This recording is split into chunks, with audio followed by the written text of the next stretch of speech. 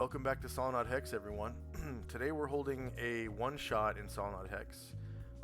Shandrak will not be with us today. He had, I think it was some family thing going on. So we're having a one-shot, and the premise of today's one-shot is that the players have a Spelljammer ship, and they are trying to solve a mystery about a mysterious race of aliens called the Migo, who have come to Solynod Hex to mine a certain mineral. And that's like the whole reason why they're on the planet, apparently. And they've chased down one individual Migo with their ship, their Spelljammer ship, who is clutching in its claws chunk of the ore that they're mining from the planet. And they had almost caught up to it, but a beholder ship was flying by, and it flew inside, and they lost track of it inside, and the beholder ship began acting erratically, like maybe it was firing on the player's ship at some point, and then it stopped. And now it's kind of slowly drifting towards the planet. And the players have boarded the ship, the beholder ship, and then suddenly their own ship exploded. Maybe the beholder ship fired on it or something after they left the ship, and it's gone. So now they're on the beholder ship, and it's kind of slowly drifting back towards the planet. And the players have a choice of which entrance they're going to take to the ship, and I'll bring up the ship map.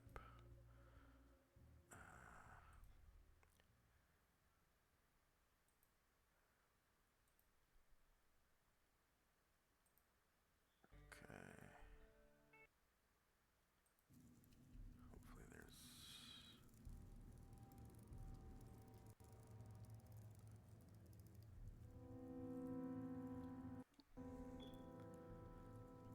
Alright, so...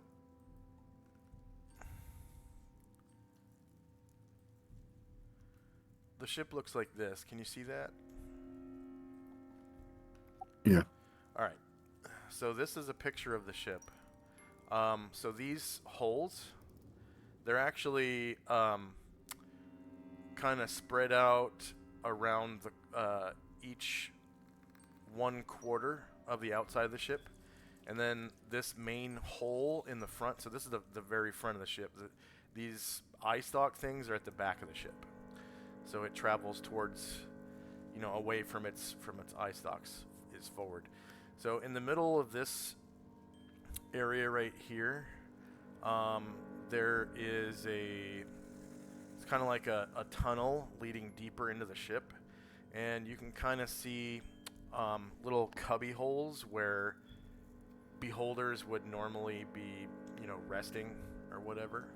So that's one possible entry, and then the other possible entries are these 4 radii holes, like they're around kind of like the middle of the ship. And this is like a cross section of the ship from like a top view, so you can see over here the hole, it goes in, and you can see a lot of the interior of the ship, right? And then it shows the gravity plane right here. So if you're on this side of the gravity plane, then down is towards the gravity plane. If you're on this side of the gravity plane, down is towards the gravity plane. So this is down on this side, and this is down on that side. So it's kind of split right in half. And then this hole through the ship right here represents those holes that are around like the middle of the ship. So you've got the cargo deck down here, and then they call it the hollow deck. That's where the 4 holes go through, right? And then there's the gravity plane right there, and then the command deck all the way at the back. And then some of these eye stalks have a little like cubby hole where 3 of the, I think it's 3, yeah, 3 of the beholders can like rest. So basically the 3 biggest eye stalks have little cubby holes, and the cubby holes go all the way through the ship, like from almost from the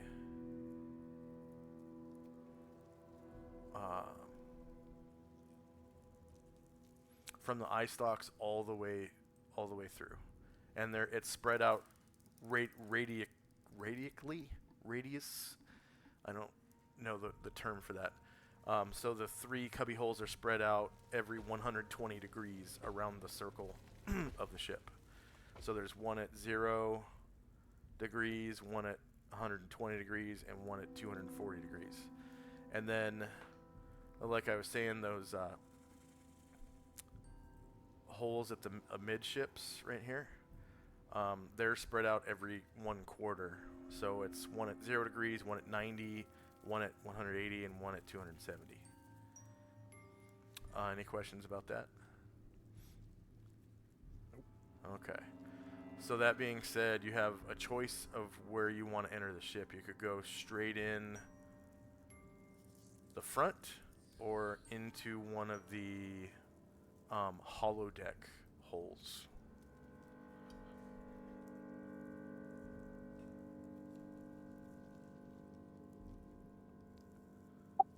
Can we tell if there are any of these cubby holes being currently occupied?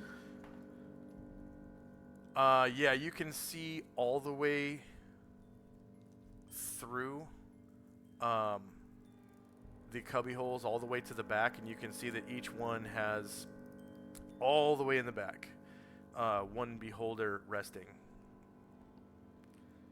And then also in the front, the very front of the ship, the cargo deck, you can also see one beholder just kind of chilling in there. So at this point in the ship, you can see one like right about here, maybe, inside the cargo deck, just chilling. We just want to try to steal this thing and get out, or do we want to actually go fight these things? And there's no sign of the Migo.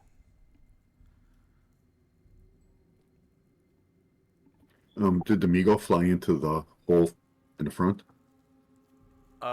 It actually flew into one of the holodeck holes. Okay. I'll just follow it. Yeah, that's what I'm thinking. Okay. If there's any enemies, hopefully it took care of them. So. Yeah. Yeah, hopefully he's enough of a distraction. I'm down for that plan.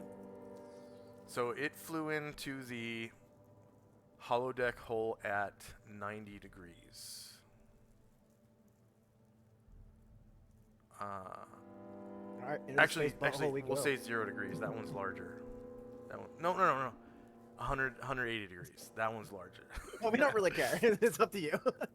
Yeah, we're following the creature. it was 180 degrees. Okay, so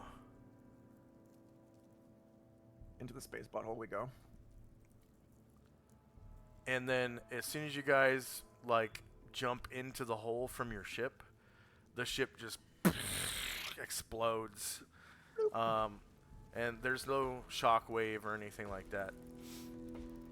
I guess that's why you but don't it's just fire like them. boom, and it just turns into just cinders and like broken boards and, you know, door hinges and doorknobs flying all over the place. Somebody put Jiffy Pop in the microwave. Yeah. With in a metal pan or something. Well, that's what Jiffy Pop is. It's like that little tinfoil pan thing you put on that stovetop. Yeah. I'm making a Futurama reference.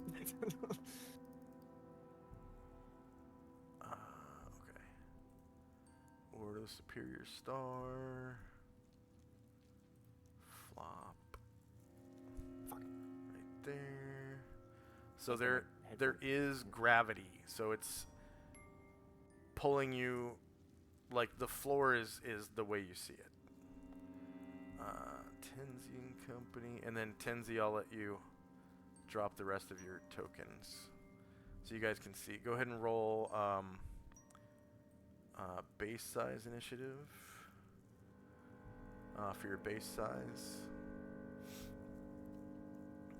and you can see there is a beholder right there. Am I tiny or small? I'm small, right? Yeah, you're small. Yeah. Tiny's like pixies and shit, right? Yeah, I think there's like one tiny player character race, and I think it's Fremlin, because they're smaller than pixies. Yeah, those are so useless in combat. They're a funny character though. Yeah, they're always not wanted really an meant to NPC. fight. I've always wanted to put like an NPC, like almost like a weird kind of familiar. I think I did that right. Okay, so you've got all your stone skins and everything, except for the stone skins that Shandrak would cast. I don't know if you have any of those right now. Oh, look, I think 2 of them are Chandrax. Okay.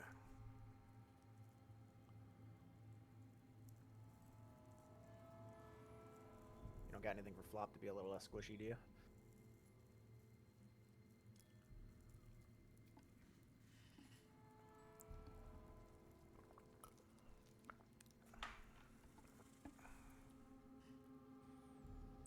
Yeah, Musashi and Zalmond. Okay. Do you want me to take them off or just remember? Yeah, just take them off. Yeah, just take them off. Okay. And like as soon as you guys come in, the ship explodes. BAM! And I guess I'll just put a flame over here. Wait, where's my donkey during this? You can drop your donkey. You can bring your donkey with you. You can bring your donkey with you. Well, you just didn't specify, so Yeah, you can bring all your if we assets were going that you somewhere want. dangerous, And you bring your Well, horses too if you want, Tinsy. I gotta bring. I don't think so. It seems like more trouble than it's worth. Miscellaneous tokens. I just don't know where I would have left my buddy. That's all. So it just makes more. Sources. So there's just this big fire out here, like the size And the of your donkey ship. will not stand next to the fire.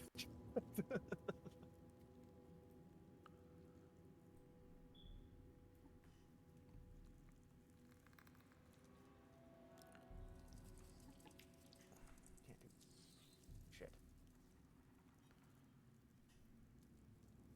Covering so I can't rotate my character. Ah! The little like blue stick thing I gotta touch is covered by another icon, and I can't freaking. I don't know how to change this.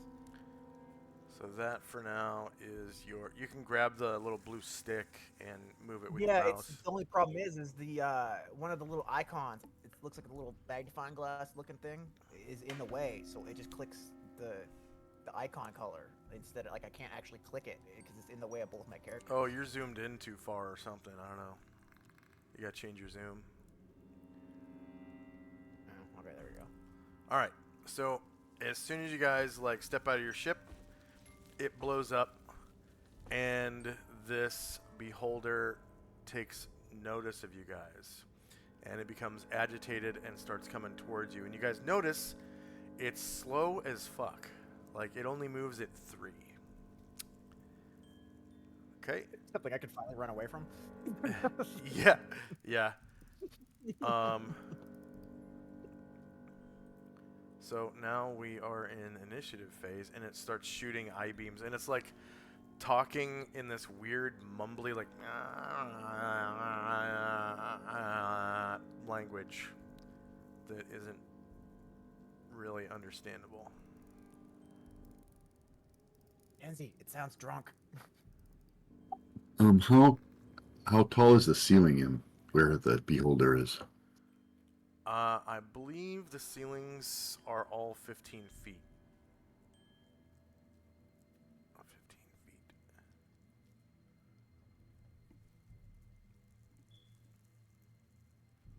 On Spelljammer ships.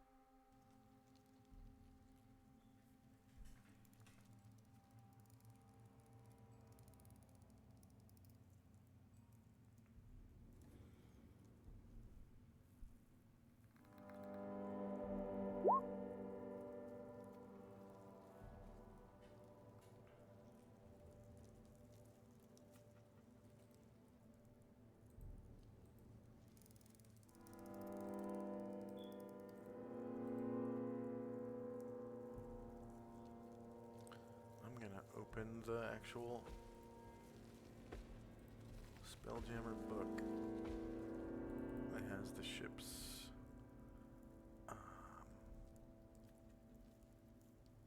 D&D Seconds, Spelljammer, Adventures in Space, box set.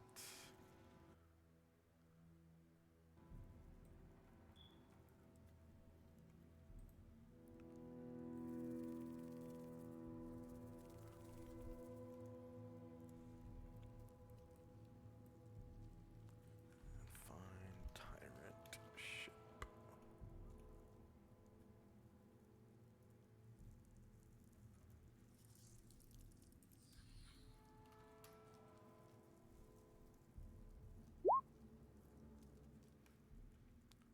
Okay.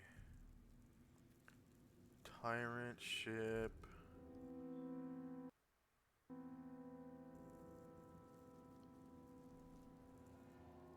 Keel length varies, beam length varies. Because there's supposed to be 5 different variations.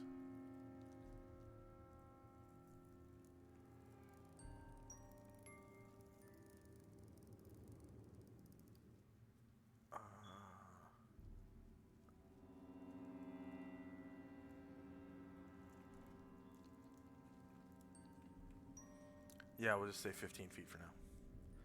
Okay.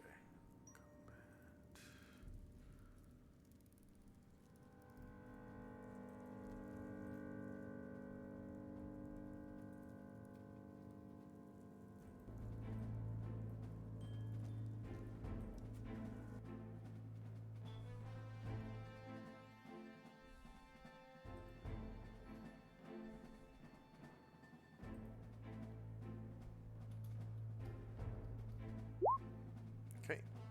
Is there anyone who needs multiple attacks? Yeah, I will. So okay, not enlarged. Right.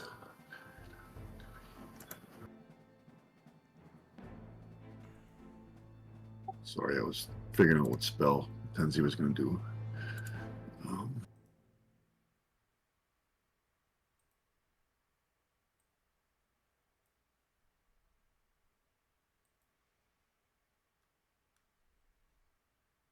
And space always has ambient light, so it's not a huge thing. It's not supposed to, but it will in my game. There's gonna be ambient light everywhere. Technically, depending on where we are, that scientifically it's accurate. Unless we're like in the middle of deep space, in the middle of between galaxies or something.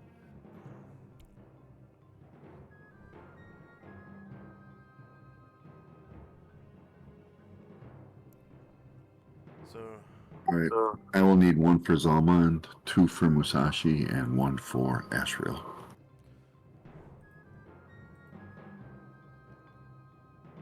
whoa, what? I'm gonna put this on the map layer. There we go.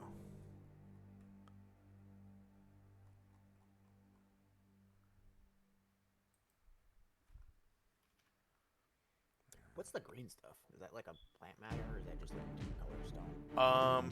It is like a green stone. I think it's supposed to be a spot where the beholders can nest. Like, I just need to start asking more about the floors and stuff like that. Yeah. Every time I assume I get it wrong. The whole thing kind of looks like a seashell, but you can tell that it is made of stone. Kind of like coral style. Yeah, it's kind of like coral. It looks like it was grown.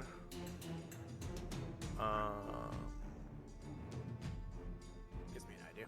Yeah, it saves as stone. I'm pretty sure it's made of coral. The actual people that make it aren't beholders. It's made by Arcane, which are basically they're the merchants who sell Spelljammer ships and Spelljammer helms to all the races. So it's kind of like I know very little about Spelljammer. It's kind of like the Trade Federation in Star Wars. Like they're making money off of everybody because they're selling ships to the rebels and to the the Empire. They kind of own Corellia, That's what the Arcane are, pretty much. They're like a neutral party in the Spelljammer setting that sells to everybody. And they're weird because if you mess with them, they all know. They're kind of like Yankee. Like they all instantly know what's going on with anyone in the race of Arcane. And so if you steal from them or screw them over or like try to kill one, then a bunch of them come and try to mess you up. They're weird. It's like a gang slash race of aliens. All right, is anyone still rolling? Here we go.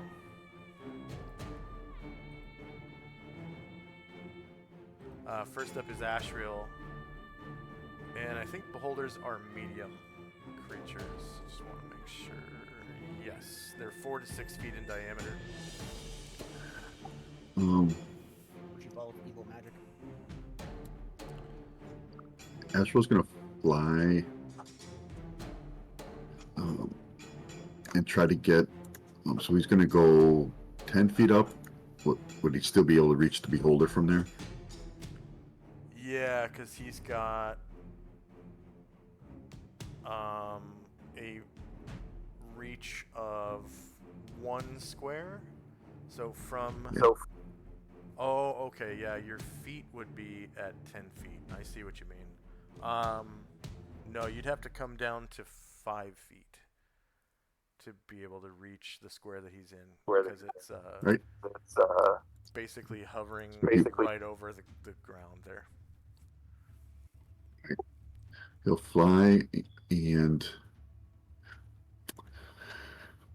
take a swing at him. Okay. Go ahead and copy down the stats for your sword in a non-magical way, i.e. no +3.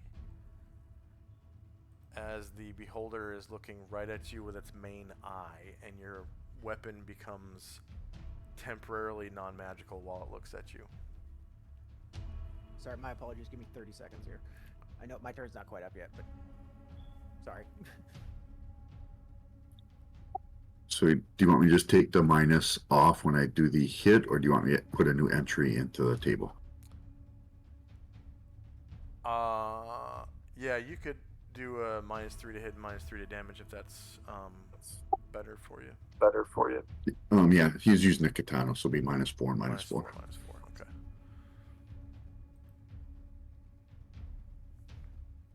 And he's not enlarged, so he's using it in 2 hands.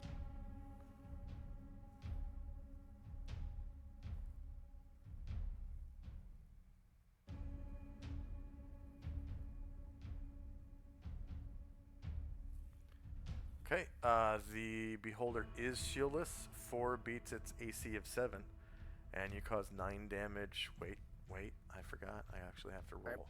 So, roll if attacked. The location on the beholder's body you hit is the body of AC0. So 8 versus AC0 is a miss. Sorry about that. Somebody was knocking at my door. Oh, okay. All right, that's it for him. Zalmond.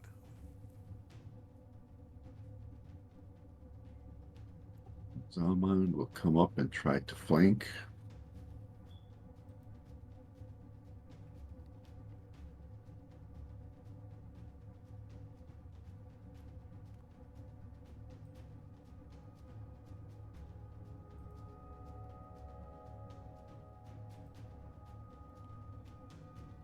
Okay, and you just pass right by its square so it doesn't get an attack of opportunity. And then if it's hovering, does that mean it has higher ground or? No, it's just hovering right over the surface of the ground. So I'll give it a marker. I'll give it a marker. It's going to be a plane marker at 0 squares. Gotcha.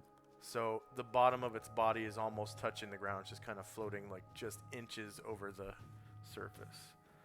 Okay, so roll if attacked. Hit location on the beholder's body is again body AC 0. Negative 11 definitely beats AC 0, and you cause 14 damage to the main body. And then he's going to try to punch it with his shield. Okay.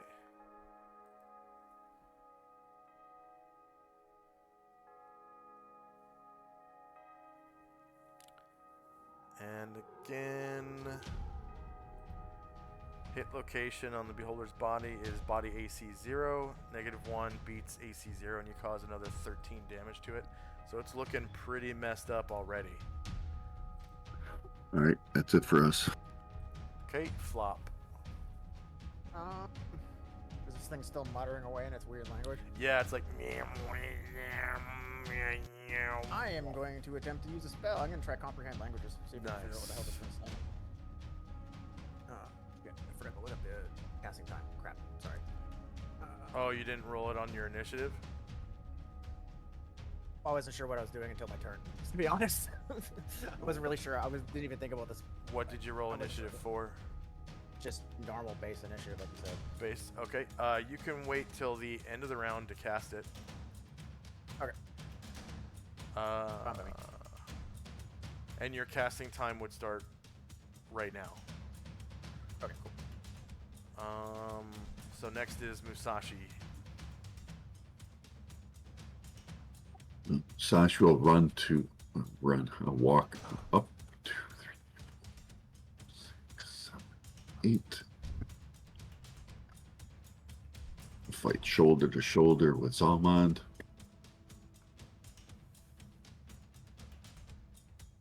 Start with that Katana High Mastery. Nice.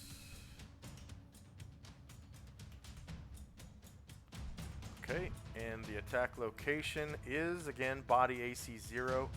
So negative 8 beats AC 0, and you cause 22 damage to it.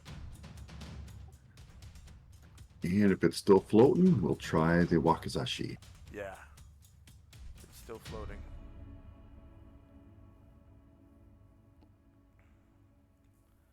And body location is, again, body AC 0. I think it's like a 65% chance that you hit the body. So, negative 12 beats AC 0, and you cause another 12 damage, killing it. Go ahead and describe how you do so. Oh, so much for understanding it.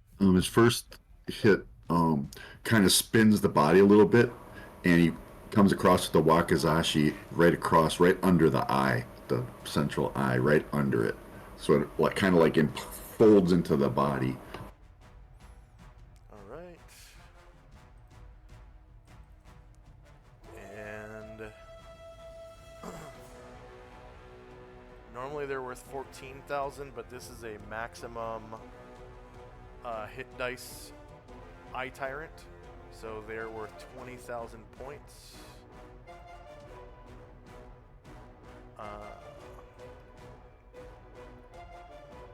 Could be a lot of XP if we can survive. Yeah. So 1 eye tyrant 20,000 points. 2 player characters. Let's see. 1, 2 NPCs who earn XP. Number of creatures defeated was 1. Max hit dice for an Eye Tyrant is 15 hit dice. And then 1, 2, 3 warriors and bards in the party. Alright. So first up is Tenzi and Company. So it kind of just like its eye stalks go limp and it, you know, falls to the deck and it just stops moving and mumbling. It's like, and it completely exhales. You don't see any pouches or belongings on it whatsoever.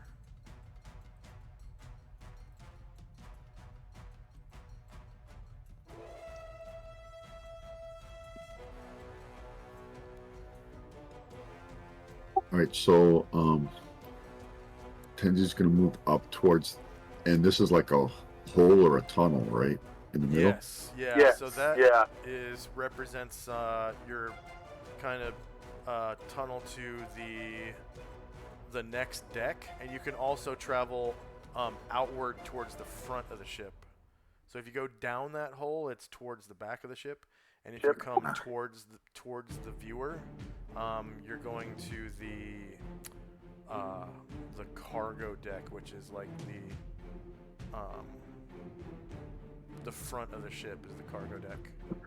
Okay, yes, we wanted to go down, and then the gravity thing.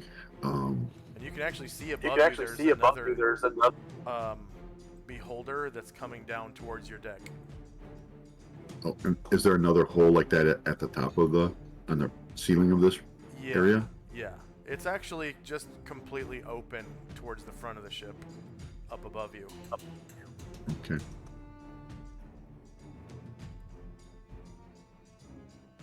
But you can see there is one kind of like in hot pursuit, just slowly moving towards you guys at a rate of 3.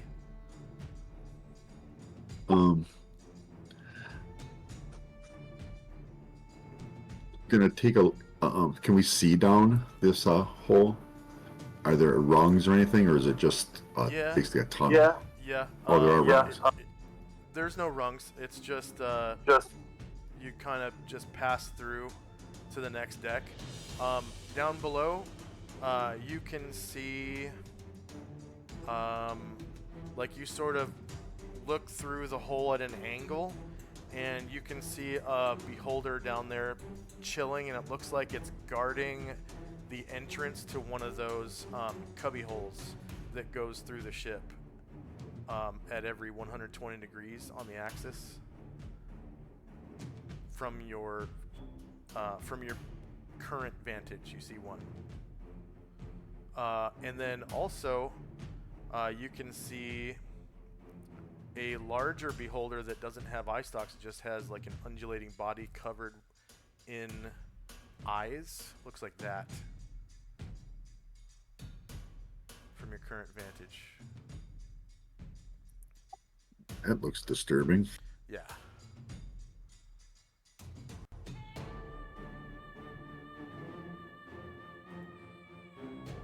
So, yeah, so we'll check this out.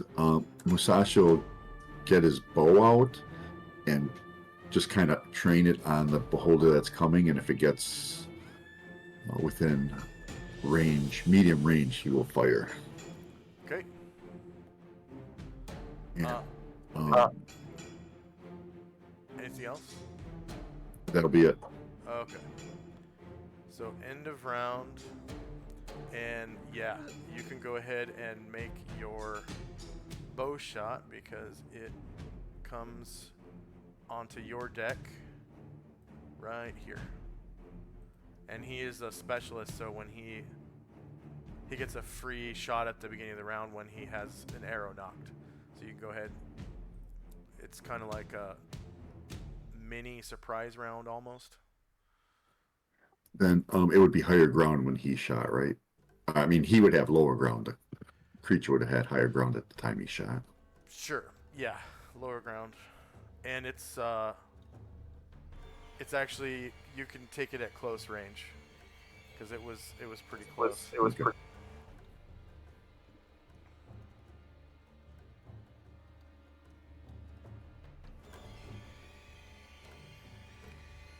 Right, and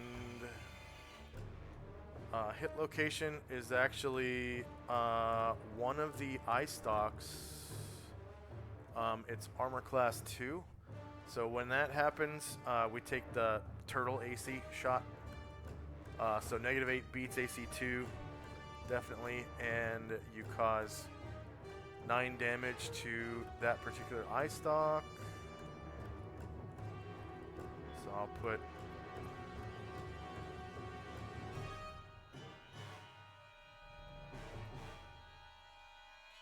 And yeah, you shoot the eye stalk right off, like you're, and it hits the eye stalk, and it separates it from the beholder's body completely, and it just kind of lands on the ground right there, next to it.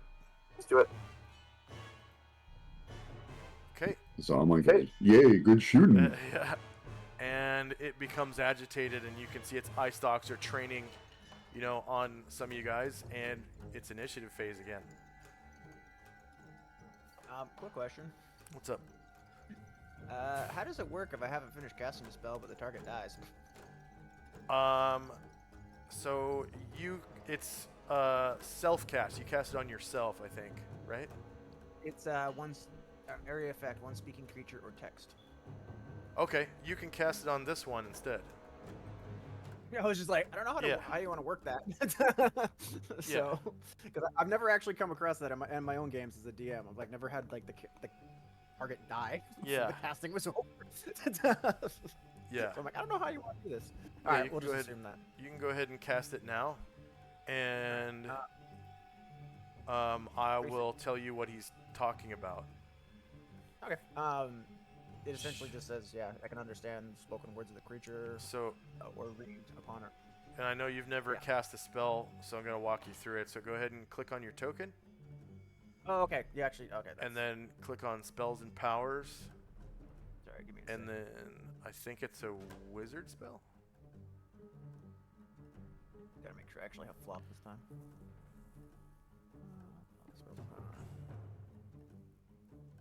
Okay, yeah, here we go. And then I think it might be like level 1 universal. If it's not, it's probably alteration. Yeah, it says alteration. Oh shit! Whoops, wrong button. Crap. Here we go.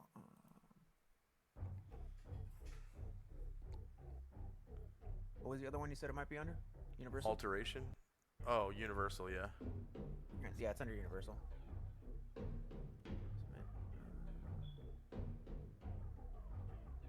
Yeah, sure, why not?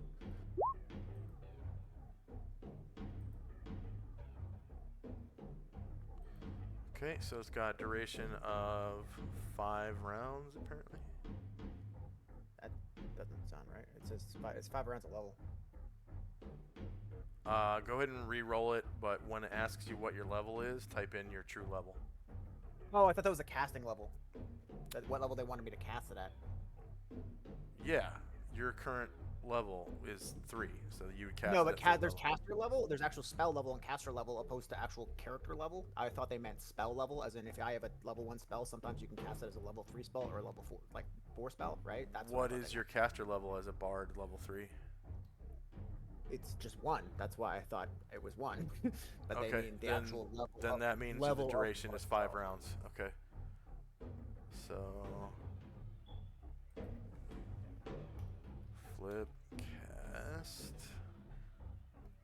comprehend languages and no saving throw, area effect 1 speaking creature or written text. So it's mumbling in some weird way, and you understand what it's talking about. It's like 1, 2, 3, 4, 5 5 intruders, 1 human, 1 Azamon, 1 Azamar, or 2 Azamon, 1 Azamar, or 2 Azamar, 1 Azamon, and 1 gnome riding a mule, approaching, the cargo deck entrance. Be advised, one of them is a celestial and may have magical powers, yada yada. And it's almost like a police blotter that it's like saying. Tell everybody they know what we're doing. They know we're here. They're talking to each other. They're on their way.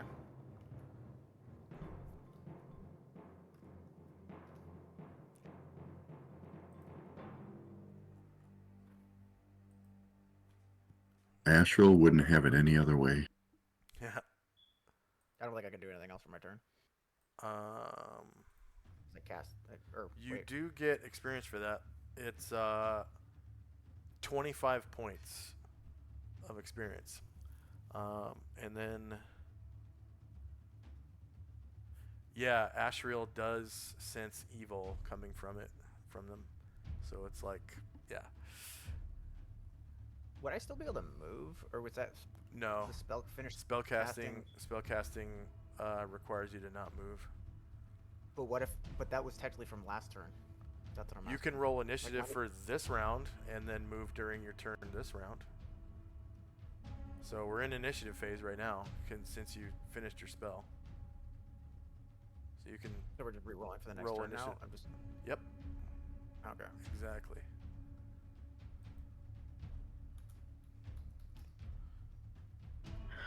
And then I will need multiple attacks. Same as last time, actually. Yeah. 1 for Zalman, 1 for Ashriel, and 2 for Musashi.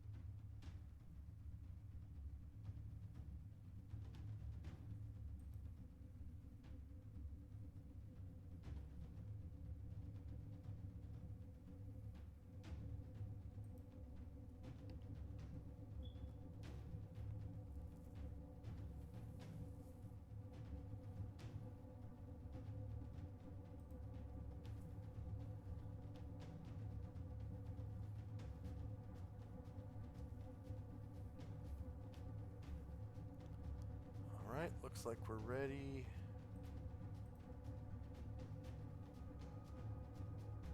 So flip cast, comprehend languages. It still has 4 rounds left at the end of this round. And time now is 7:02 a.m. First up is Zalman. Zalman kind of kicks away the dead beholder skin and walks over towards this new enemy. Okay. And it feels like it weighs a ton, just because it's really? Yeah, its Orbis body takes up all the space in a square, so it is pretty heavy. But he's just like, and he gets it out of the way. It's more like a push than a kick.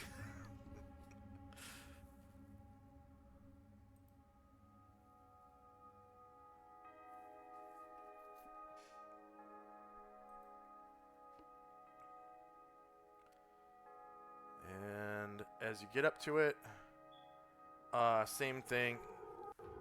I'll re-roll that.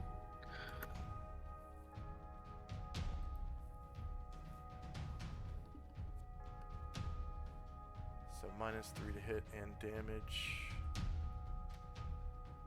And you manage to get the body.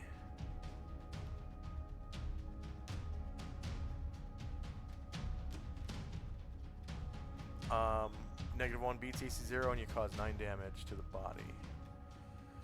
And then does that affect his shield as well? Yes. Yeah. And his Okay. armor and all that. Saving throws and...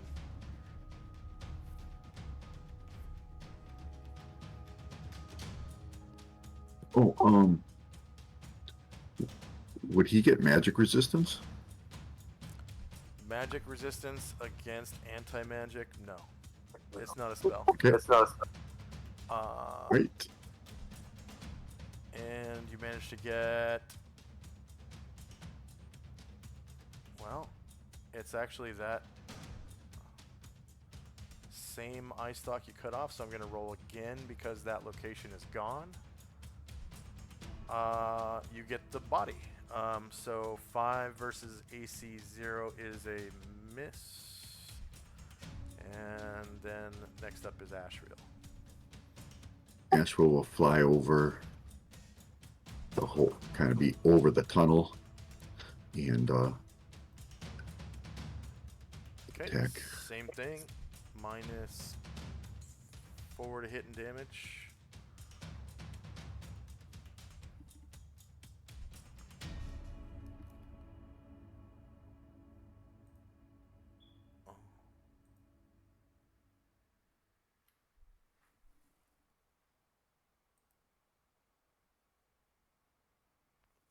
Okay. And hit location is body AC 0, so 0 versus AC 0 hits, you cause 12 damage.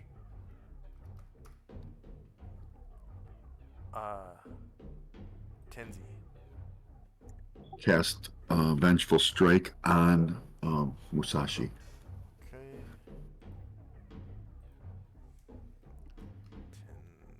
Tenzi. Cast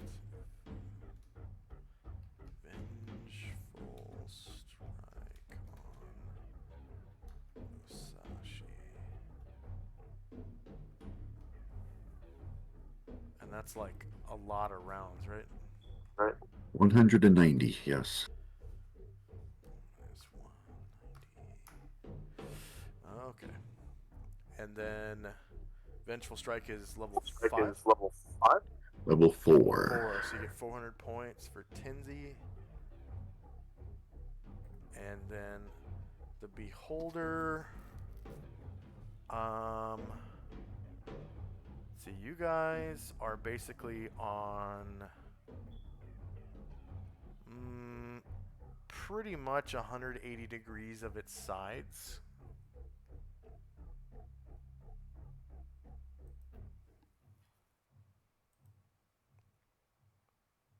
Yeah. Which means it's able to bring... Oh, wow. It only brings one eye stalk to bear.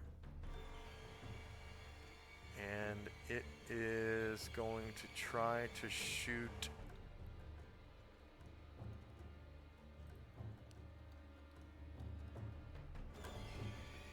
Yeah, sure. It'll try to shoot Musashi.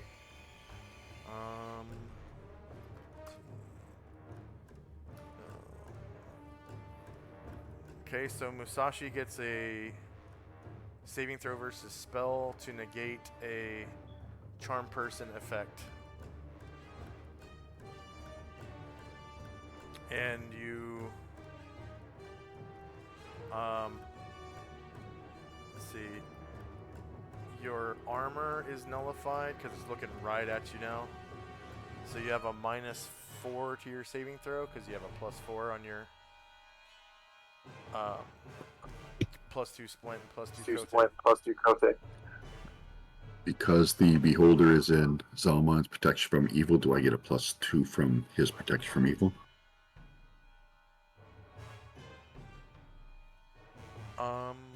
Sure.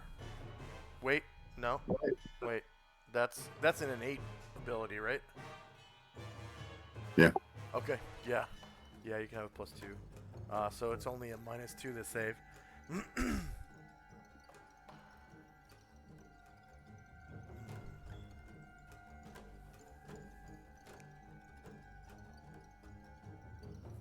you save. Next up is Flop. I didn't see what you rolled a initiative for. Just nothing. I don't have any actions I can really do, so I don't really feel like attacking these things. So I'm probably not gonna hit it anyway. So I am going to jog. Hopefully I have enough room for this.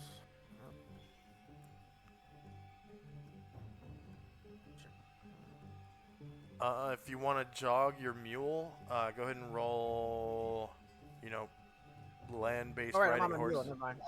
I don't need the jog then. I'm sorry, because he's got faster movement than me. So. Oh wait. What is his movement again? Sorry. 12. 12? Yeah. Okay. Cool. It should be enough. Let me just double check here.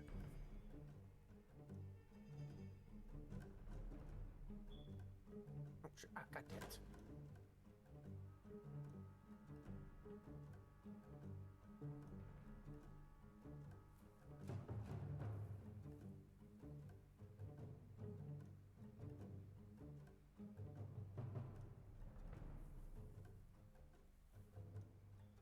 I want to pick up the eye. Okay. All right, so you pick it up. It's like maybe like a foot long, and it's like fleshy and kind of like clammy, right? And it's got a big old eyeball on the end of it. It weighs about a pound, and it's about the length of like a magic wand, like about a foot long. I will take it and store it in one of my, just the right pouch of Willard. All right. Do you have spellcraft? I don't think so. Or do I? Let me double check. Off the top of my head, I don't recall.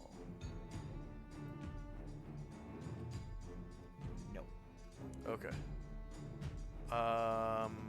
Next up is Musashi. Kind of shivers at when that eye stalk looks at him, and he is going to.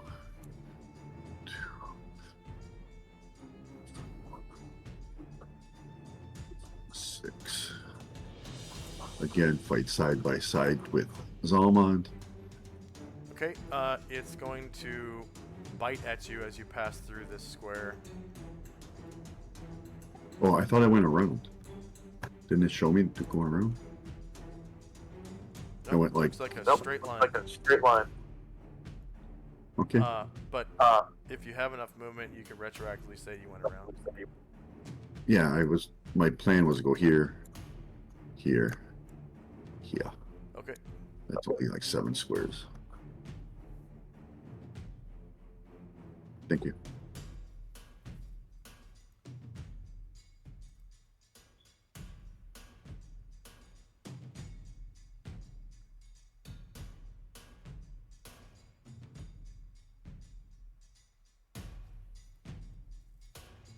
And then, is his katana affected by that anti-magic from before still? No, not Okay. right now.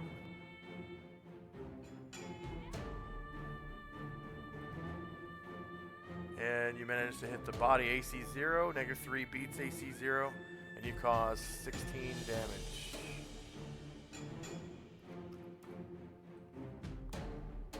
Zalmon's multiple attack. First, oh yeah, okay. Zalmon's multiple attack. Oh yeah, Musashi gets a Wakizashi attack, right? Yeah, well, Okay. he'll save it for next time Okay. if there is one. Yeah.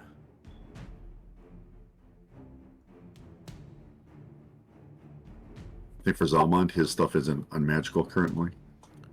No, it is magical. The beholder's looking right at Ashriel right now. Okay. And hit location is body AC 0. 3 versus AC 0 is a miss. And then you can make your Wakizashi attack with Okay. Musashi if you want.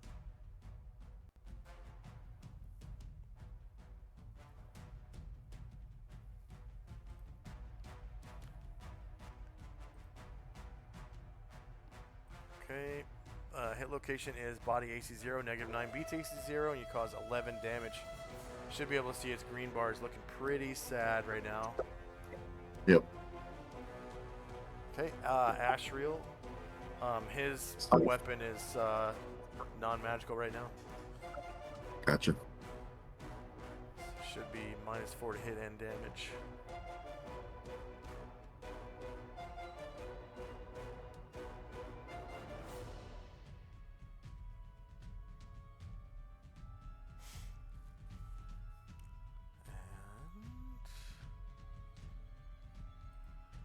Hit location is again body AC 0, -3 beats AC 0. You cause 6 damage and kill it. So go ahead and describe how you do so.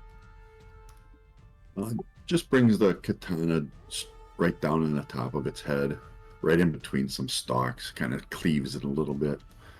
And it makes this sound, and its eye stalks, you know, stop moving, and it just kind of lands gently on the ground and sort of rolls like, you know, 2 degrees and comes to a halt, like a little towards the hole.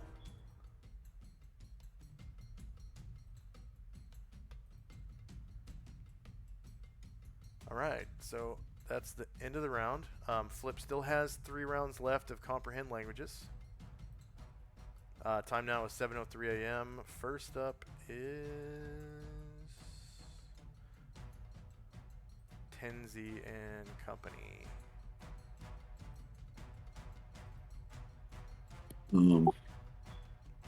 Tenzi, seeing Flip had taken that eye stalk, comes up to Flip and says, mind if I take a look at that? And he'll try to do a spellcraft check on it. Okay. I will swing it above my head like it's a lasso, and then not like slam it into his hand, but then flop it into his hand.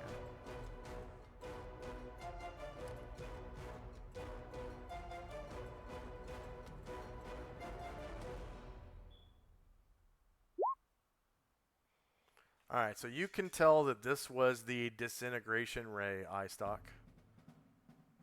Oh, dang. Just by like the color Good of shot, Masashi. the color of the iris or whatever. And Tenzi will hand it back to him, tell Flip what he thinks it was. And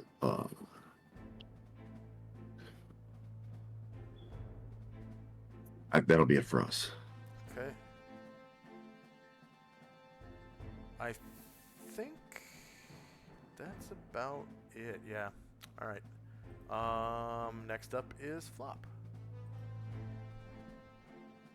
There's nothing, no targets left anymore, right? Not that you can. I mean, you can kind of hear like a commotion from the next deck down below.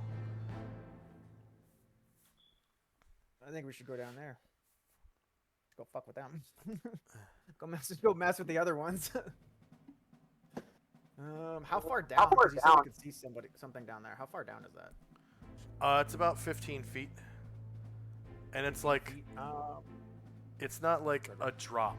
It's just like you just sort of slip down into it, I guess. It's just like one of those weird, what is it, like where the stairs are upside down and whatnot, and like it's all crazy in the background. You like go through one staircase and end up on like a different thing. You haven't experienced that yet, but from what you know about Spelljammer ships, a lot of them have a gravity plane that sort of runs right through the middle of the ship. So when you climb down a ladder through the gravity plane, you sort of have to like climb down with your feet down and then flip around so that your feet are the other way and then climb up against gravity again. It's kind of disorienting at first, but you sort of got used to it over a period of time.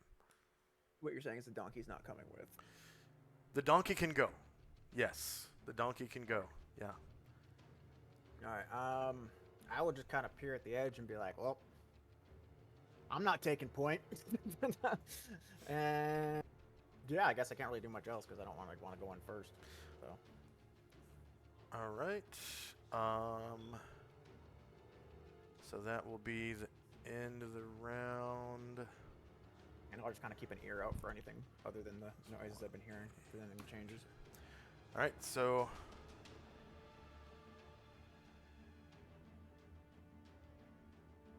Oh wait, no, I already passed that. Okay. No. Minus 189.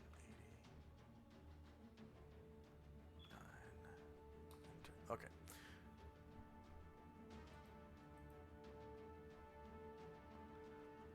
So Flip still has 2 rounds of comprehend languages. Time now is 7:04, and first up is Tenzi and Company. Looking down, does Asriel see any of the beholders? Yes, and he can feel the evil coming from them. Yeah, so he's gonna fly straight down there. All right. So the first one he sees, and he will attack it. Go ahead and roll initiative.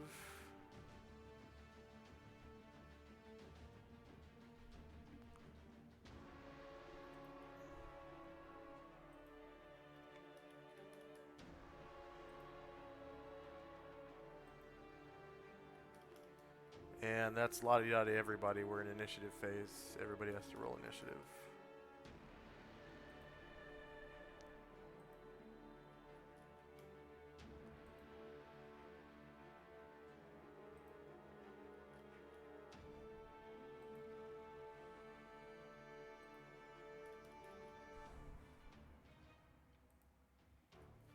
And you can feel the ship start to heat up, and you can smell like hot stone.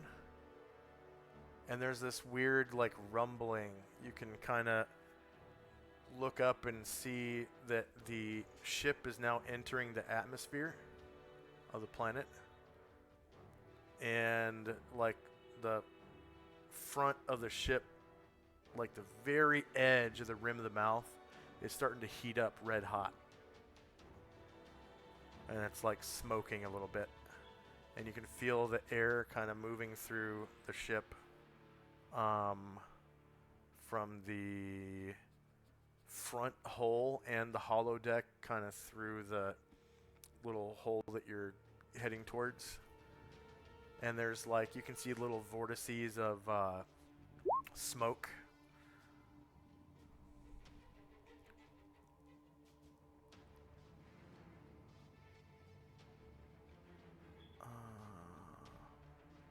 There it is.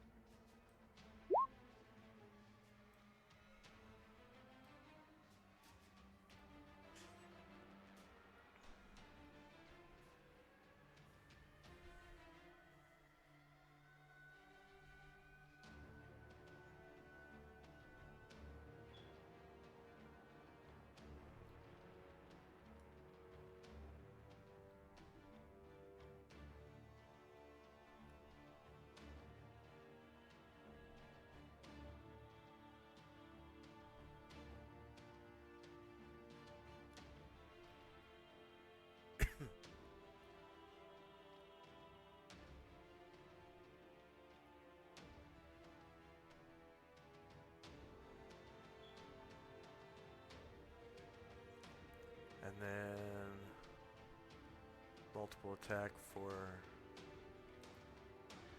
Zaalmond, 2 for Musashi, right? Yep. And 1 for Ashriel.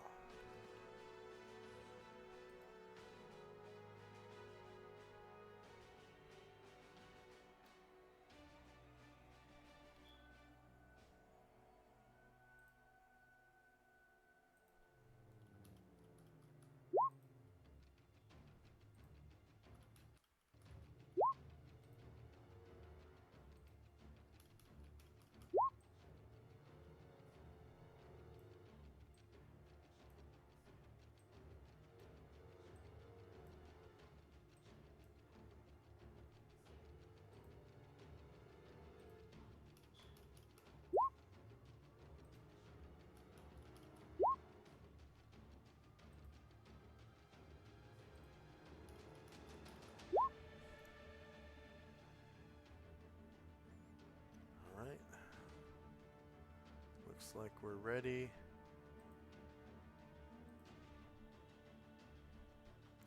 got spells and time, and first up is Ashriel. So he's able to get through and down to the next deck.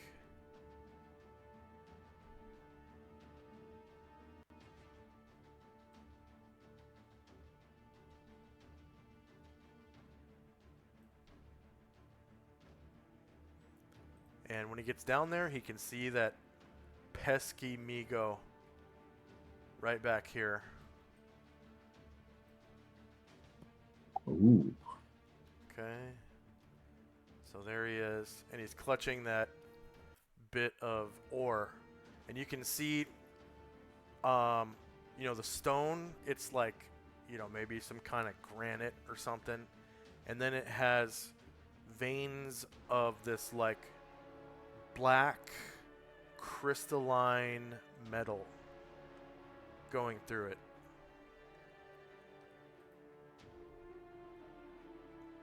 And in front of it is this god-awful thing. And then behind, you can actually see from your current vantage, there's a bunch of these things that look like they're manipulating mechanical things up against the wall in the ship. And they're kind of like frantically scurrying while they're doing their job. And there's 1, 2, 3, 4, 5 of these guys in here.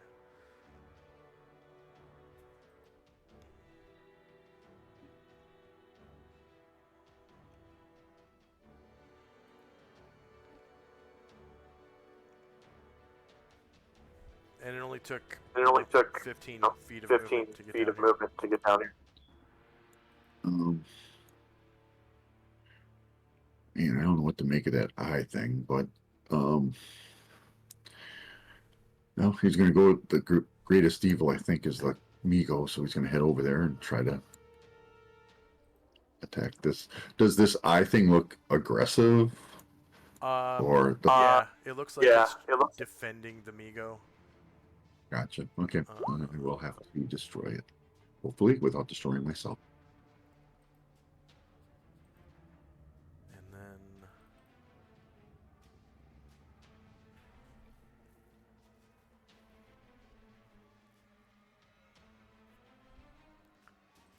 it is looking at you. So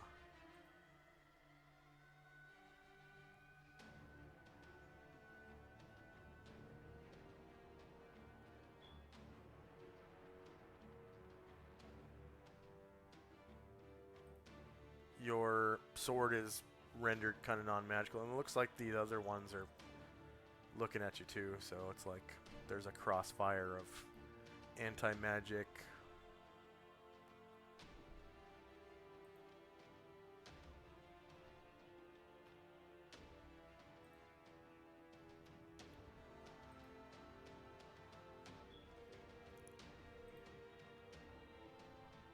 Okay. And you managed to get the body AC 0. -5 beats AC 0, and you caught this one is bigger. I think it's huge. Yeah, 8 feet in diameter. 8 feet.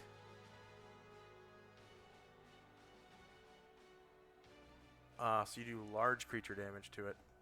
-5 beats AC 0, and you cause 7 damage to the Hive Mother.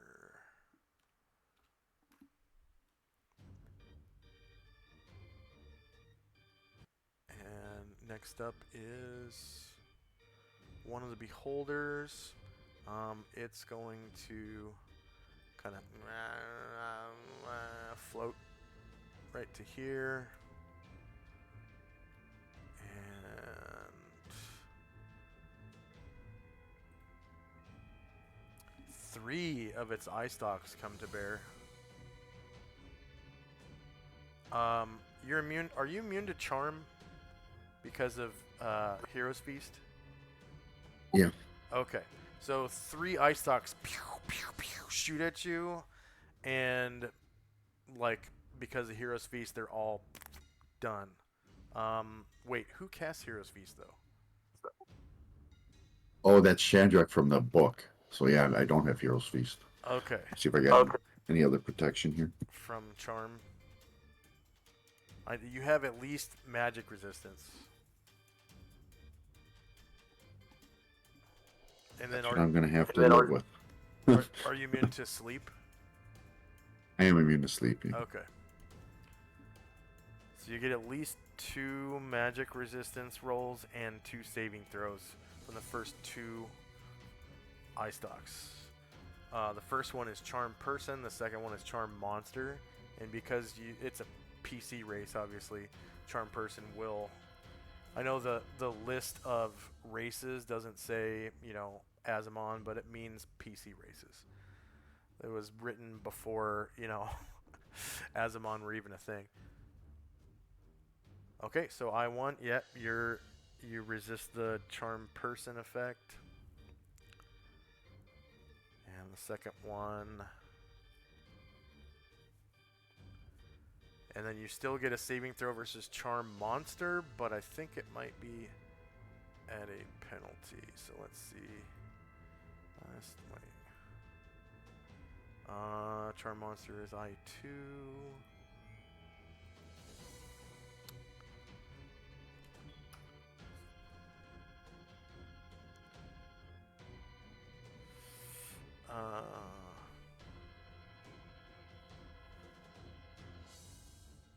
Oh. Charm Monster sucks. It only affects 2d4 hit dice. How many hit dice do you have? 8. 8. So it does not affect you. Alright. Tenzi. Tenzi is going to try sliding down the chute to get down to here. Yeah. To So where you like pass through the gravity plane, so like the anti-gravity effect is like 50-50, and you just land safely down here. Is that flip? Oh, that was flip? Oh, Sorry. that was flip. Yeah. I hate to say, you guys have said I'm flip like- like 30 times. It's flop, not flip. Oh, Yeah, sorry. flop. Yeah, you guys have been fucking that up for like half an hour.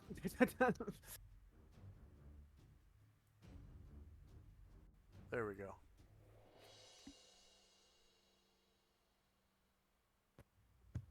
Oh,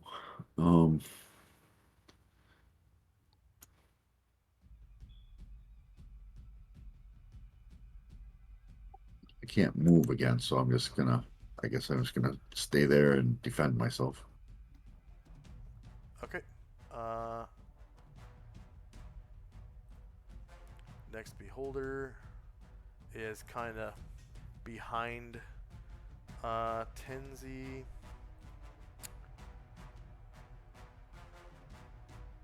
And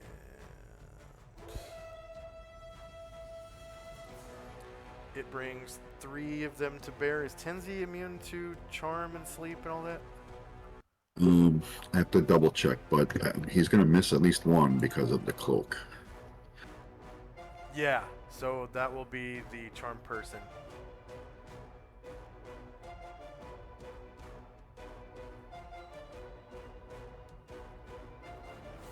And then the next one is charm monster and then sleep. And charm monster might actually not...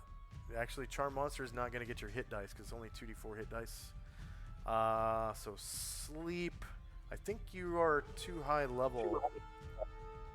Yeah, and I have that blessed watchfulness, so I can't sleep or That's be right. affected by sleep. Okay. I just want to... I'm kind of interested in seeing... Sleep. 4 hit dice of monsters. Yeah, no. Okay. The next beholder...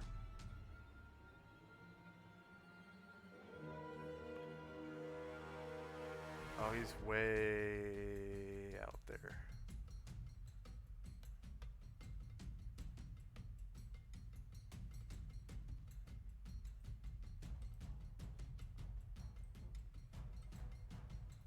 And then Musashi.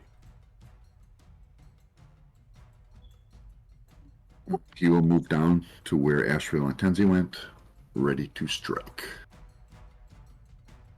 All right. Yep. Turn right to him. And high mastery katana. And it will be non-magical.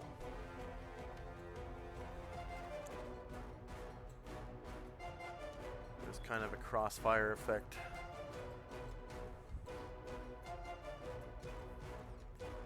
Oh.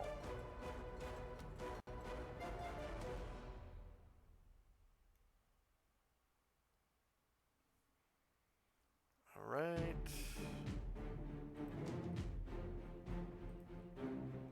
Body AC 0, -3 hits AC 0, and you cause 14 damage to that beholder. And then you also get your Wakizashi at -4 to hit and damage.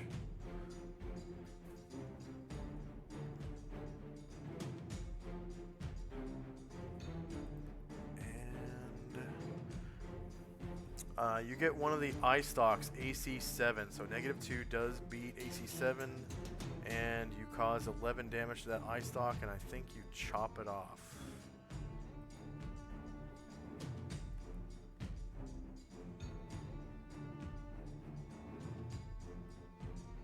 And it just kind of lands behind the beholder, and it's like as it's writhing in pain from one of its eye stalks being chopped off. Zalman. Same thing. He will slide down, ready to attack.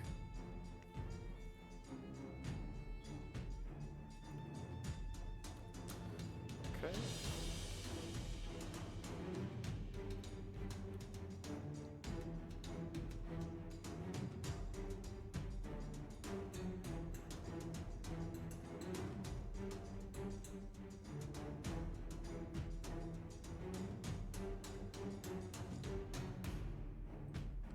And then let me know if you're able to move. Yeah, I can. But he's just going to turn again to the nearest enemy and have at it. Okay, and again, not magical.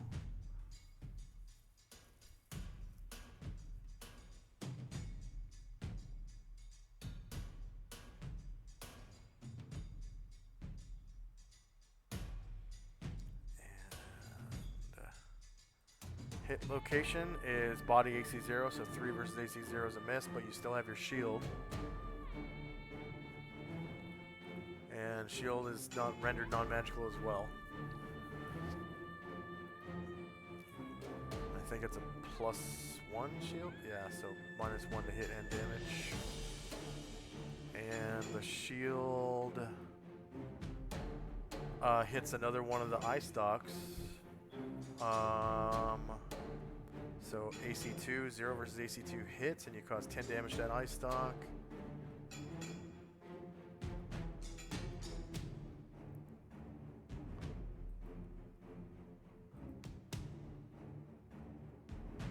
And it falls to the ground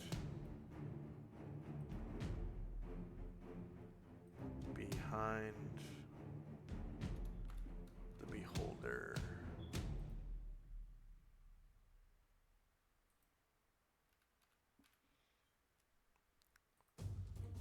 Yeah, 10 damage was enough to sever it. Okay.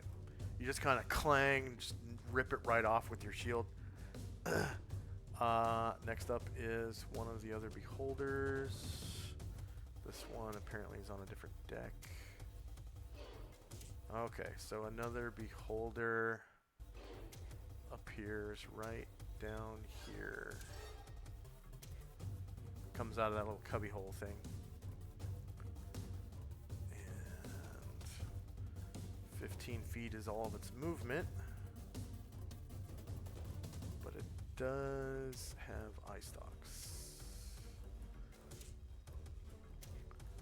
So only 90 degrees of its radius is covered by the enemy. So it brings 1 eye stalk to bear, and that will be Charm Person, and it's going to be against Musashi. Is he immune to Charm? Nope. Okay, so Charm Person as spell, level 15. So a saving throw versus spell will negate the beam. And then since it turned away from Musashi, he gets his magical armor bonus to the save.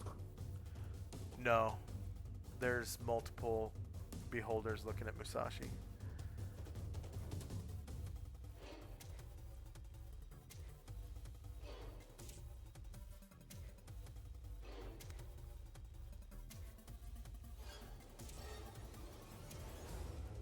Would anybody be opposed to a quick washer break? Sure. Yeah, we can take a 3-minute break real quick. Thanks. Okay, so Musashi comes under the power of that beholder's charm, so that'll be, I guess, red 1, and Musashi red 1. Okay, and we'll be back in 3 minutes starting now.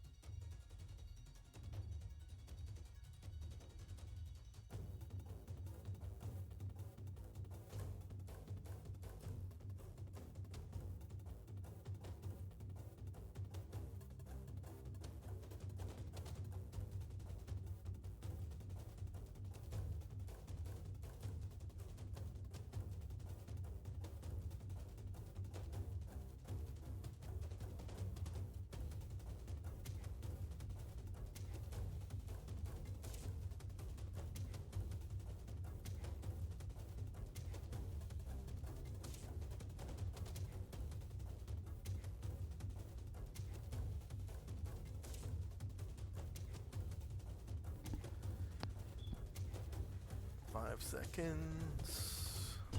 2, 1. And we are back. Okay, so that's the beholder that just went. The next beholder is the one down in this little cubby hole lane here. And it brings 4 eye stalks to bear. Let's see. It'll try using Charm Person, Charm Monster, and Sleep on Zalmond. So is he immune to charm effects? I think he has a percent, or no, he just has a plus against charms. Okay. So Any magic resistance, but yeah. And magic resistance? Okay. So yeah, you can go ahead. I think let's see if Charm Monster and Sleep will actually apply to him though, because what level is he? He is 10 or 9. Okay. Yeah, he's 10. Yep. Okay, so the Charm Monster only gets 2 hit dice, so that's not gonna happen. And then the Sleep one, I think we'll also not be able to get him because that's 2d4, right? On I think it's just 4. 2d2. 7 hit dice. Yeah. So just the Charm Person. He gets a magic resistance and a saving throw without any of the bonuses from his magic armor and stuff like that. So that'd be -5. Okay. So Charm Person comes under the effect of this Beholder. That'll be Almond Blue 1. I didn't do a save yet. Oh yeah, go ahead. Yep. Just At -5. so.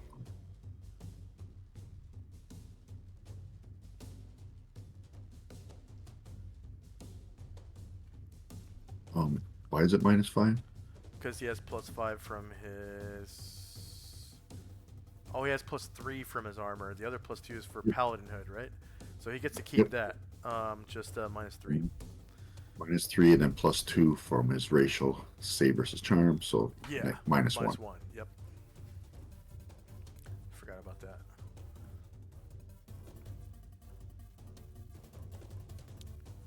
He should make it.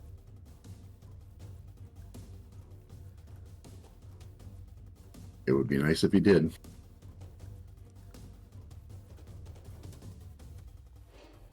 Very nice. Okay. And then this Beholder is gonna shoot, I guess, Tenzi with telekinesis, up to 250 pounds of weight. And I think there's a spell save and magic resistance, of course. Okay.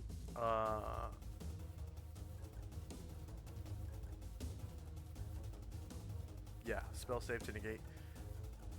Hurl creatures and objects within range and within a 10-foot cube weighing up to 375 pounds directly away from the caster up to 150 feet, causing 15 damage. Okay, so that's the magic resistance though. Still get And a then save. spell save. Yeah. Alright. With no magic bonuses. Okay. I think he has 2 or 3. I gotta double check here. Yeah, +2 from Cloak of Displacement. And +1 from ring. So Yeah. -3. Yeah. Still should make it because he's like 19th level. And, -3, but he also has the +2 for. Oh, this is TK. Never mind. -3.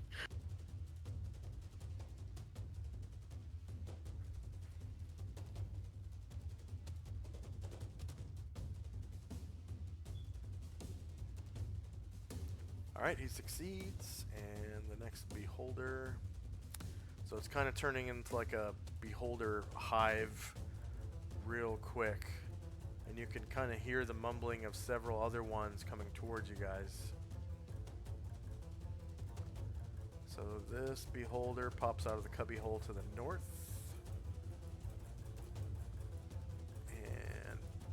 eye stalks to bear. Only 90 degrees of coverage. But 3 eye stalks are activated, and I think everyone else is either immune to sleep or charm, so its turn is over. And this one is done. That one. Okay, the Hive Mother. 90 degrees. 4 of her eye stalks come to bear. Well, eyeballs, not eye stalks. Charm person, charm monster, sleep. Telekinesis. It's going to telekinesis Ashriel, so he gets magic resistance and saving throw.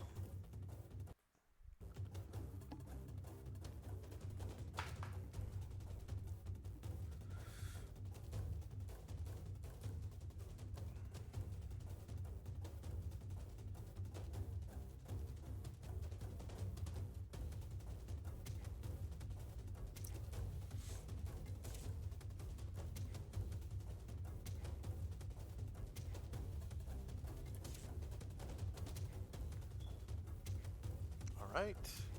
Next up is Flop. I will go down the little tunnel, see what's going on down there. Alright. So you definitely maneuver your mule and kind of like flip upside down and land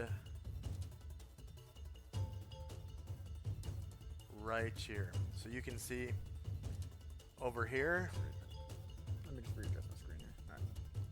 Over here, there's this big undulating beholder ball of eyes thing. Behind it is the Migo that you guys were chasing through space. Okay, and then there's a bunch of beholders down here, including the tyrants, of course, and these little guys. And now you can kind of feel the ship is heating up from re-entry. And air is really whipping through the ship now. It's getting pretty windy. Not windy enough to knock people out of the air yet. Or flying creatures, that is. So that was three squares of movement, basically, Yeah. to get through there? You said? Yeah, 3. Am I close enough to get an attack opportunity from that other thing next to me? I can't tell how close that is. Yeah, it is threatening your square. There's no way I would have. I'm not sure if I would have willingly done that. Oh.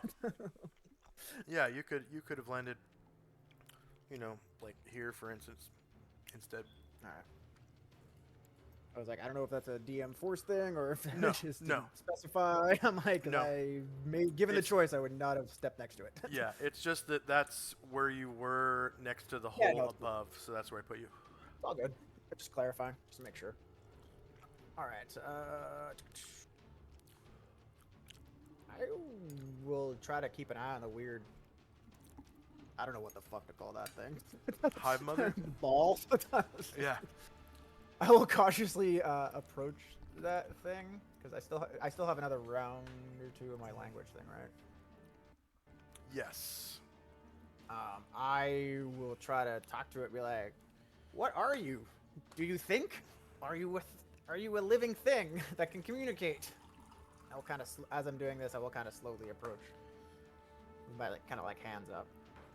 Like, you are attacking us. We are following the creature behind you. I will just try to do my best to communicate with this ball of whatever the fuck, and see if it even replies.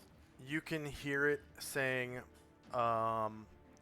"Yes, Master. The ship is approaching the surface. Yes, I will land it. I will crash it there. Yes, of course. Yes."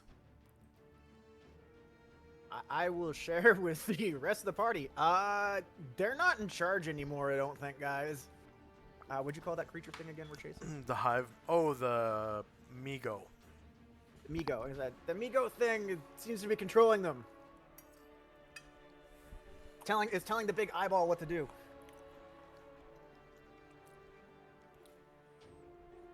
And all you hear from the hive mother, other than what Flop is telling you, is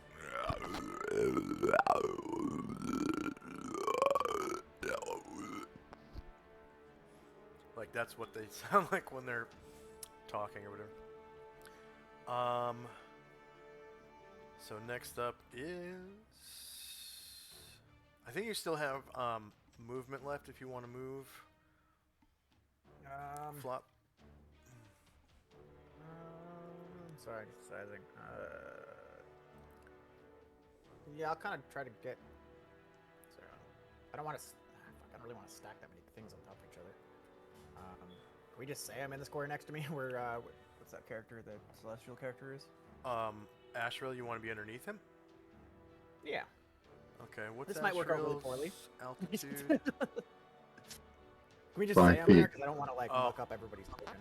Yeah, he's only 5 feet off the ground, so you'd be like, Oh, okay, yeah. he'd fuck be that, dragging his I thought feet he on was your a little head. higher up. Fine, I thought he was a little higher up. I'll just stay Yeah. where I am. Okay. So the next beholder looks like it might be on another deck.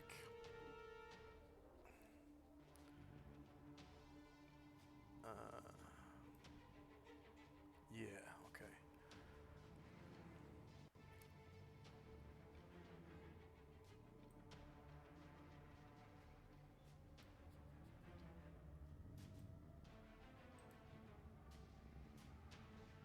It's kind of hard to move things when you're zoomed out.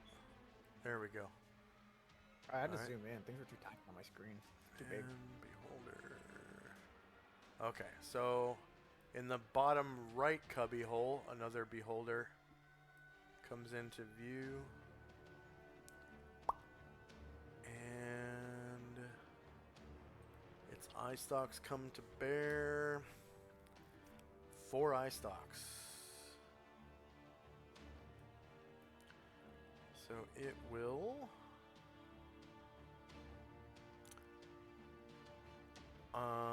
let's see.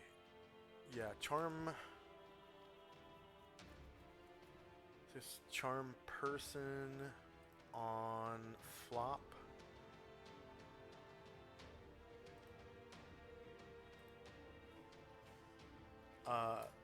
Flop, I think you have. No, I can't Don't go you have insane. 'Cause I already spell? am. Don't you have spell spell save bonuses from Constitution? I can't remember if Yeah. it was paralysis or poison or what was that. I think it would just spell. It didn't specify. It would just, that's all it said was just spells. Okay. So go ahead and roll your ability to, was it a +3? It sounds about right, yeah. Okay, so you get a saving throw versus spell at +3. So what you do is you That click on your checks, token, right? and then Or up not at the saves, top saves. you click on saves, and then the spell save, of course, and then you put what, Rogue 3 as your level, and I think it'll have a miscellaneous modifier section. That's where you put your +3. I was like, I can't remember if we actually fixed that or not. Class and level. Where are you, bastard? Oh yeah. Maybe we already put it on your saving throws.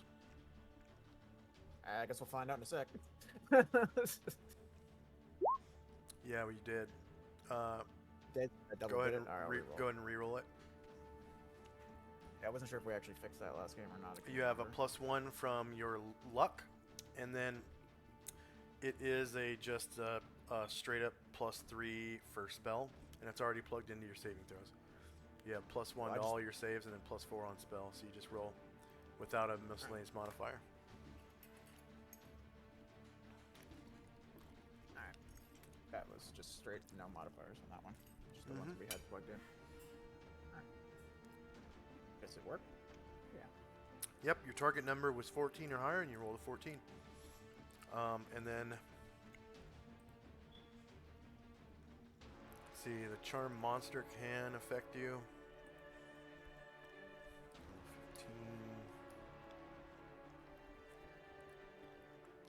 15. 6 hit dice, so that can affect you, so you get the same saving throw. Oh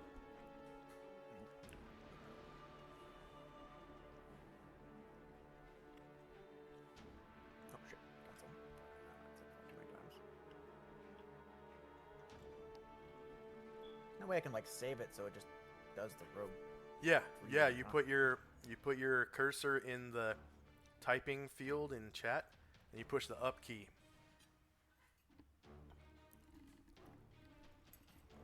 And it'll do the last thing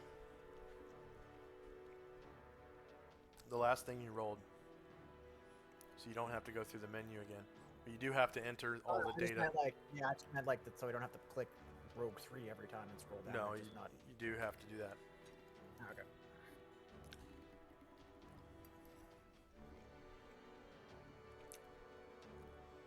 You can type in ROG3, and it'll bring you straight to Rogue 3. All right? Okay. And then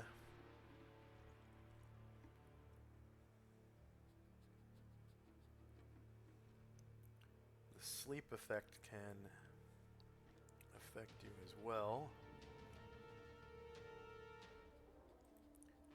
Unless you're immune to charm or sleep, or I don't think you are. I think it's just insanity as far as I'm aware. Okay, saving throw none, spell effects. 3 hit dice, so you go to sleep. You're just like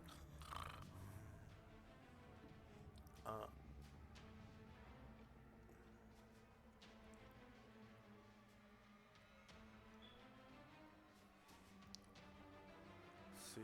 Oh, I guess I'll do that later. And then see, it was 4, so it's gonna telekinesis.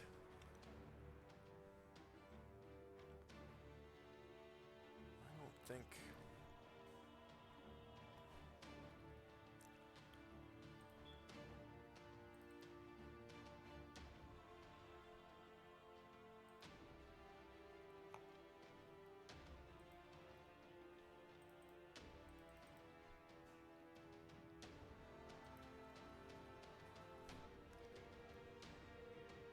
Yeah, it can see Musashi. It's gonna. Oh yeah, I can see Zalman. Okay. Yeah, it's gonna try to telekinesis Zalman, so he gets magic resistance and spell save with no magic bonuses.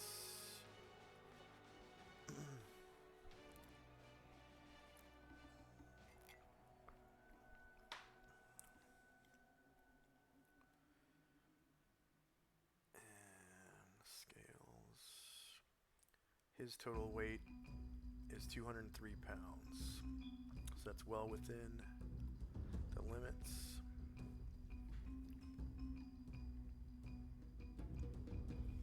And he also gets a saving throw with no magic bonuses. Okay. Zalman gets crashed into the wall over here. So fortunately it's only 10 feet away. And then he lands prone right there and takes 10 falling damage. I mean, not 10 falling damage, 10 feet of falling damage, which is only a d6. So he only takes 1 damage, and he falls prone. Next up is Ashriel.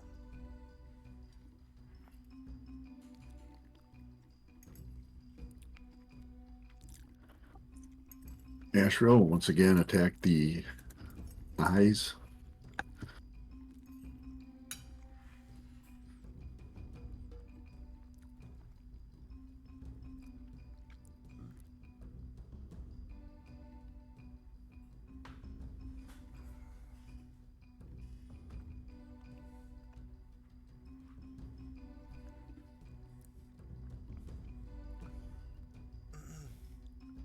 The Hive Mother. Yes. Okay. All right, you managed to get its body.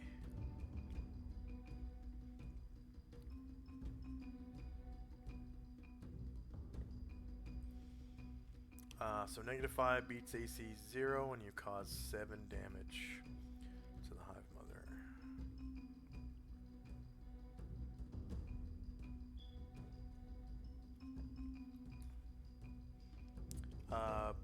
Let's see, Musashi is charmed. So he will...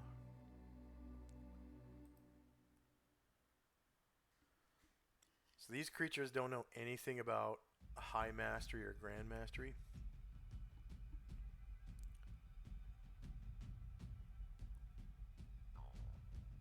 So he walks up to Ashriel, who has Stone Skin yet. Yes. Okay. And what level was that Stone Skin cast? I need to write that down. Was cast by...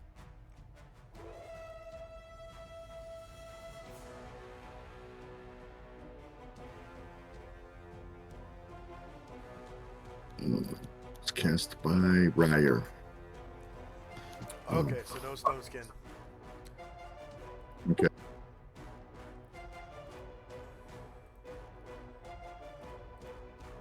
So Musashi just kind of comes up behind him. And wallops on him with his katana. With no magic bonuses, of course. Let's see. Shorter melee, same elevation. Minus. I'm going to give him -6 to hit because it's non-magical, and technically he's controlled by an evil creature, so it's evil intent. -6. And then -4 to damage.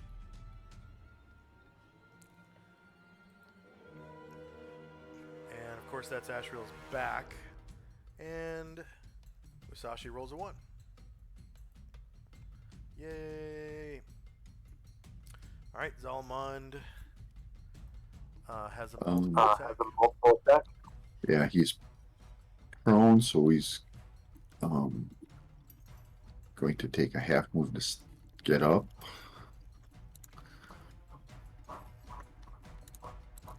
And he'll get up facing this guy.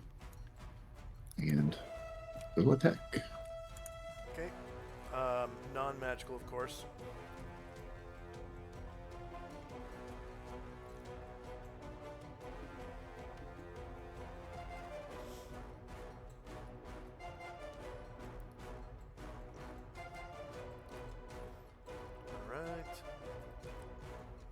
Managed to hit the body. -8 beats AC 0. You cause 15 damage to that beholder. And Musashi is basically done for the round. Was anyone waiting? Alright, so end of round. Musashi is no longer off balance. And we're in initiative phase. So now you can really feel the heat, and the air is whipping through so much that any creature that has like winged flight is starting to be affected, but it's like small creatures.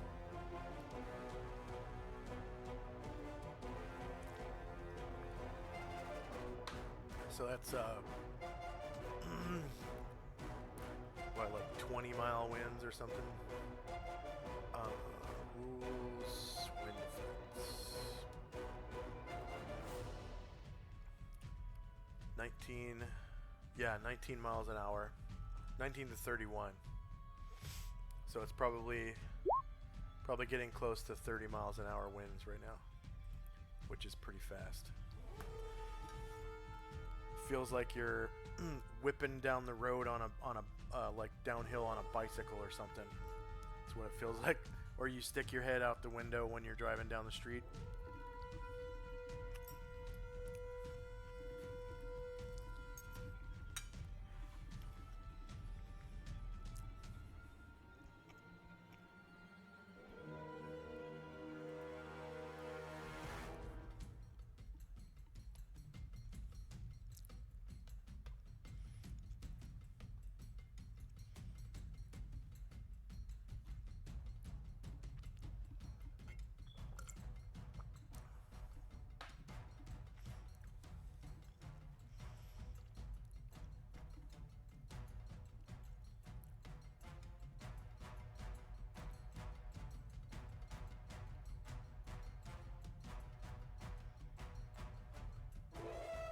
Do you want me to roll initiative for Musashi, or are you going to?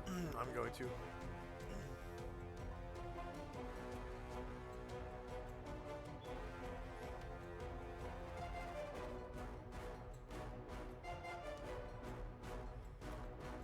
Okay, is anyone still rolling? Alright, here we go. We got spells in time. Comprehend languages will end at the end of the round for flip. Flop. Flop.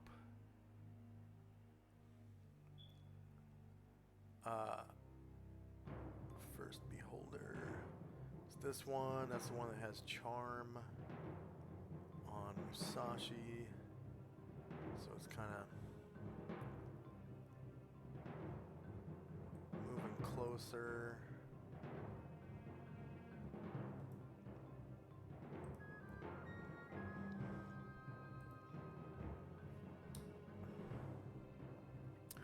One of its eye stalks comes to bear, and that is Charm Person. So it's going to try to charm Zalmand. So he gets his magic resistance and saving throw with no magic.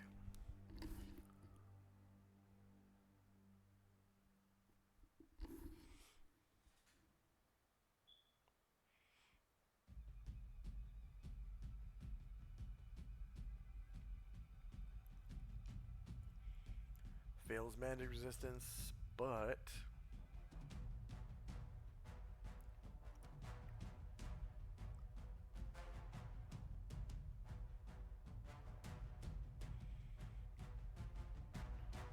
passes the spell save. And next Beholder is this one right here. Only 90 degrees of its radius is covered, 90 degrees or less, that is. It brings one eye stalk to bear, and that's going to be Charm Person again on Zalmand.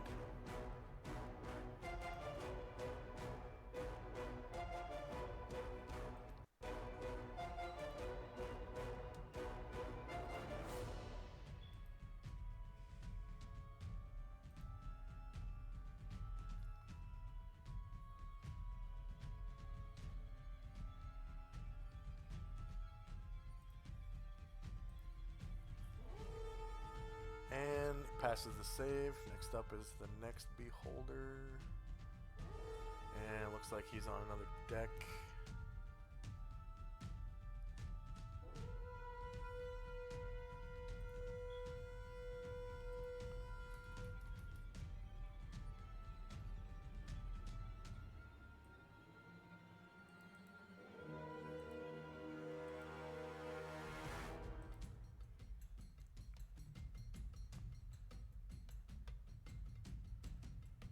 And then next up is Musashi, who is going to strike at Ashriel.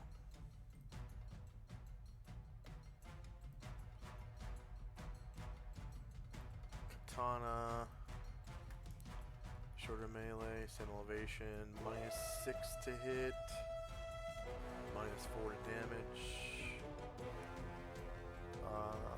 Still Ashriel's back. -11 beats AC 4. Ashriel takes 13 damage from the katana.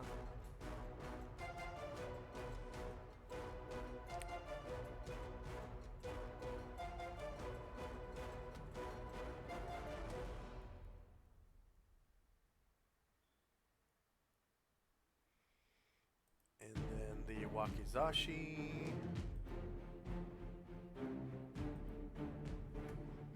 Shorter melee, same elevation, -6 to hit, and -4 to damage. 2 versus AC 4 hits for 4 damage against Ashriel for a total of 17. Next up is one of the Beholders. That's the one that's right next to Musashi. It has about 180 degrees of coverage of its radius by enemies.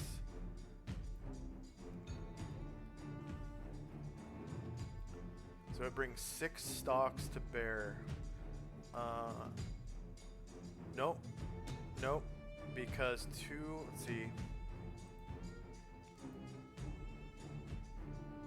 One of those was cut off. Yep, okay. The 6th one was cut off, and the 7th one was cut off, so it only brings 5 to bear. Because the 6th one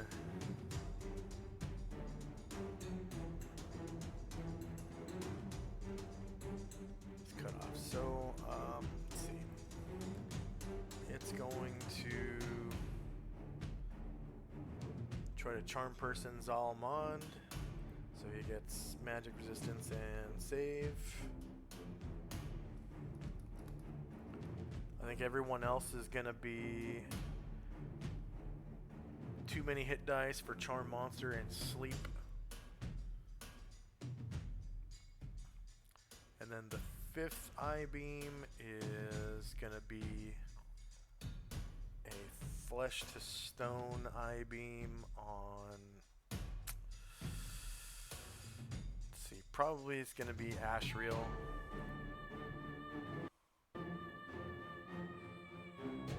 So flesh to stone as spell 30-yard range.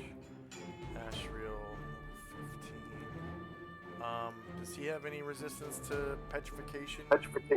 He is immune to petrification. Okay, so nothing happens, and then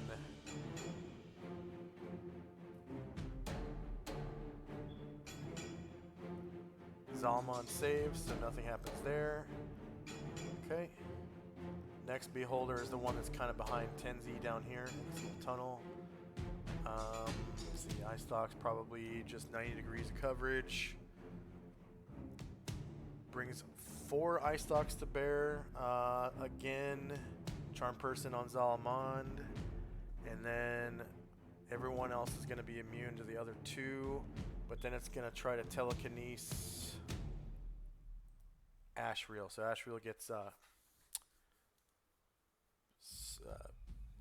magic resistance and a spell save with no magic.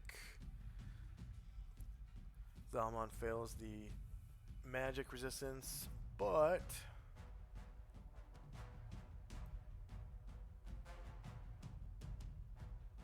succeeds with a 20 on the spell save, and then magic resistance and save on Ashriel. What is he resisting? It is telekinesis. And then Flop is asleep. Okay.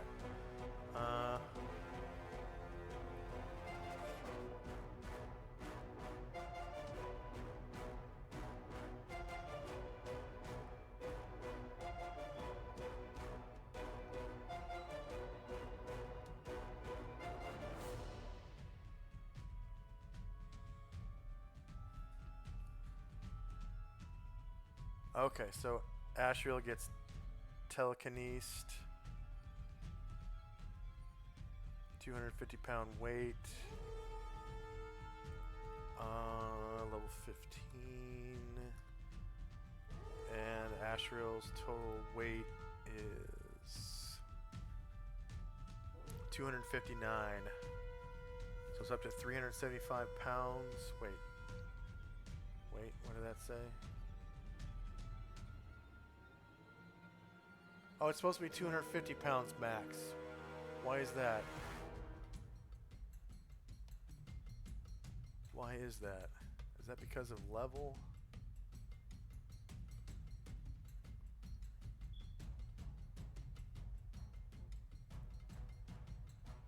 Okay, he's too heavy. All right.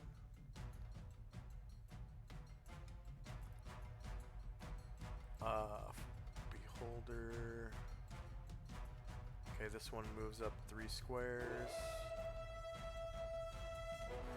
2, 3, and eye stalks 90 degrees.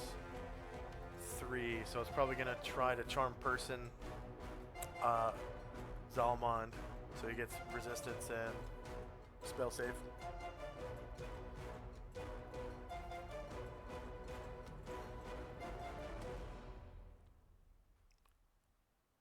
And then everyone else is going to be immune to the other rolls because they have too many hit dice. Charm monster apparently only moves or works against 2d4 hit dice.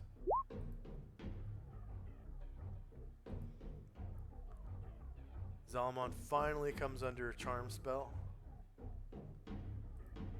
So that'll be blue 1 and blue 1.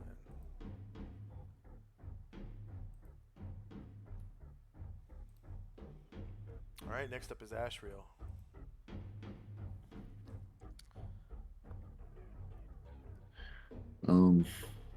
He's seen that things are not going well, but he's not going to turn away from fighting evil, so he's going to attack.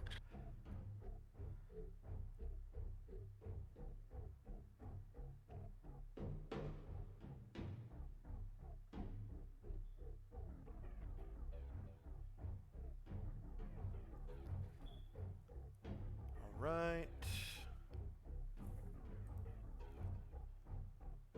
And hit location is body, AC 0, -6 hits, and you cause 6 damage.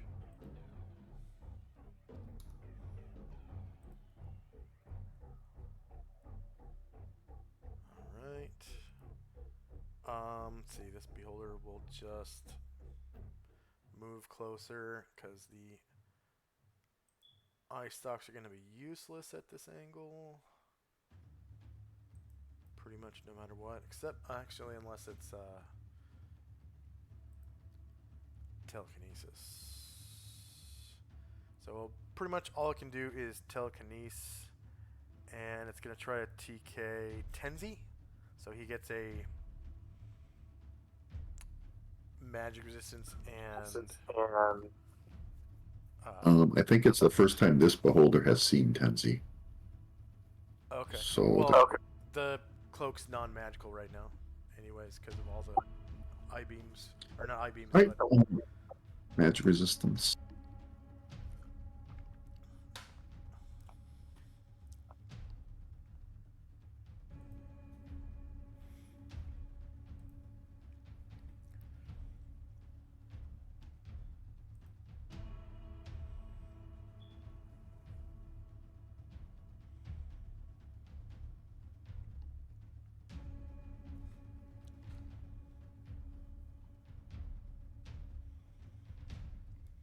okay, you save. And then the next beholder is going to come about 3 squares closer.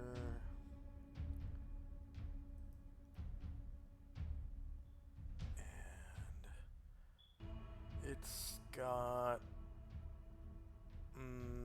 it's slightly more than 90 degrees, so that's going to be the next category up, 180.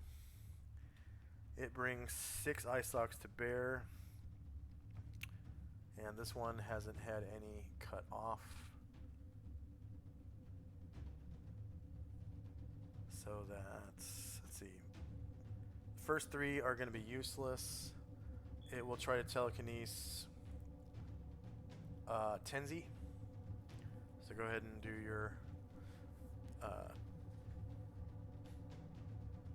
resistance and spell save, and then it's going to try to flush to stone Ashriel, which is useless, and it's also going to try to disintegrate Ashriel, which is the 6th and final eye stock. He's also immune to that. Immune to disintegration, nice, okay.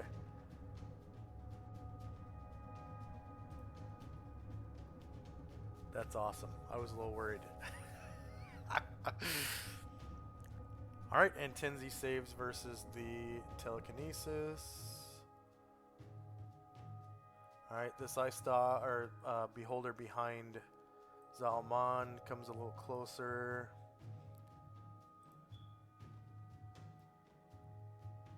And it's only covered at 90 degrees.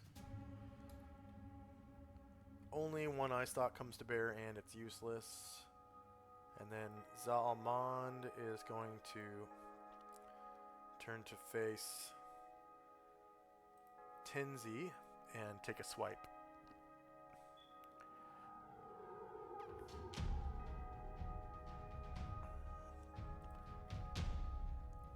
At a heavy penalty. So longsword plus 3. That's going to be shorter melee, same elevation, minus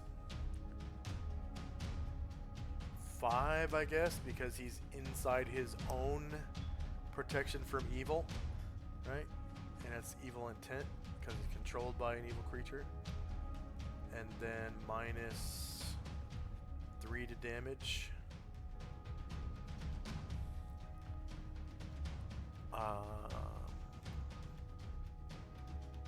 And Tenzi is shieldless, right? So -6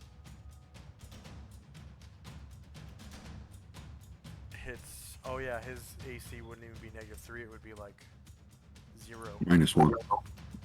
-1, I think. The cloak is 2, I think. And you have a range protection. Oh, okay. 0. So he takes 16 damage. And then the shield punch.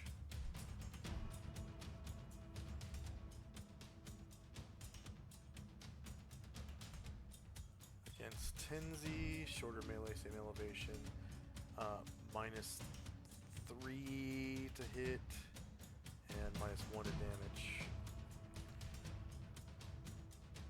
So 7 versus 0 is a miss. And then the next Beholder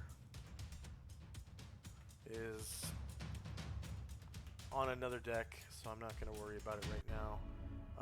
Beholder Hive Mother is going to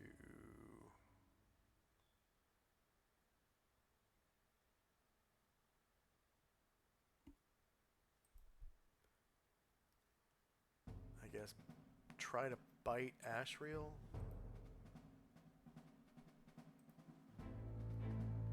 And can't because he struck her with a weapon.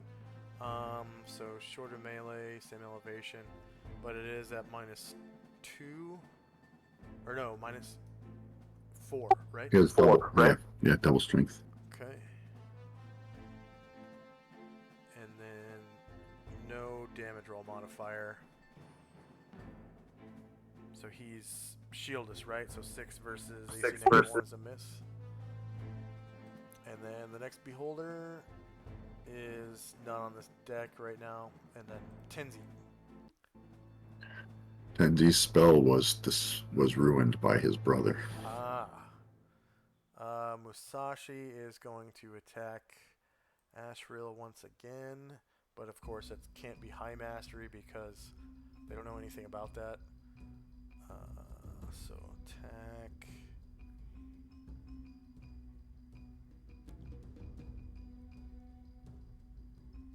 Katana. Ashriel. Shorter melee, same elevation, -6, and -4 damage. So -12 beats AC 4, causing 17 damage to Ashriel. Now it's Ashriel's multiple attack.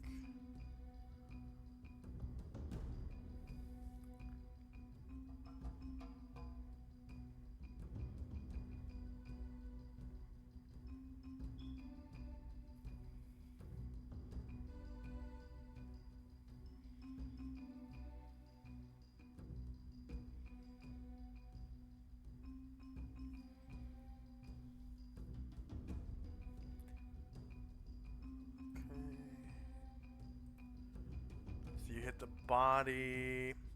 6 versus AC 0 is a miss. Zaalman's going to take a swing at Tenzi.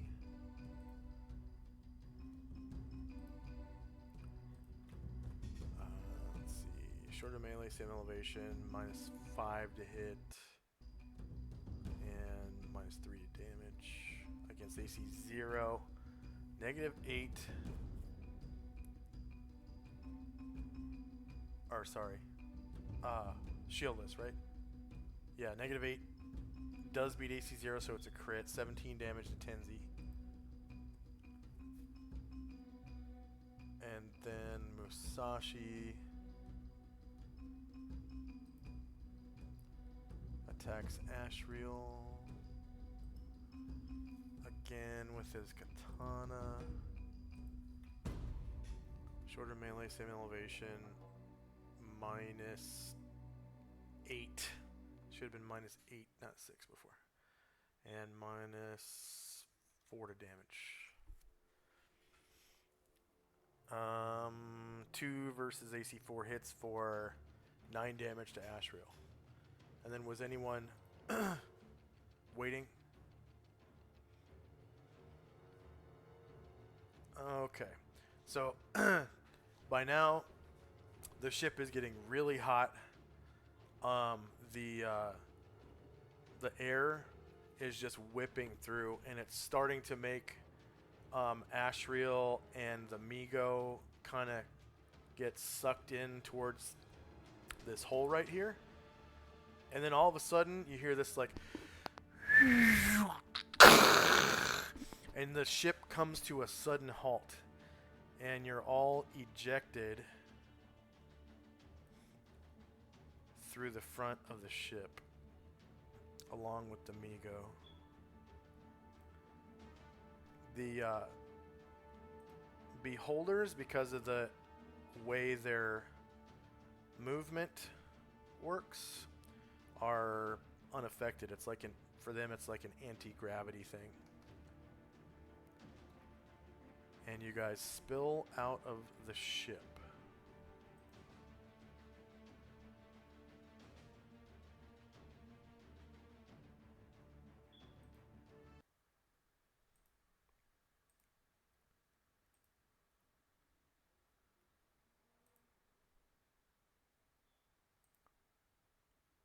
On to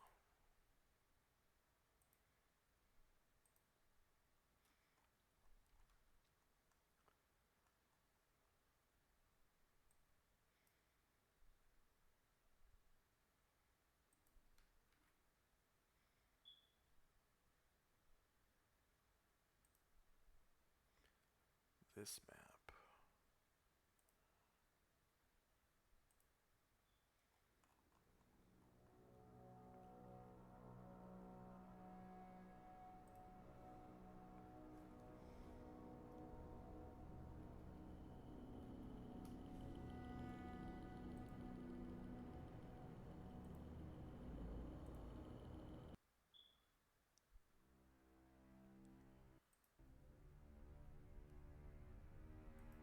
Okay.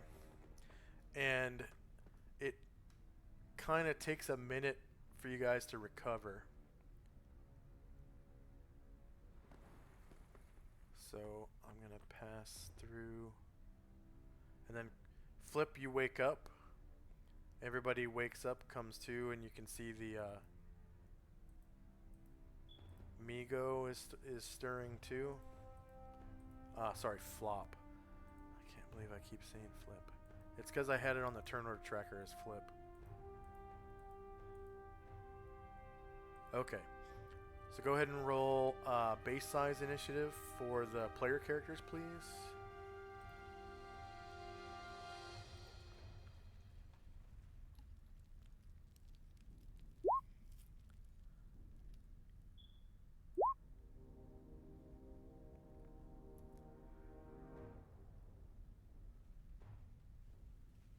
And somehow you rolled for Willard.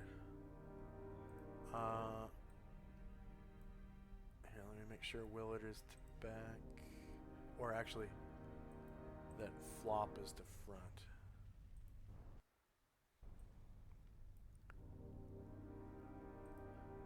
But everybody's prone right now. And I'll remove your sleep thing.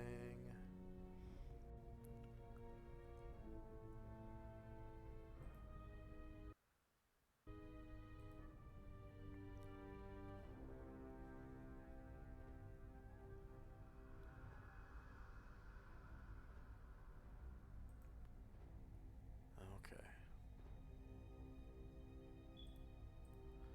So a minute goes by while you guys are like, your head is ringing, you know, there's a ring in your ears or whatever.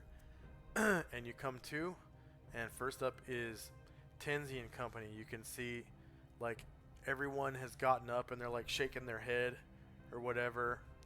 And you know, Flop is back on Willard and everything, and everyone's like standing. And you look around and see the Migo is like up too. And he's just right there. What do you want to do? He's still holding that oar in his hand, in his like little pincher claw things.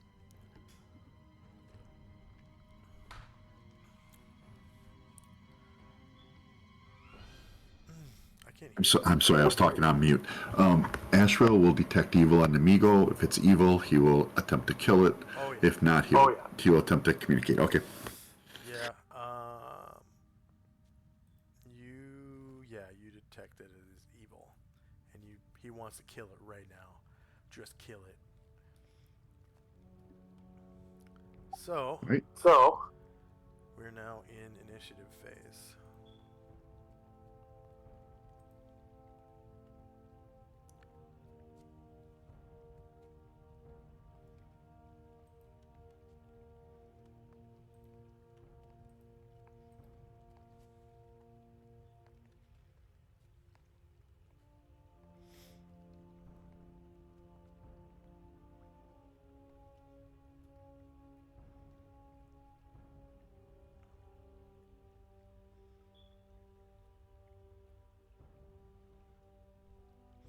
And you can hear it's kind of like clicking. It's like pincers together, and it's going with its like mouth.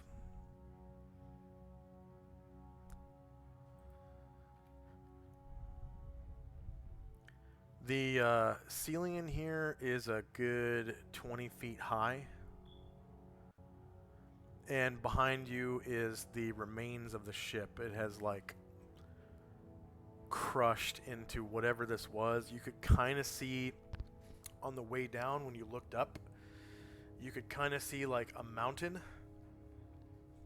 And that was pretty much it. It's just like mountain, blackout, you know, standing up, and your head is ringing.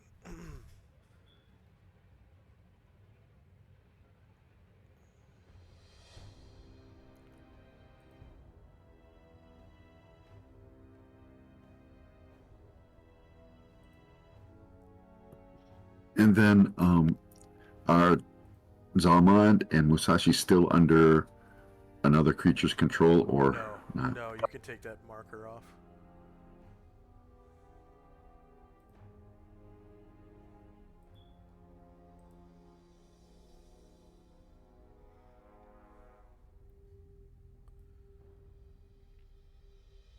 And underfoot, you can see what appears to be like minecart tracks. Up against the walls, you can see these the shoring of like a mine tunnel.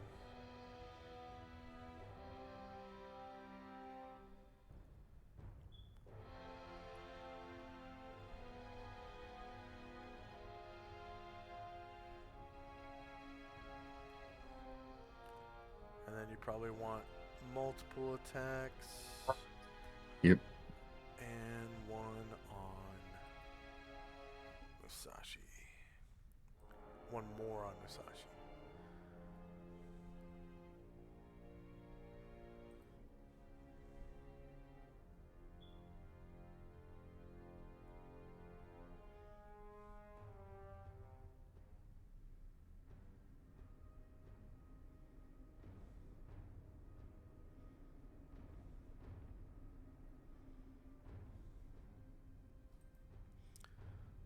Okay. So time now is 7:08 a.m. Oh, looks like Musashi has one more. Saying there. Yep, took 3 tries to get that one.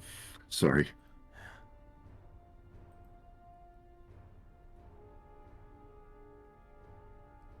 I got them all now. Okay.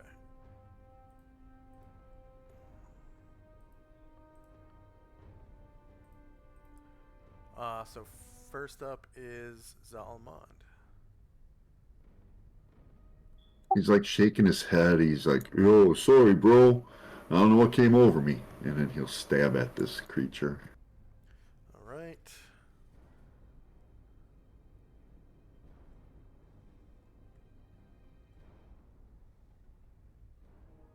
Is that one actually flying? Is he above? So I'd have lower ground. He's at 5 feet, so it's not over your head, so no. Okay. I think he'd have to be at 10 feet for him to be over your head. Alright. It is shieldless. So -4 beats AC 4 and you cause 15 damage to it because I think it's man size. Oh, large creature. Size 8 feet tall. That is large, right? Let's see. Monsters manual. Monsters. 8 feet tall. Large is 7 feet to 12 feet. Yep, it's a large creature, and you cause 21 damage to it. And he comes around with the shield. Oh yeah, it looks really fucked up already, and you come around with the shield too. Okay, it is shieldless, so -7 beats AC 4. You cause another 11 damage, killing it. Go and describe how you do so. Kind of bashes in that weird mouth making odd noises. Just punches it right with the shield. Yeah. And it falls to the ground, and along with it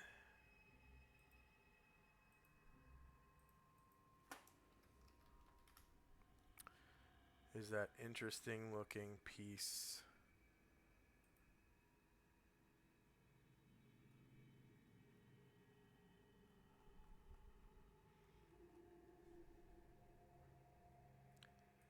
of ore.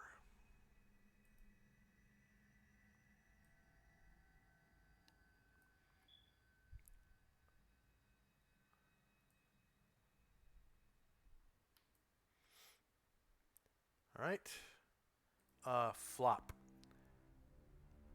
I can't see anything. Maybe it would be a good idea to pull out a candle and light it.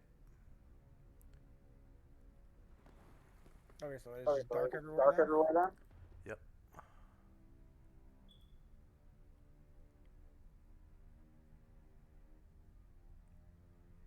Did you want to pull out a candle and light it? Well, I hate to say it, but that candle's not gonna do shit for my lighting. I'm not gonna be able to see anything with it, so... With a candle? 5-foot radius. Yeah, like, as far as an actual player goes, I'm not gonna see anything on the map, and it's not really gonna tell me anything about the scenario, so I really don't know what to do at this point. I'm just gonna hold my action then. Okay. And then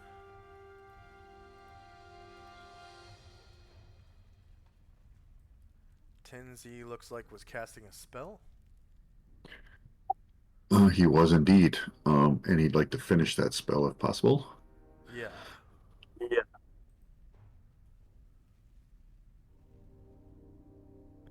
Impervious Sanctity of Mind. Nice. What's the duration? 190 rounds. Tenzi cast impervious sanctity of mind on Tenzi, right? Yep. 190.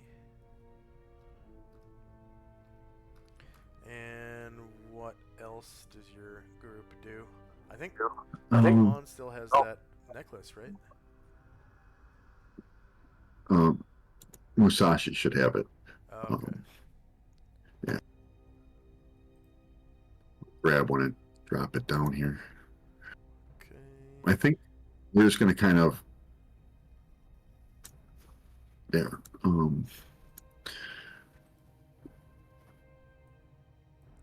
Just going to kind of look at the rock. None of my people, except for maybe Tenzi, can do something with proficiency. So we're just going to wait until next round to do that. Okay, so now, Flop, you can see because Musashi pulled a necklace out of his pouch and put it around his neck. Everything's lit up like magic. And you see this dead Migo, and then on the ground next to it is an interesting looking rock. Would I know anything about that? Is it gnome stuff, or is it just completely foreign? Well, you're a forest gnome, so if you had mining, I'd let you roll a mining check to know about it. No, I do not. Okay. So, no, you don't really know anything about mining or anything, so it's not familiar.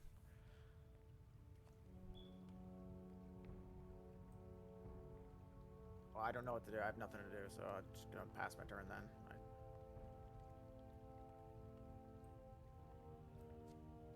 Okay. End of round.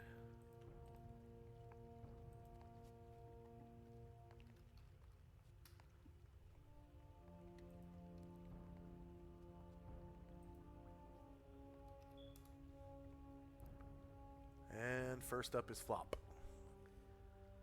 So you can see like a minecart track by the light of the necklace. Kind of around the corner over here, you can see a little minecart that's kind of off the track, and another one over here. And it kind of curves over to the east once it gets around here.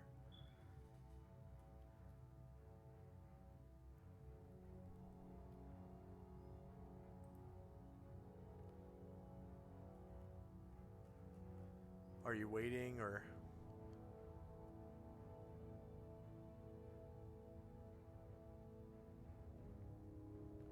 I can't hear you. I don't really know what to do here. I'm not gonna go first. I'm the lowest level here. I also am the jester, not the tank. I guess just gonna have to wait till somebody does something, I guess. Not really sure what to do here. Okay, Tenzi and Company.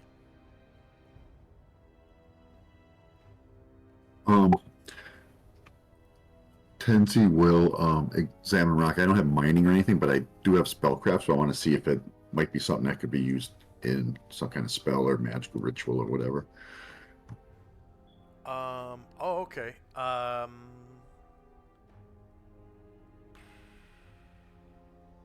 Yeah, go ahead and roll spellcraft.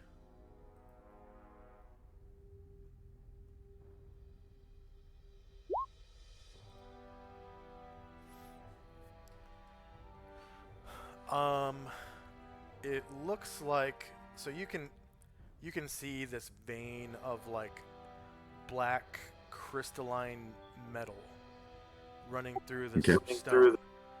And just from the properties you can see in the metal, you can tell that it could be used to create some fairly powerful like magical weapons or armor with spellcraft. Okay.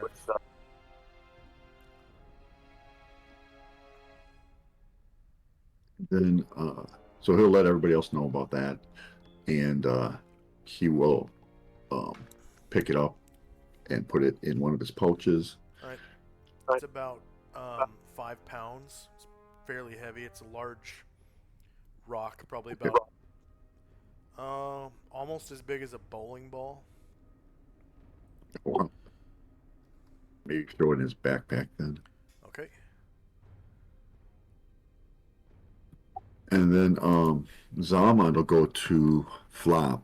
Hey, yo, I saw you had like some bongos or something. You play music?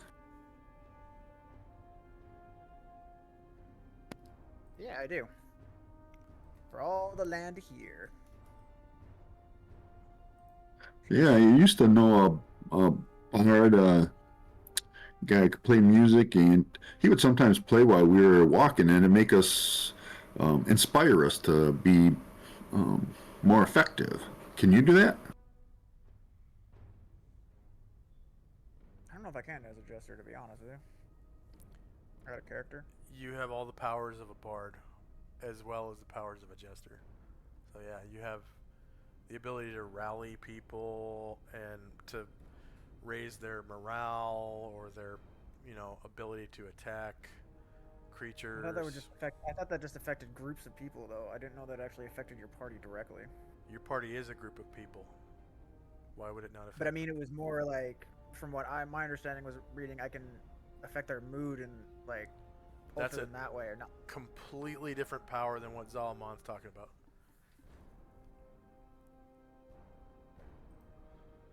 I'm unfamiliar with it because, as I've told you at the beginning, like I'm not super familiar with bards. So that is one thing I guess I've overlooked. So if you Not really click sure. on your token, and at the top of the screen you click on Bard, there's a list of powers that'll come up in chat. You have Counter Song, you can influence reactions like the one you were talking about. Then you have Legend Lore, you can rally allies, and you can comprehend wizard spells with your ability to read languages. But you have the read magic spell, so you don't really need that. So if you want to influence reactions, there's no NPCs around really for that to work on. And then counter song is like you can counter sonic attacks, like the singing of a group of, what are those buzzard women called?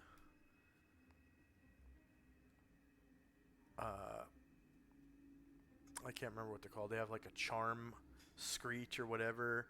And then there's like, Sirenes that sing and charm people. You can counter song that stuff. Like it's used against sonic attacks. So like even Banshee's wail, like when they scream and kill people with it, you can counter song that. It's pretty useful when it comes to sonic attacks. This. And then rally allies, you can give them +1 to saving throws, or +1 to hit, or I think +1 to damage might be the other one. But it takes 3 rounds while people listen to you, and if they stay within 30 feet of you, it's by level, so 10 feet per level, and it works 1 round per level.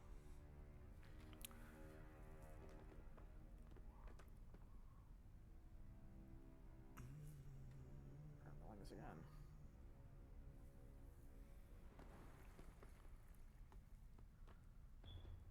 Okay, I'm trying the rally one for saving throws. Okay. So as long as someone stays within 30 feet of you for 3 rounds listening to your music and they don't fight, then 3 rounds after that they will be affected. I mean, for the 3 rounds of duration after that, they'll be affected by your rally, and you'll be able to basically boost their saving throws by +1 for 3 rounds. So what that does is it also changes the soundtrack to bongos. So here's a nice bongo song.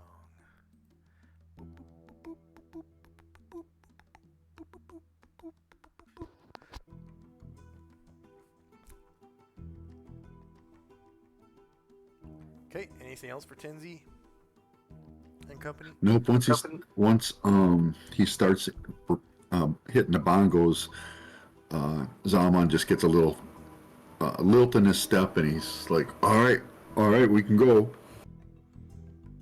And that'll be it for us. Okay.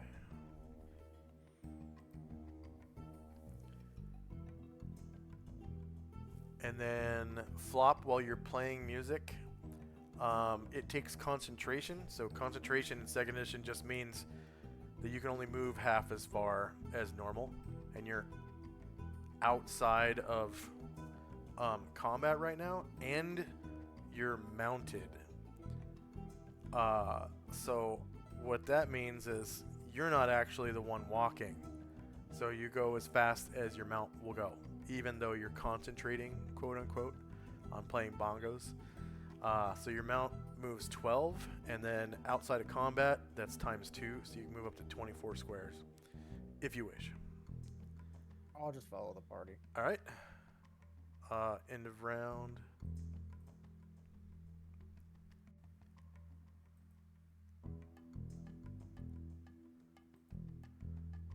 Okay, so you've rallied people for 1 round at the end of this round.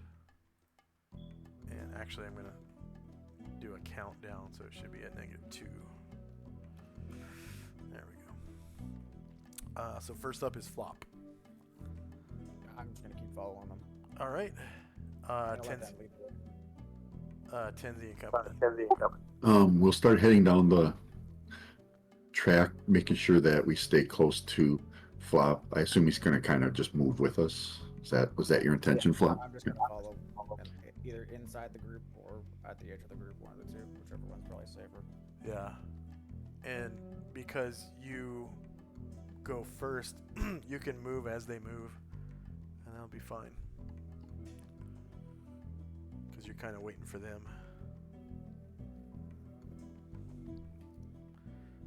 So, as you come up into this larger chamber area, you can see some kind of mechanical contraption over here that looks like it moves up and down. And there's like chains and pulleys and stuff that go off into the darkness. There's several mine carts over here that are like on the track and connected. Looks like one of them has stuff inside of it. And then over here you can see kind of like this, almost like a break area. There's a ladder heading up onto this loft. And you can see several supplies and whatnot up there. Looks like there's a couple of tables you can just barely see up there. And then over here, looks like it could be a possible like smelting apparatus. And that's about it. Oh, this minecart turned out to be a trough of water, actually. So you could only see like the very tip of it before. The living area, if you want to call it. Does it look like it's for normal sized creatures or bigger or smaller? Looks like it's made for like medium creatures. Like men, basically. People.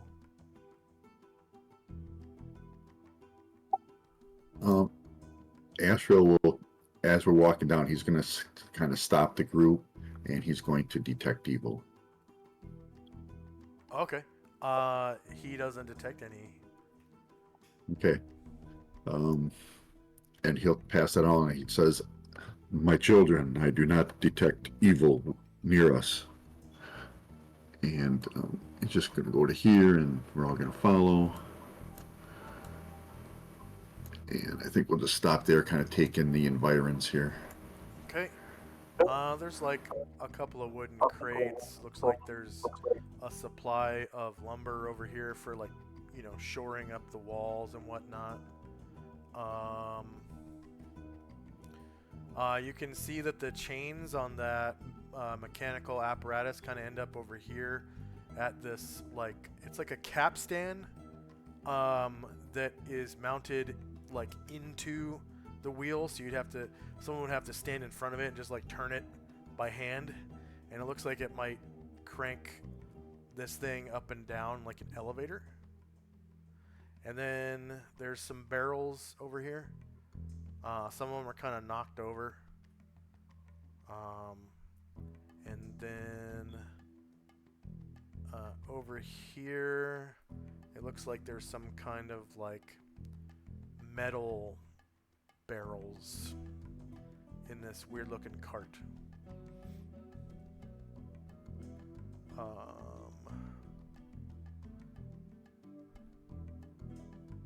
And then, yeah, just a bunch, you see a bunch of shoring up against the walls. And, you know, there's a little bit of debris, maybe where some stones have fallen off of the ceiling.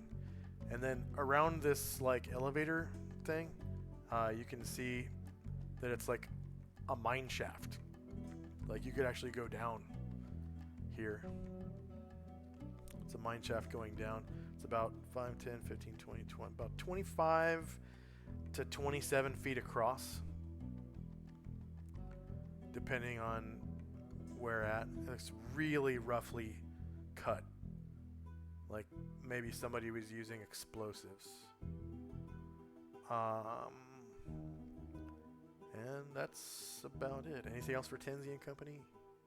Nope, that'll be it for this round. Okay. And then that's the end of the round. And first up is Flop. Yeah, you see, now that you're closer, Flop, you can see into this minecart. It actually has coal in there.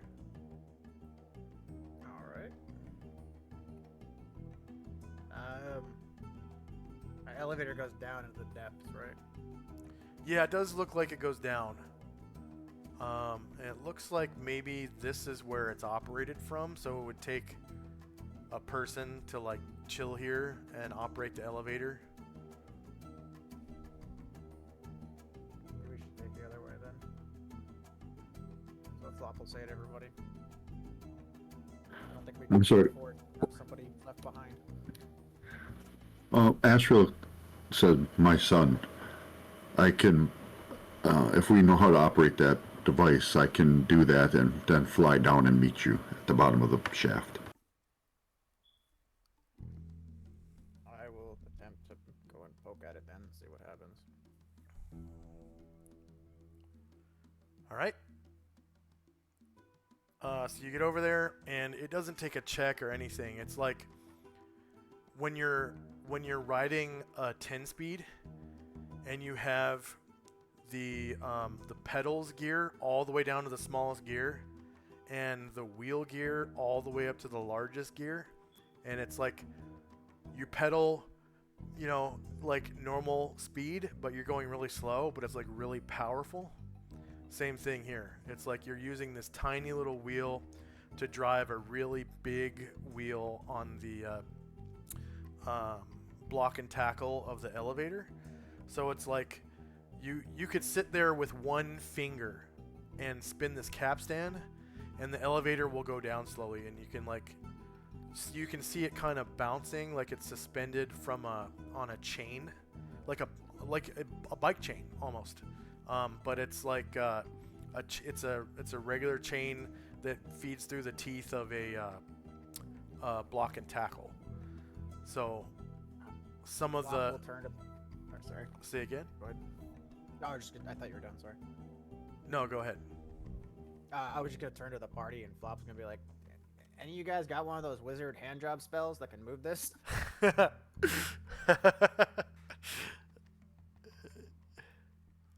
He doesn't know the spell, but he knows of the spell, maybe. It's a pretty common wizard spell.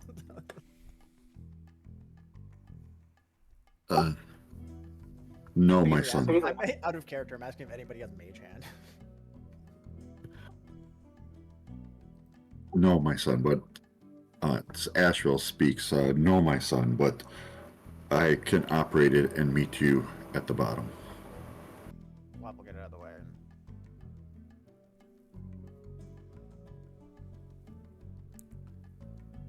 Assuming everybody's okay with going down the pit. Anything else for Flop? No. I don't Okay. think I can do anything else. Tenzi and Company. Tenzio ask Astral to try moving it a little bit so we can make sure that it doesn't just like fall because there's something wrong with it. So he's gonna Astral will fly over and like test lowering it a little bit and raising it to make sure he understands how to work it. Yeah, basically, and there's just a tiny little bit of play in the capstan, so you could literally stick your finger up above up against the lever on the capstan, and as you crank it counterclockwise, the elevator slides down slowly, and the elevator's kind of it's like bouncy because there's a little bit of play in like the chain and the way the mechanism works, because it uses a normal chain through teeth of a block and tackle. So there's just this tiny little bit of play, and it looks like it's well greased and everything like that. Okay. He says, my children, I believe I know how to work it. If you want to go down, go to the platform.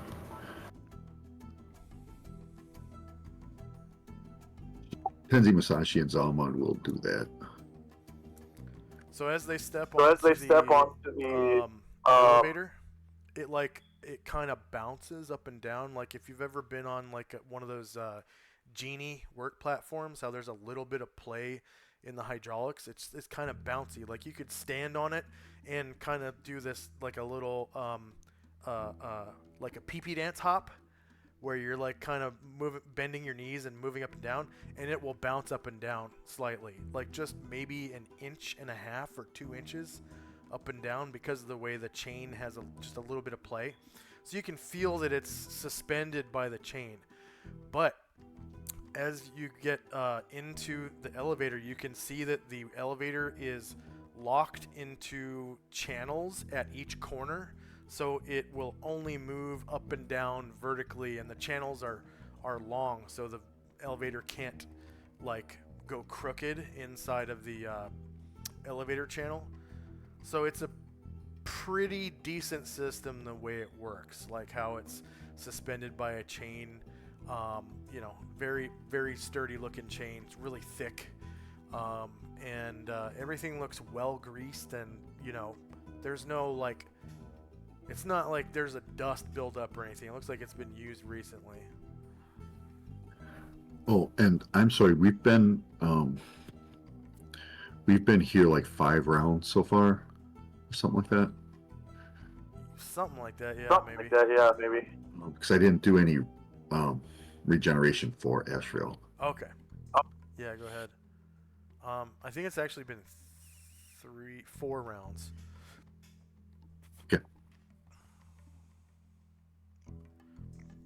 Okay, anything else for Tenzi and company? Nope. Alright, so end of round.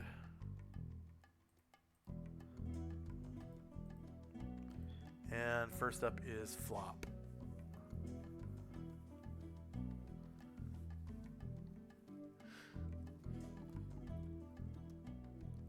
You there, Flop? Shit, sorry, I keep muting myself. I'm just gonna stay where I'm at in the elevator. I'm just gonna wait and hold my action until something happens. I don't think I can do anything really. I'm gonna keep doing my little song. Okay. And Tenzi and company. Astro will begin lowering the platform. All right.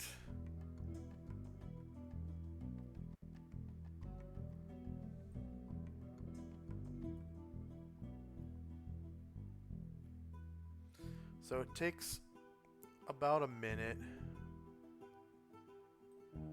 and you get to basement 1.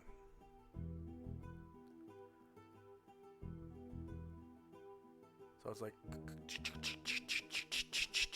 and you get down by the end of the round.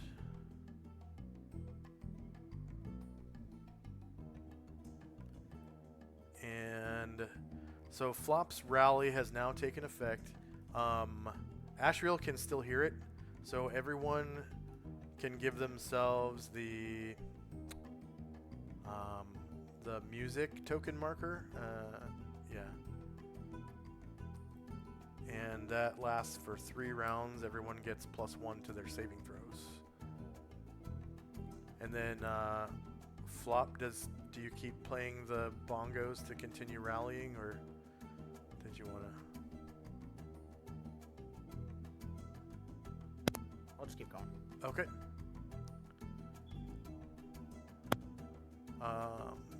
So first up is Flop.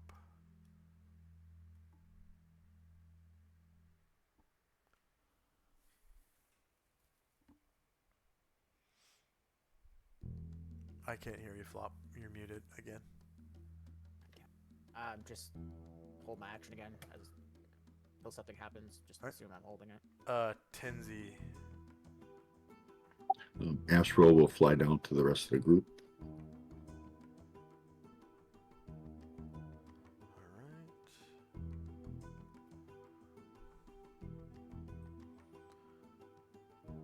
Pretty quick flight, and you end up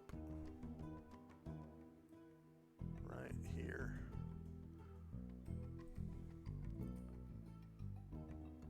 So pretty straightforward. It's like 2 tracks leading off of the elevator. One going left and one going right. Off to the left, it looks like there's been a cave-in.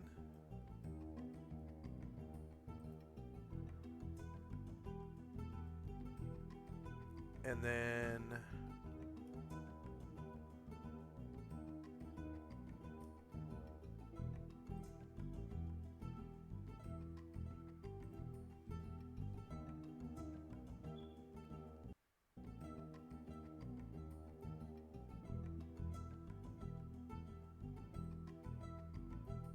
you can see where there has been like shoring added to the sides of the sides of the mine walls or whatever. And it looks like this cave-in can be opened up with some effort.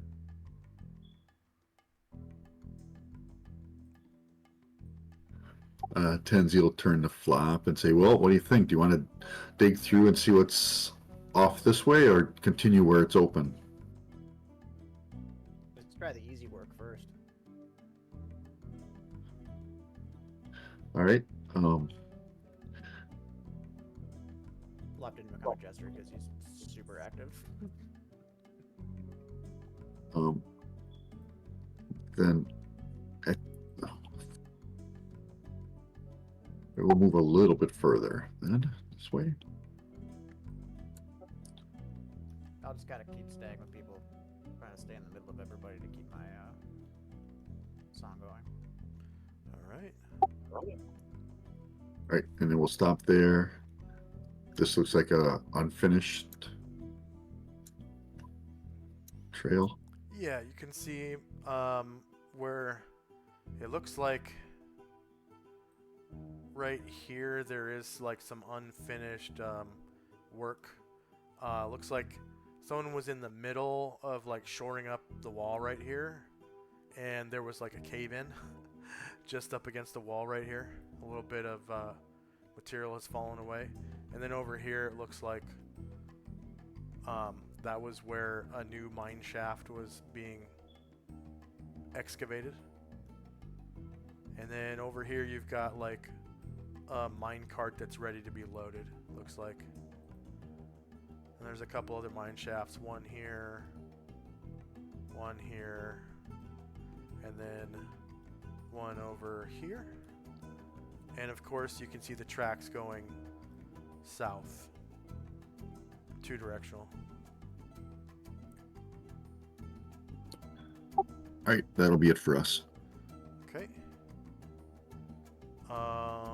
End of round. Flopped it. You were just waiting, right? Did you want to do anything? No, I'm good. We're just kind of exploring at this point. I'll just kind of go with them and explore. Okay. I'll let him take a lead on that one. So your rally still has 2 rounds left at the end of this round, and first up is Flop.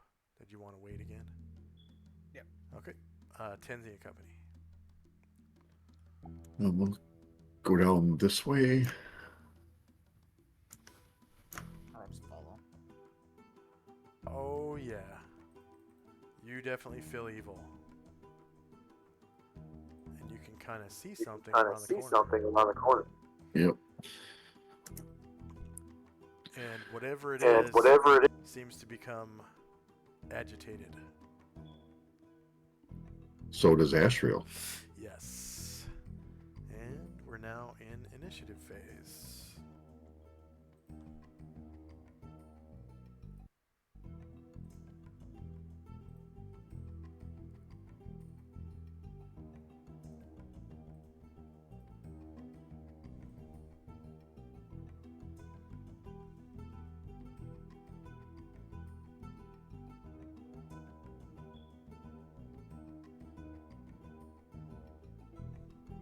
This time I will need 2 extra things from my initiative. I'm using my darts this time. Okay. Please.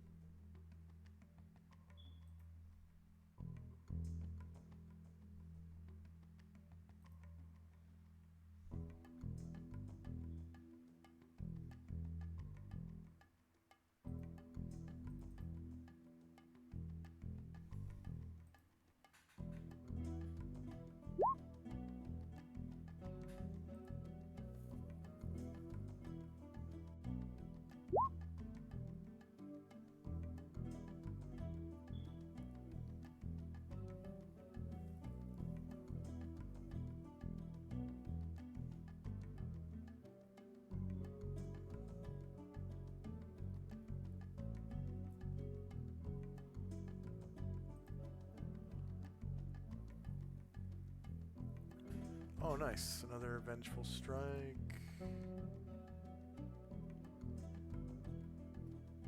Oh, yeah. There was already a vengeful strike on Musashi. Yeah. Yep. Yeah, I'm lucky I got a good initiative because it's only 30 feet range, so a lot of times people run out before I can cast it on them. Yeah.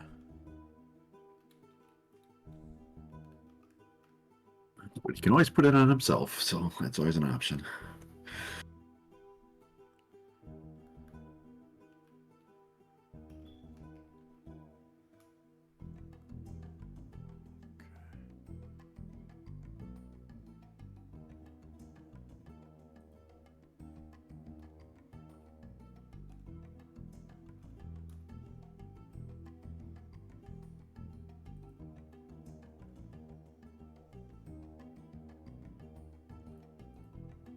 All right.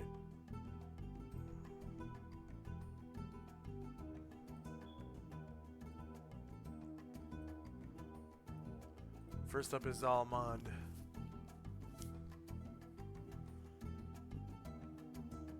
Vengeful strike for him.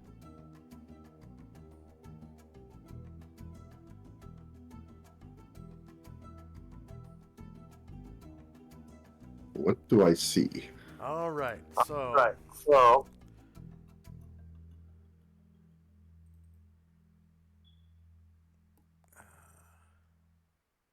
it resembles a huge, intelligent amoeba able to form almost any shape out of its near translucent body. So it's like this nearly translucent, gigantic amoeba, and you can see organelles inside. And it looks like this.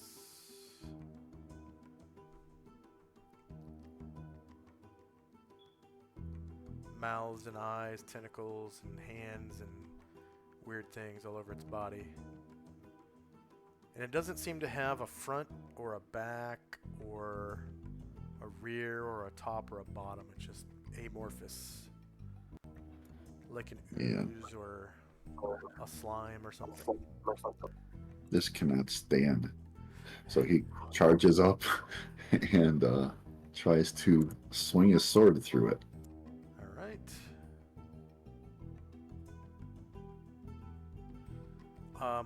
So basically everything is the shieldless line, no matter what direction you attack it from, because it's definitely shieldless.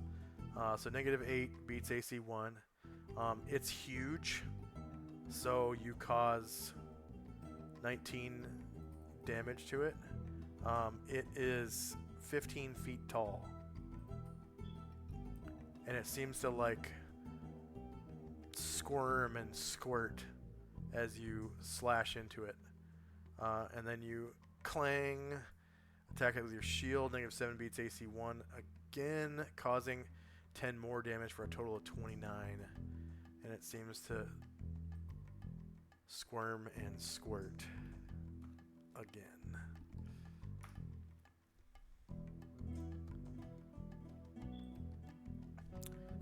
And you know, as you approach it, you can kind of smell this acrid smell, like not quite as strong as like battery acid, but like maybe vinegar. So it doesn't hurt your nose. It just kind of, not even a sting. It just smells like this sour smell. Tenzi. He will cast Vengeful Strike on Asriel.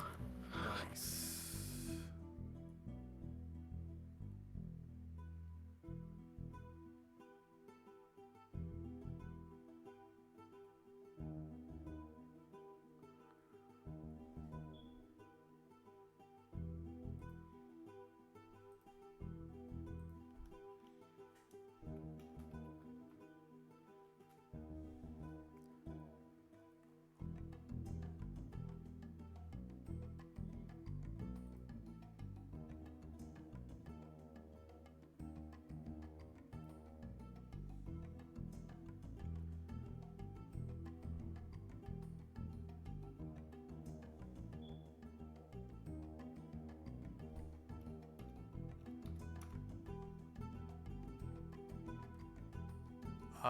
Tenzi gets 400 points, was it?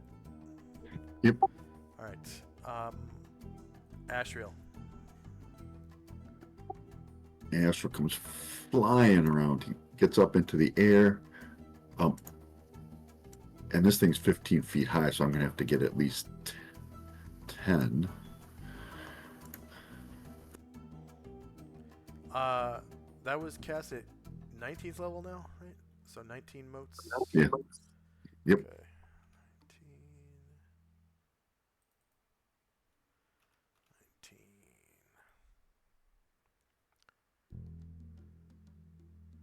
19. And he will swing that fine-looking katana.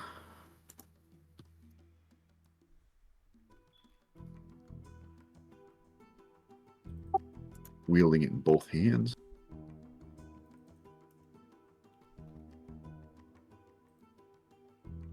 Alright. So by now you can tell that it is a Shoggoth. And from every angle they are shieldless. -4 beats AC 1, causing 13 damage. And Musashi. Just checking if I did a Ki for his initiative. I did not. All right. I think it's the same speed. Isn't it? Yeah, but I didn't roll for it, so I'm not doing it. I forgot.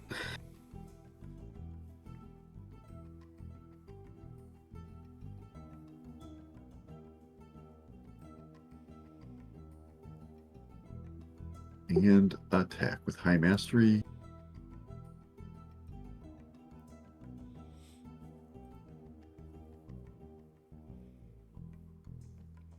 Alright, -8 beats AC 1. You cause 17 damage with your katana +4. And still got your wakizashi. Yep. Okay, -12 beats AC 1 for another 8 damage for a total of 25. And you can see it's This getting creature lower. looks pretty hardy.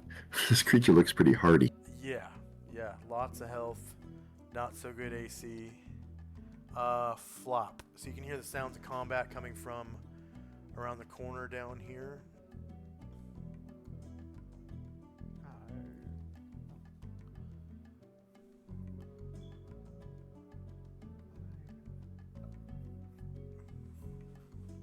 And when you get around the corner, this is what you see everyone fighting. It's a huge amoeba-looking creature, about 15 feet tall. I gotta throw a dart at it. All right. Make sure I'm actually clicking the right character here. So there are 3 people in melee with it, and you risk attacking them unless you roll a called shot.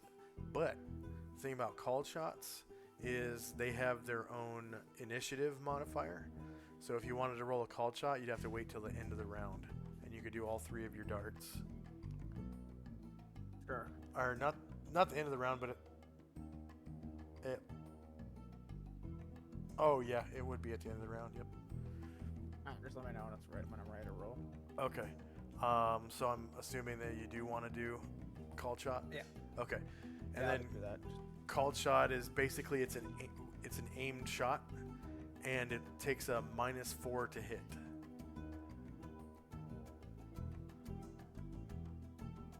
You still want to go through with it?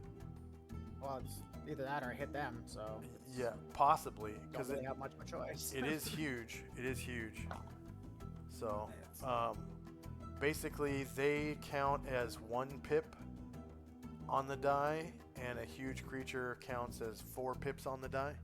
So you basically have a 4 But I out got of a 7 shit roll chance. anyways. I got no THAC0 anyway, so it doesn't really matter. Yeah, I need a 20 to hit anything anyways, practically. So I don't probably think with really its much AC 1. difference, So All right.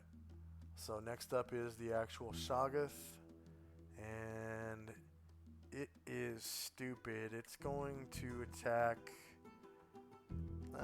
probably the last person that attacked it, which is Musashi. So that's right, pseudopod. It lashes out. Shorter melee, same elevation, and -2, of course, for 2 separate. Actually, -4, because Ashriel's protection from evil is stronger. Or is Yeah, that mine's only only personal. Mine's against only him? personal. Yeah. Yep. Okay, so -2 for the paladin. And then no damage roll modifier. So -5 beats or -1 does not beat -5, so that's a miss. And then it has its left pseudopod. Probably against the same target. And -2. So it rolls a natural 20, causing 43 damage Right back at you. to the samurai, and then reflects it right back to the Shoggoth, and it dies. Really? Wow. So it kind of like dissipates into like a liquid and just kind of spreads out across the floor with tiny little organelles kind of left over, and they kind of squash like grapes as you walk over them.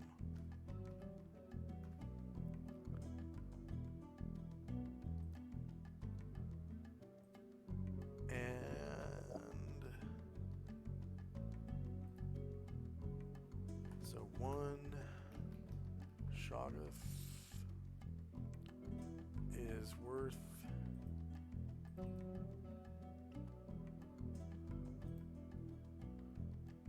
17,000 points.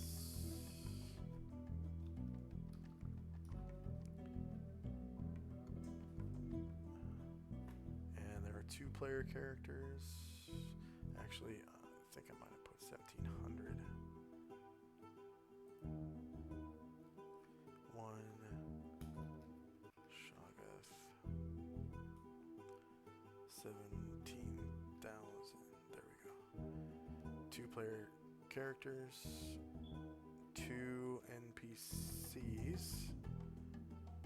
1 creature defeated. Shoggoth has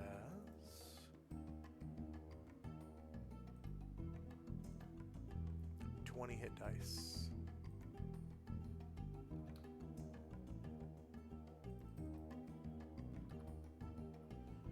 Whereas in Bards is 3.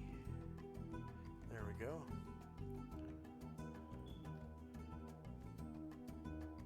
And I guess first up would be Flop, since Flop didn't actually act yet.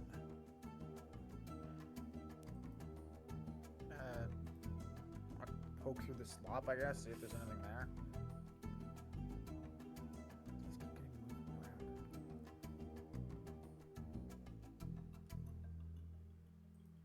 Nothing you can see other than the organelles and the liquid that once made up its amorphous body. And it smells kind of like vinegar.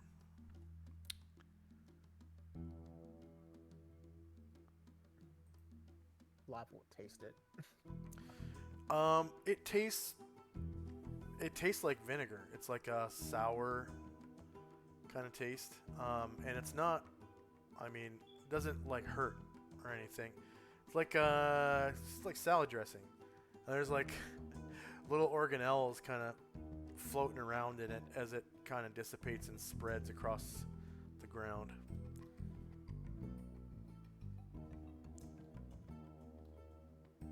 Flop will say, I don't know what that thing is, but it doesn't taste terrible. Guess that's just my turn. I'll follow the party and keep doing my bongos. Okay. So end of round.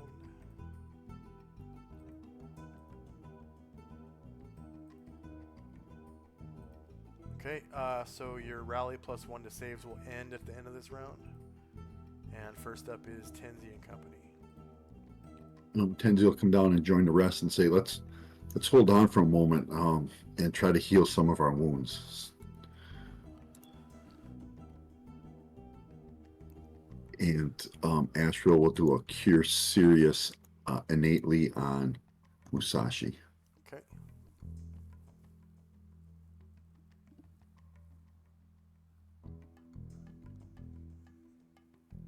And Tenzi moved, so he can't cast this round. But that'll be it for us. Oh, Zalmond will... Let me see how much Astral's done. Yeah, Zalmond will lay hands on Astral. That'll be it for us. Those 3 things. All right. Flop. I don't think I can do anything to help them with this, with healing. I'm just gonna kind of be moral support, I guess. Okay. I just checked the character sheet. I got nothing that can help with healing.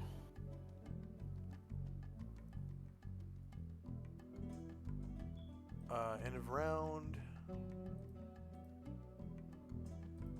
There's spells and time. And your rally ends, so I'm assuming you're rallying again with your bongos. Yeah. Okay, so that still takes concentration. Whoops. To play your instrument. And first up is Tenzi and Company.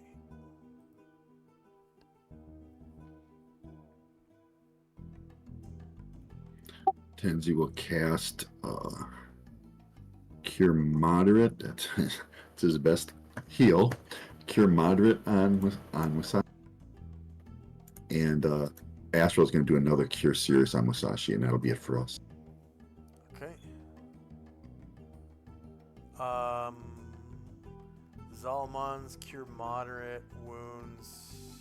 I don't think he gets points for that. Astral does not. The Zalmont for the lay hands. Oh, I thought The you lay were hands. casting Cure Moderate Wounds. Oh, Astral did. Oh, Astral did Cure Serious, and Tenzi did Cure Moderate. Okay. So Cure Moderate's level 2, right? Yep. So that's 200 points for Tenzi for Cure Moderate, and next up is Flop. Are you still healing?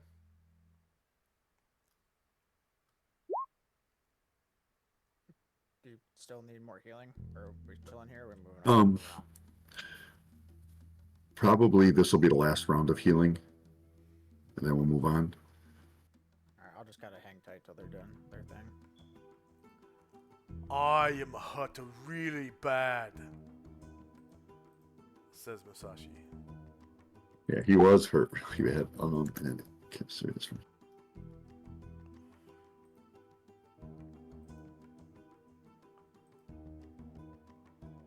Wait, weird. Why can't I see his bar?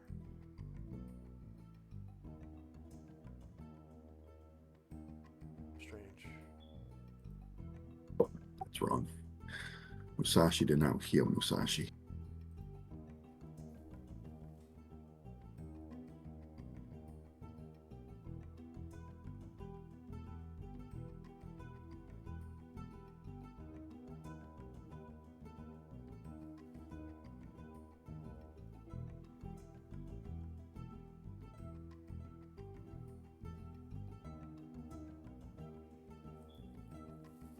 Yeah, because I know the Paladin has access to some cures and stuff, but I don't think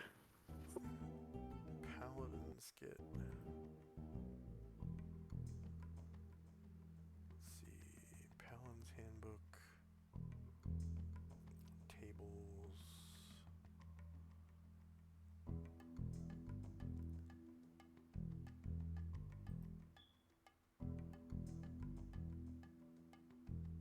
Optional experience awards.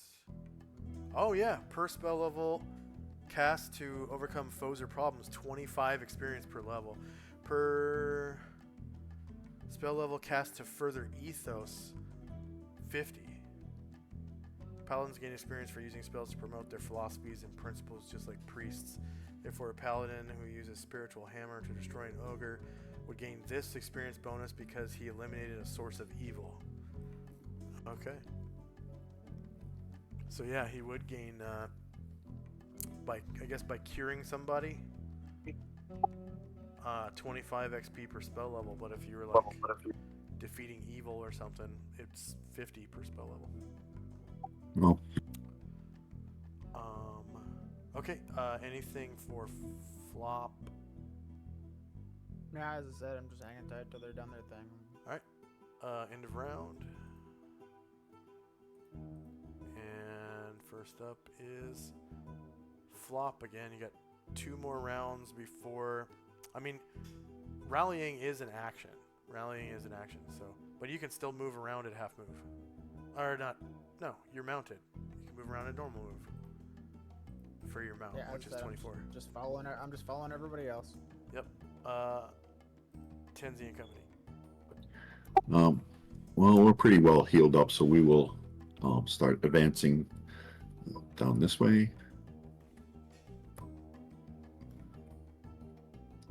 So it looks like there was a cave-in right here, and people just were like, ah, fuck it, let's just shore it up.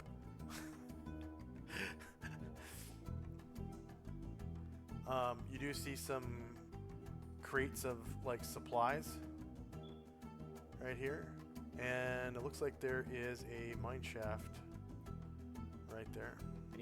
Any explosives in those supplies? You can't tell.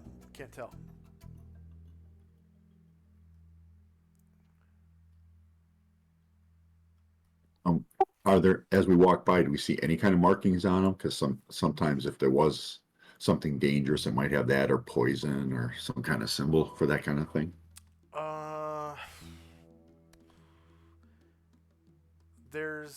We'll say there's a marking on it. Looks like a keg.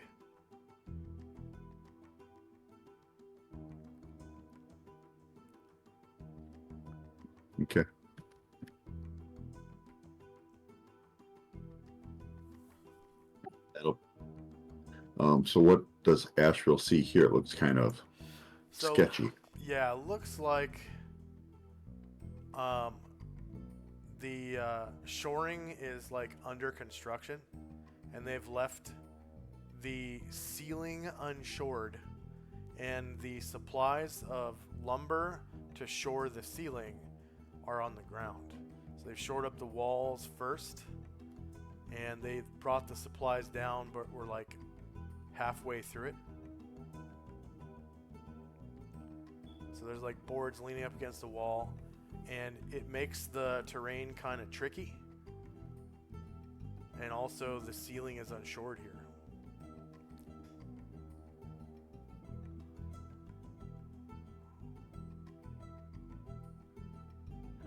Well, as our friend Flop says, let's take the easy way first. So let's not do this. We'll back away.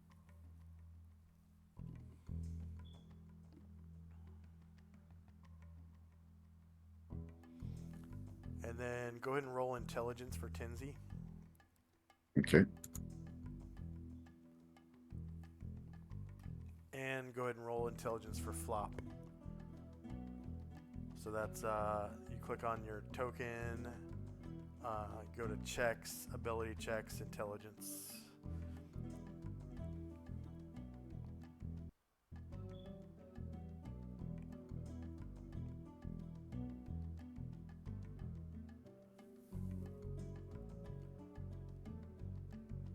Okay.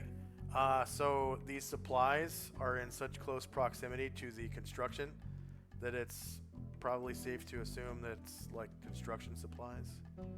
You know, hammer, nails, glue, drill bits, wood, stuff like that.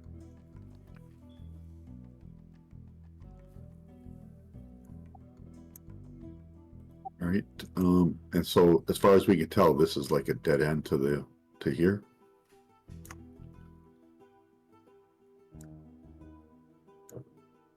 Somewhere towards where Asheville should be looking. Yes, but you do see a pile of like mismatched bits of wood that are kind of out of place.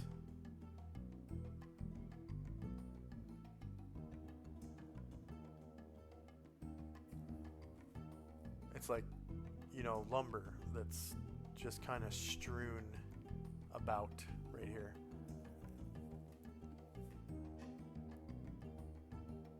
I guess we're digging out that hole. Maybe. Let's just kind of double back, make sure we didn't miss another possible trail, but we can either go down this sketchy part or There's nobody here. I'm wondering if they're on the other side of that cave in. maybe. And you said there was tools in those boxes. I'm gonna go rummage. I'm gonna say fuck it to my bongos for now, and I'm gonna go see if I can rummage through there. Yeah. All right. So you find a crate full of nails. And then next to it, there's like a small box of tools. You find hammers, pliers. I've been looking for anything digging related.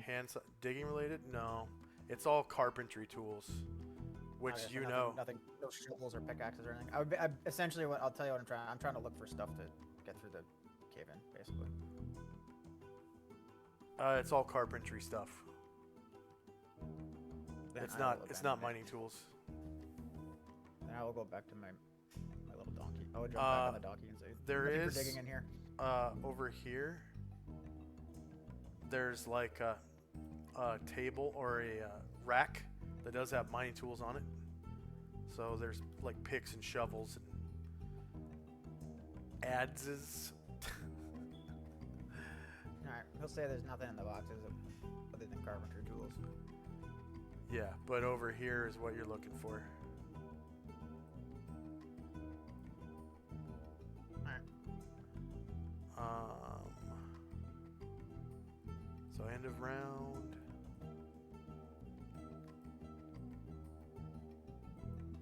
And one more. Oh yeah, you would have stopped rallying because you dug through the things.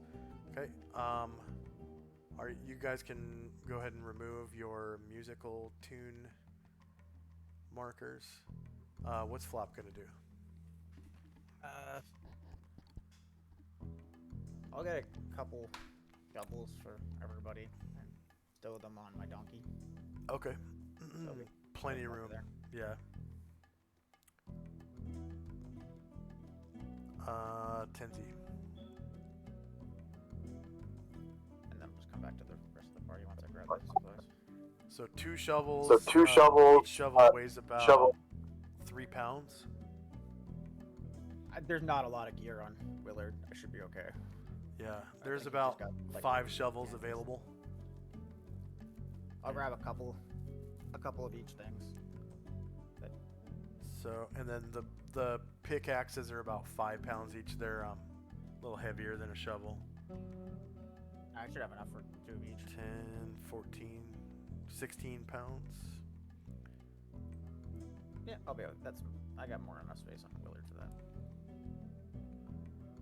Okay. Right now, I just got a little food and a tent right now. Yeah. And then anything else for Tenzi and company? Nope, we're just moving back this way. All right. End of round. And first up is Flop. I'll basically just keep doing what I was doing, walking with the group. But what Flop will say is like, I got some shovels and pickaxes, but you guys will have to do a lot of the work. I'm a little too small. Zalmond will reply, well, you hit them bongos, that'll help us. I'll do what I can. Just no physical work for this little guy. Or else we'll be here all day. Anything else for Flop? Nah, I'm good. Tenzi and company. So yeah, we will kind of just walk up looking at some of these other ones, make sure they are dead ends. And there you see another cave-in. And this one, yeah, here I saw that, yeah.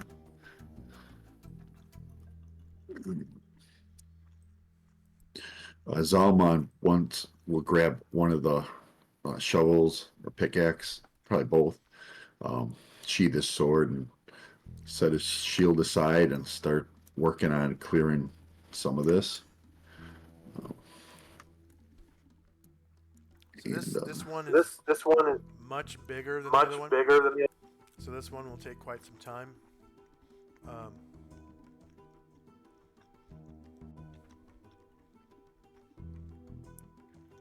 Probably about, I'd say about 15 minutes with 4 people. people. okay, we'll all chip in. Some of us have giant strength, so we can get the bigger stuff. Yeah.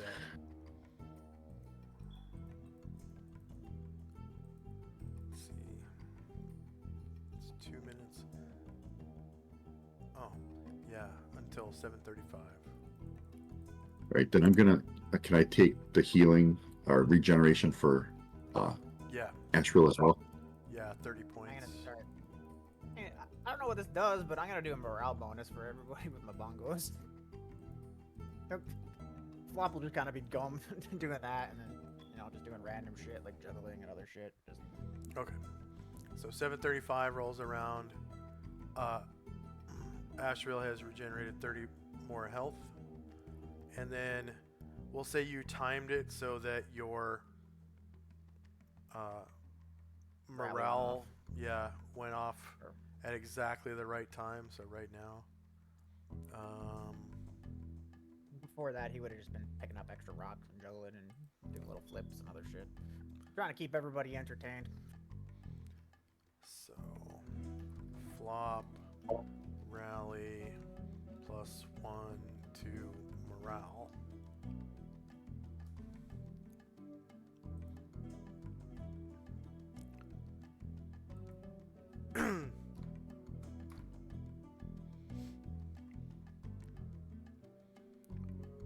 Okay, So you get that unlocked essentially and opened.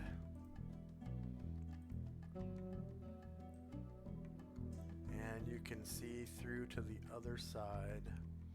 And first up is Flop. And you just finished your rally song. You can continue playing if you want to. Yeah, I'll continue playing it Okay. while I walk with the party on my mount. Okay. Tenzi and Company. We will advance.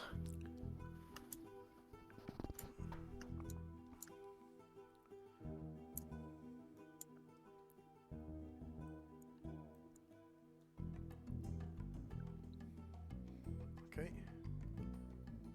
And you can see several mine carts to the south, one to the north up against like stoppers. The tracks here, of course, are still partially covered by rocks, but it wouldn't take long to uncover them. And the cart to the north, does that one have coal in it as well, or what appears to be coal? Yes. And then there's also like a wagon, like a cart, regular cart for mules to pull, which could be hooked up to Willard. And that, it looks like, has like mining tools, including a shovel. And other than that, it's empty. It does look like there's a bucket hanging off the side. And yeah, there's a shovel in the back. And that's about it. It could easily be hitched up to Willard, though, with some like We got a free improvised. card if we need it. Yeah. And then down south, these carts look kind of empty.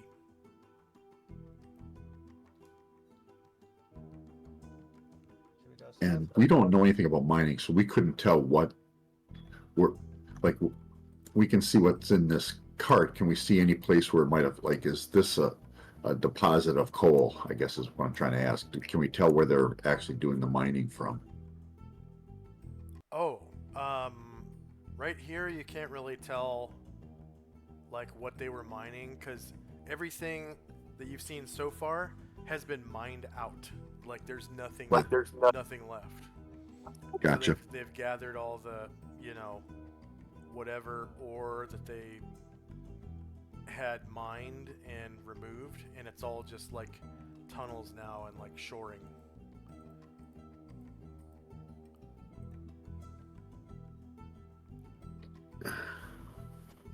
And then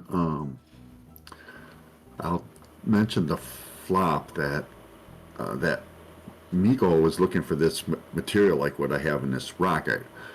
I wonder if there's some of that is in here somewhere. And so This place is just abandoned, and they were just it hiding here. could be. And so Go south. yeah. All right. That'll be it for us then. Okay. End of round. And first up is Flop. I will suggest we go south and move with the party. Sounds like a good idea. And also continue my little bungo thing. Okay. And Tenzi and Company. We will follow Flop's lead and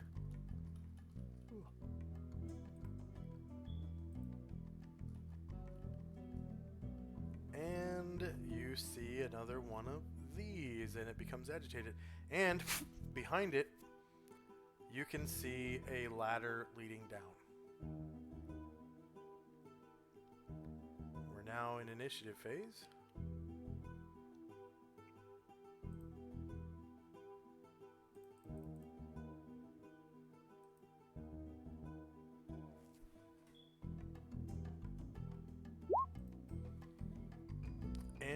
let's also take a 3-minute break. Awesome, because I really gotta pee.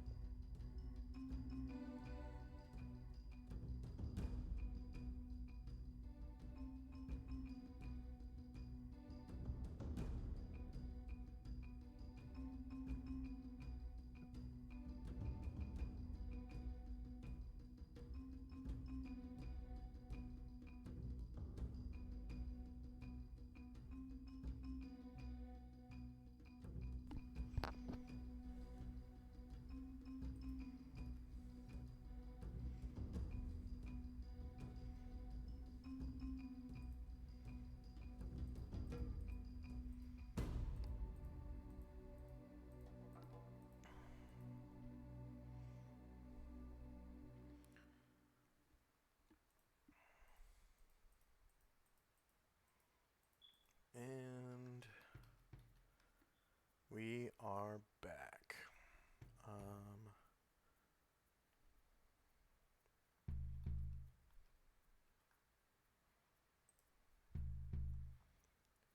Does anyone need multiple attacks? Oh yeah, me, sorry.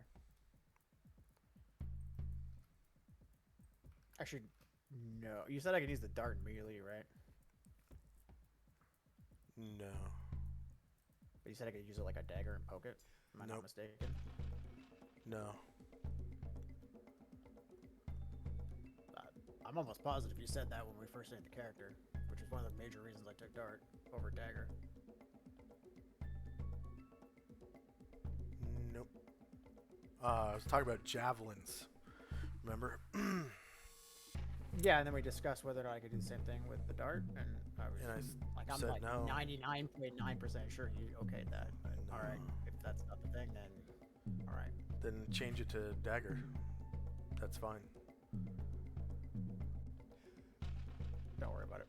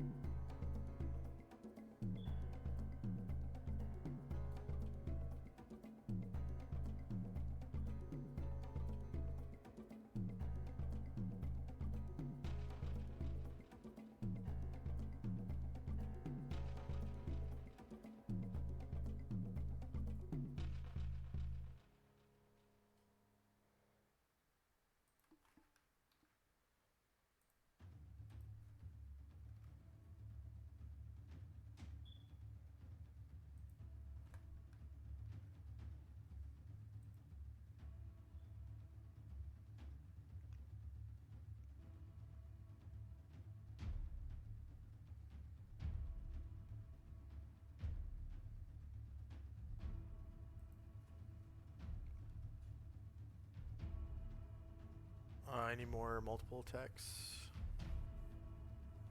I'm not sure if I got them all.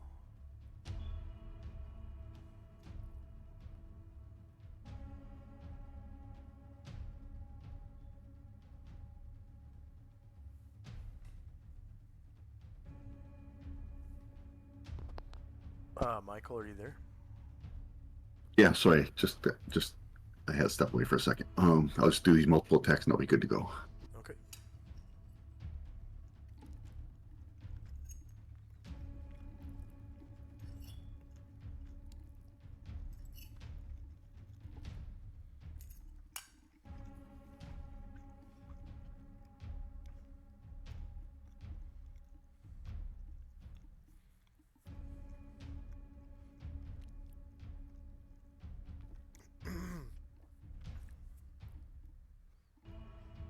All right, I'm done. Thank you. All right. Yep.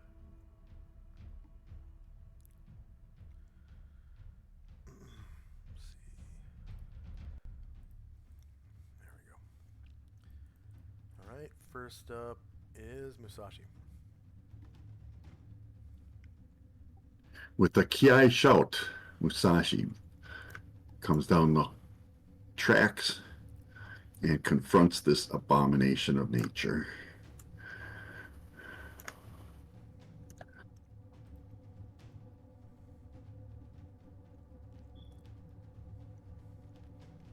Hiya!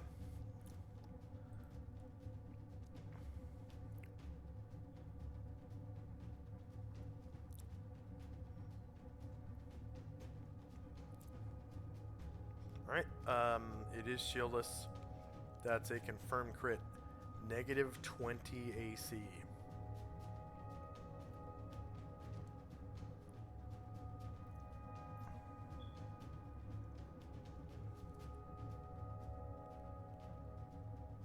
Wow. Rolled a 19, you got a plus 10. Holy crap. Alright. Yeah. And you crit for 25 damage. And then the Wakizashi.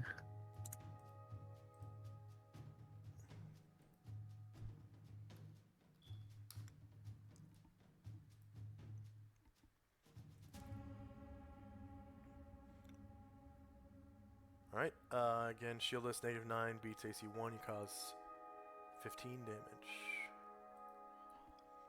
And it kind of spurts liquid and makes weird sounds as you cut into it. Flop. Keep playing my bongos, I guess. Doesn't really do anything anymore, though. Tenzi. Tenzi cast probability control on Zalmond.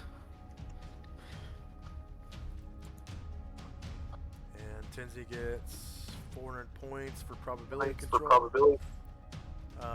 Ashriel.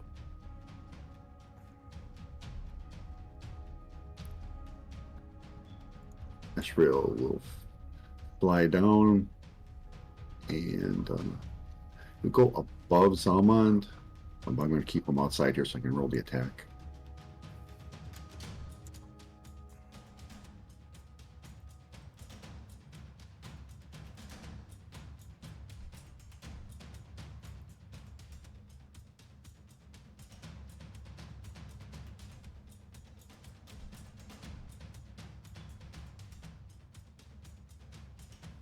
Musashi there.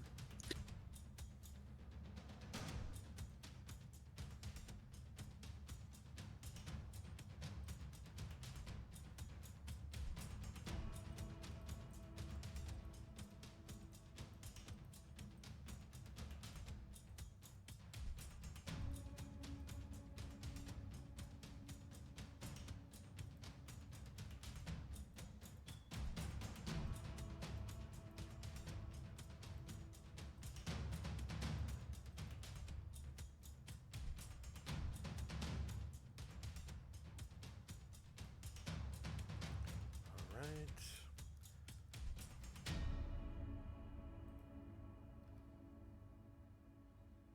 So Ashriel gets that Negative 11 on the shieldless line versus AC 1 is a hit for 17 damage.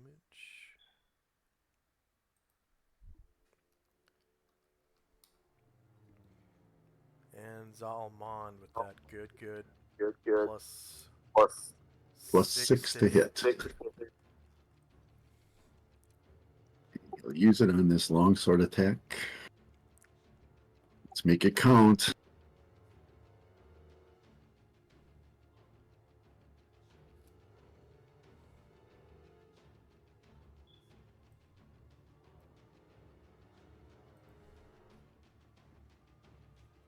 Alright, shieldless negative 9 beats AC 1. You cause 12 damage. And then a shield punch.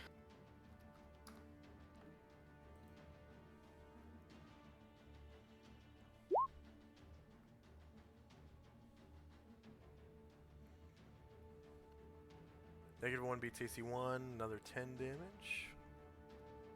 2 minimum damage rolls. How awesome. Okay, the Shoggoth gets an attack. 2 attacks. Its right pseudopod lashes out at Zalmond. Let's see, minus 4 to hit. 2 to hit.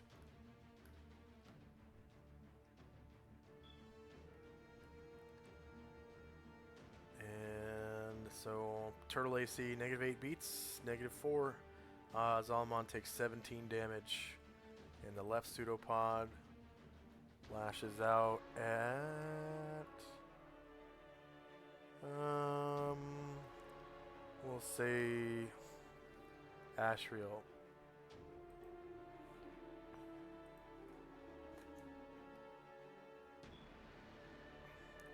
Minus 2 to hit.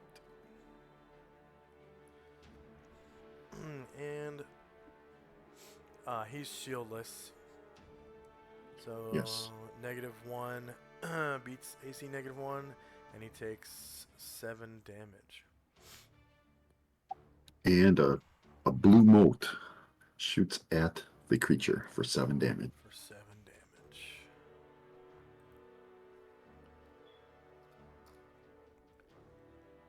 And Musashi's multiple attack.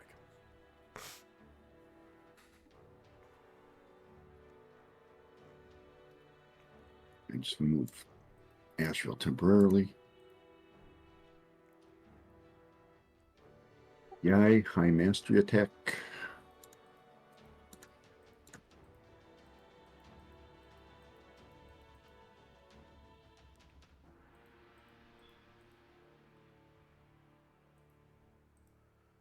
Okay. Shieldless negative 9 beats AC 1, you cause 15 damage.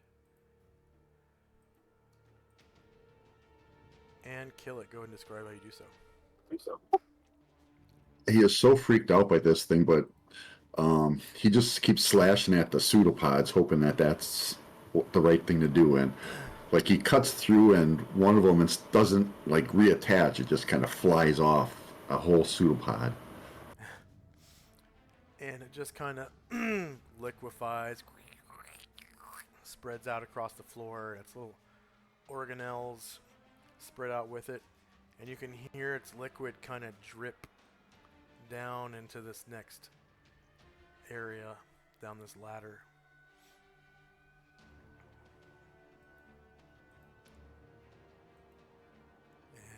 And that's the end of the round.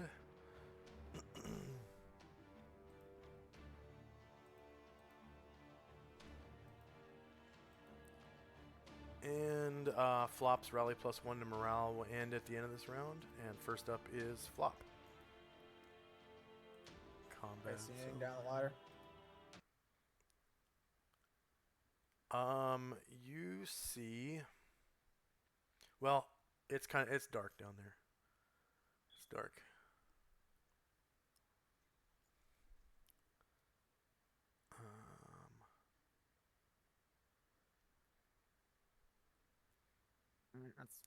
I won't do anything then.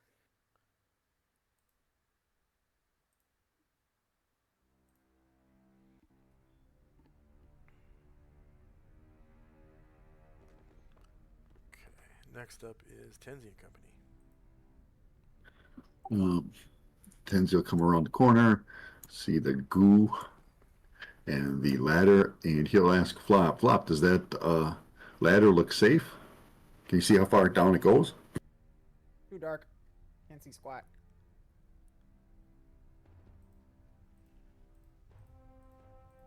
Do you think we should go down that way, or should we follow this tunnel up to the north? Try the north first, I guess. Right. And we'll start heading that way.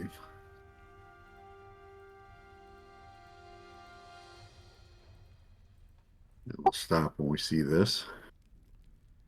Yeah, so you see that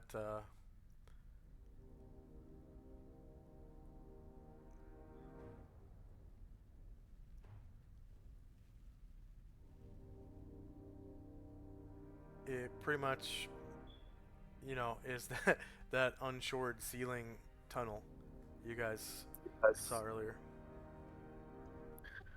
Okay. So I'll step back and say, yeah, it doesn't look too safe this way. Maybe the ladder is the way to go for now. And I'll come back to here, and then that'll be it for us. Okay. So end of round. And first up is Flop. Do I hear anything coming from down there? I'm gonna say there's like a slight whistle of airflow coming up from down below. Like a...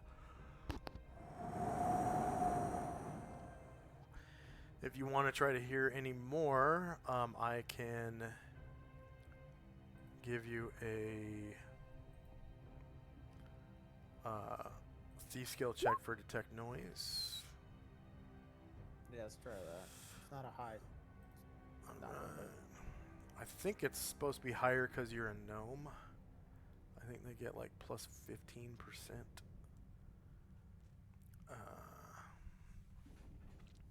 The base should be like 10. Oh, for you it's higher. Yeah, I don't think these are the correct racial adjustments for gnomes. So I'm gonna correct that real quick.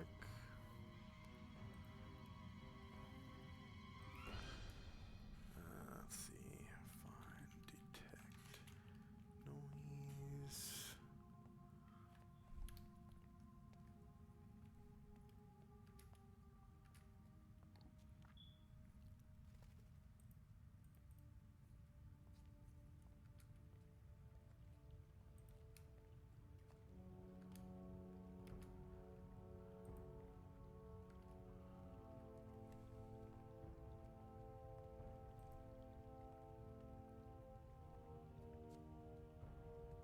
Weird.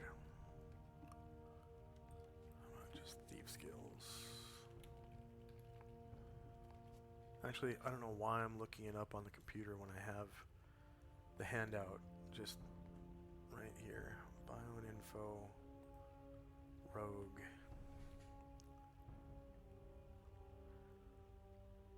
Theme skill racial adjustments.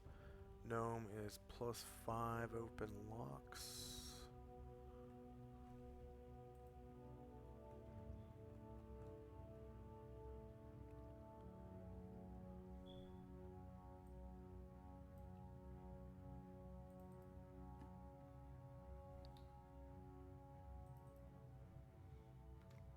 Which bards don't have. Find room traps plus 10. Which bards don't have that either. Move silently plus 5.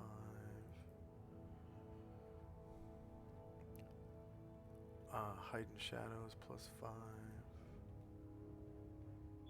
Detect noise plus 10. And climb walls minus 15. And read languages, I don't know why that's minus. That might have been for halfling or something, so I'll just put that plus 0.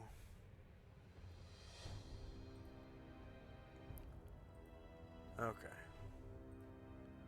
So now detect noise. Alright, you just hear the beating of your own heart. Lub dub. Lub dub. Lub dub. Say I don't Anything? hear anything. Say we can go down. That's it. Okay, Tenzi and company.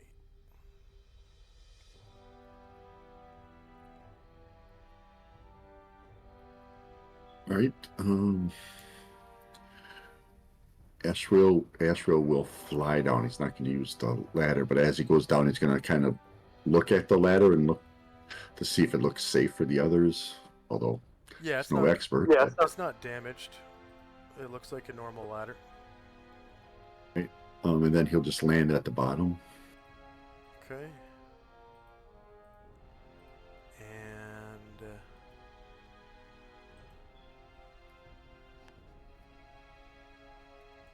when he gets to the bottom,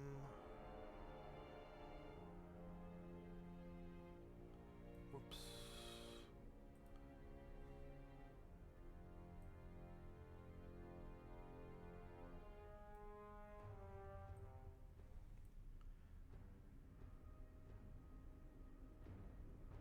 Wait. No, wrong one. There we go. That's what he sees. And then about how far down was it? I was about 15 feet. Okay. We'll do a detect evil. And if there's nothing, then he'll kind of call out up the shaft. Not real loud, but loud enough so they can hear. It seems safe. And then he'll move to get out of the way and stop here. Wait for the rest. And the rest of my party will climb down the ladder and form up behind him. Okay.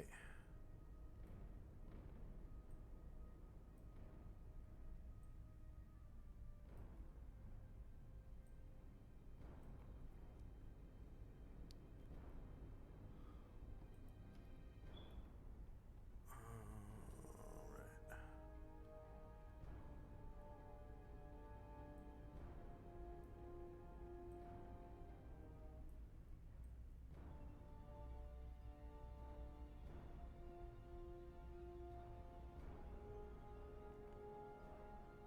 There we go.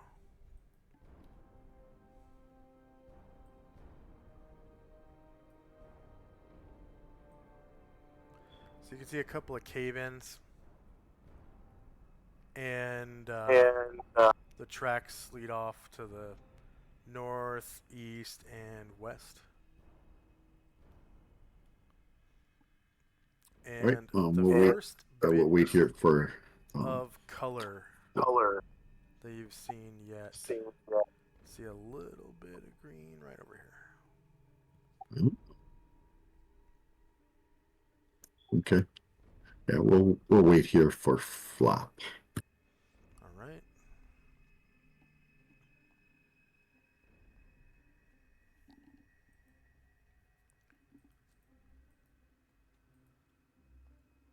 End of round, and first up is flop.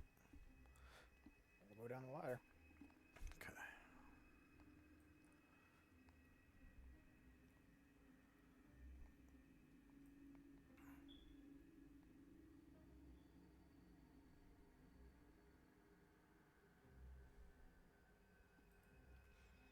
All right, so you can see like a cave in, some tracks going east and west and north. There's some more supplies, barrels and crates and whatnot,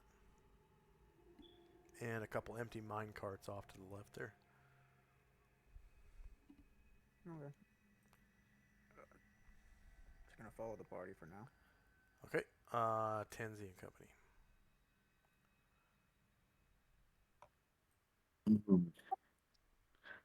Well, that greenery is kind of intriguing, but Tenzi will turn a flop and say, well, which way do you think we should go?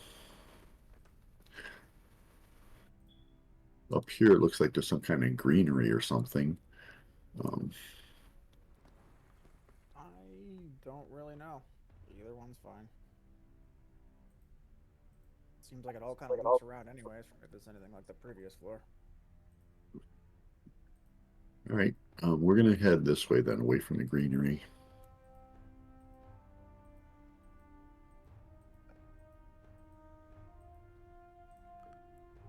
Okay. So you kind of get around the corner there.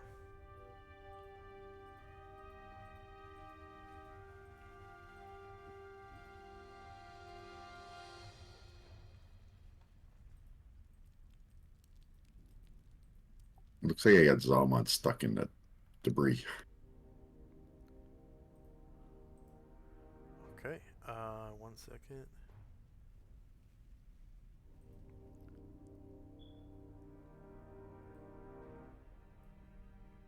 Thank you. Sorry about that. Um,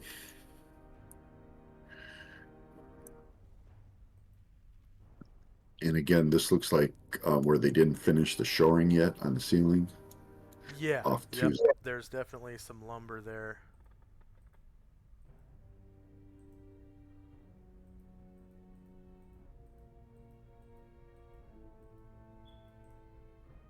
let's continue along a little ways.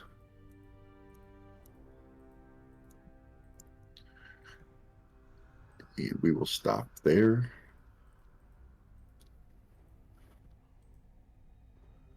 Okay. End round.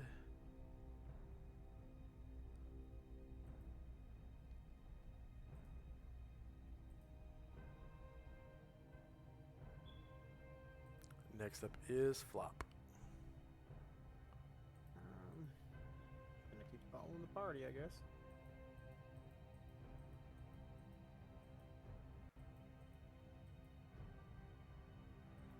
I don't really have anything that can be useful here.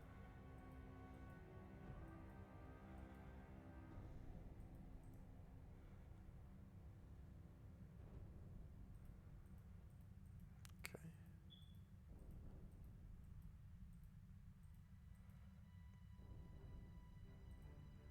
And once again is Tenzi and Company. All right, we'll head off this way.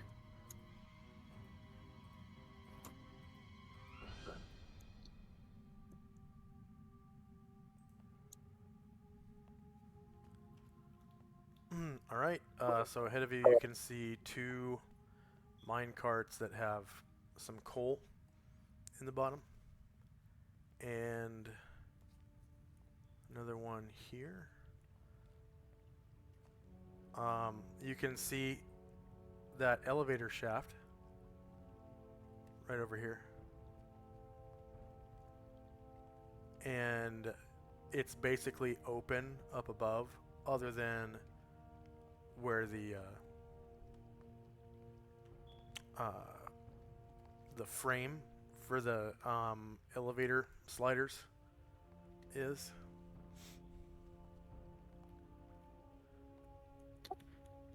So question about that.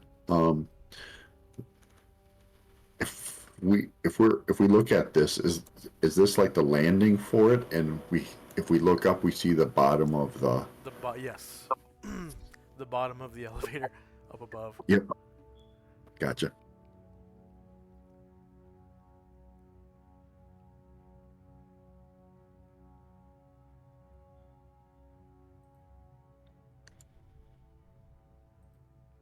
He's going to kind of look down here. Yeah. I guess we'll go that way as far as we can.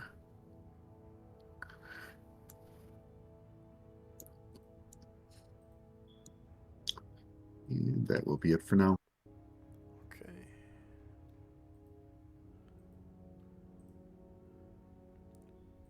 So kind of in passing, you were able to scope out a couple of doors to the south.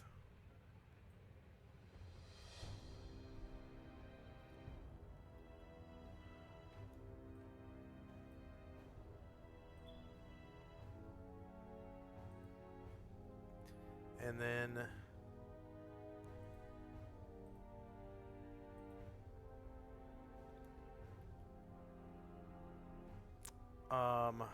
over here to the right, you can actually see a ladder going up.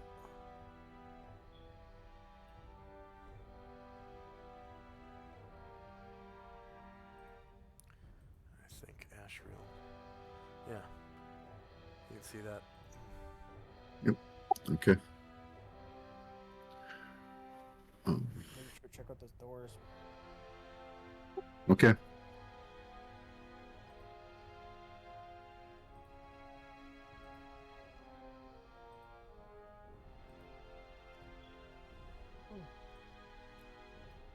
Okay, we still got some movement left, so we'll head over towards this door.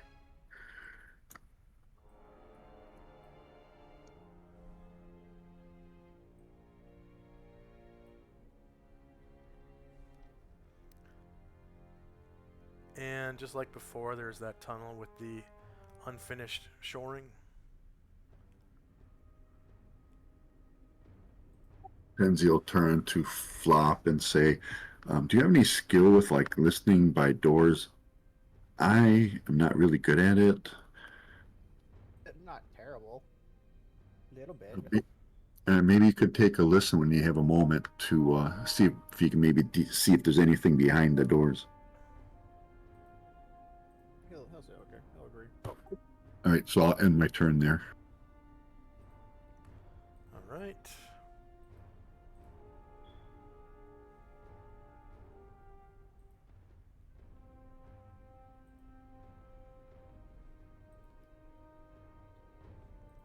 End of round.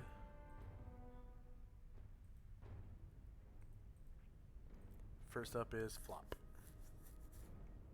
I'll go up to the door and see if I hear anything.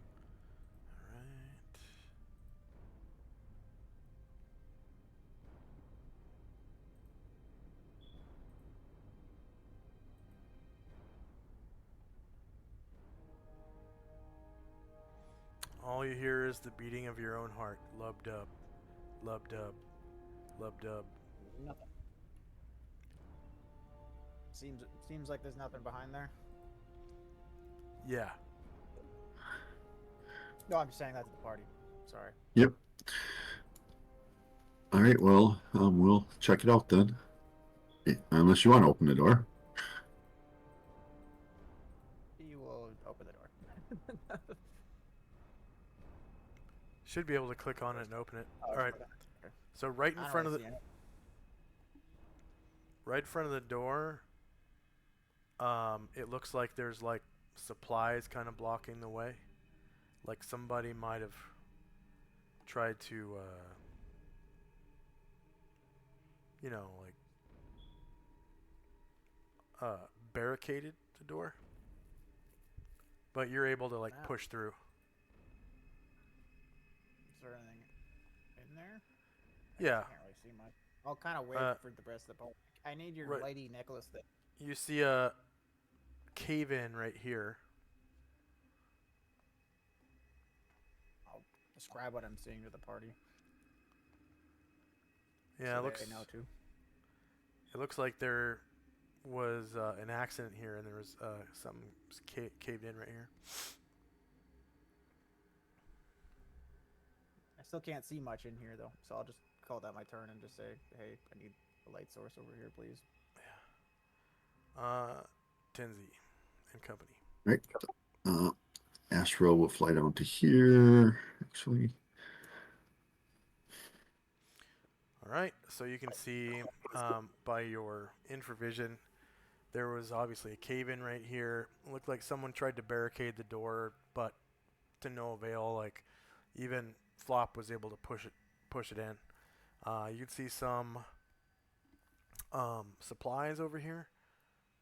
It looks like this is kind of like almost like a tool room for storing, you know, picks and shovels and stuff. And then there's also work benches, like maybe where some repairs would happen to mine carts or something, because there's hammers and pliers and stuff over here,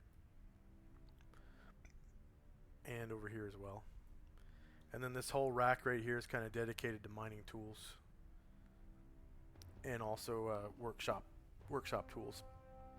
It's like a tool room. Yeah, and so the only exits are the doors that we see. And of course, there's a cave in here that could be, moved Yep. out. So, all right. So, Astro will go and pick up some of the mining tools and call in the others, and we'll start trying to clear that door All right. where the key was. So that one's not very big, that cave in, so it won't take too long. End of round, and first up is Flop. I will hand out food and water rations to the people that are digging, and be around for moral support. Nice. Okay, Tenzi and Company. I'll just hand them their tools and stuff like that. Offer them some water and some food if they're thirsty or hungry. Just kind of help out however I can, without actually doing work.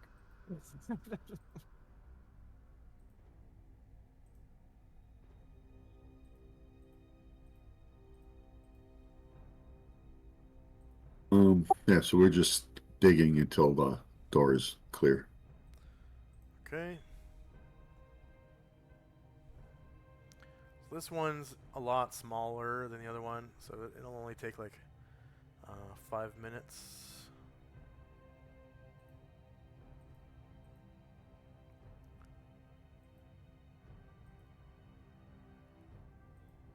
So until 7:48.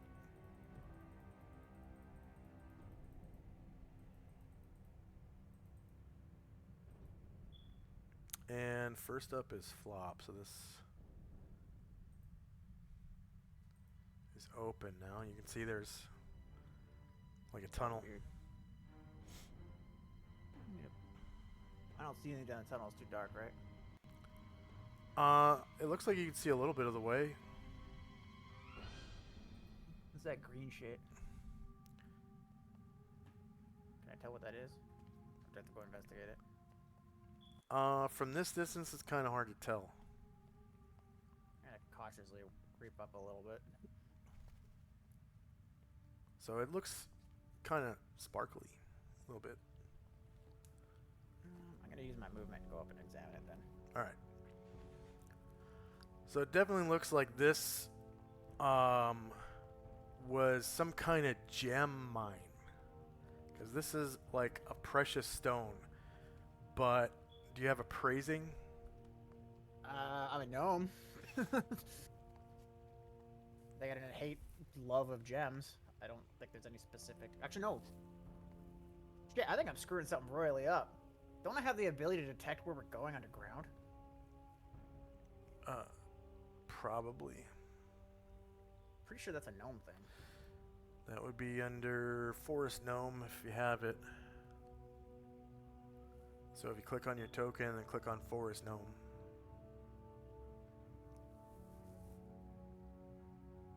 Yeah, I'm almost positive there's something we missed here. Ah, what the fuck is the kid? You can pass without trace through woods, hide in woods, save versus spell with a +2 bonus. Combat bonus due to size and quickness. Forest gnomes receive a +4 to their armor class whenever they fight man-sized or larger creatures. Forgetting about that. And then also they get a +1 bonus on all attack and damage rolls when fighting orcs, lizardmen, or troglodytes, or any creature which they have directly observed damaging woodlands, e.g. a woodman chopping down a tree full of birds' nests.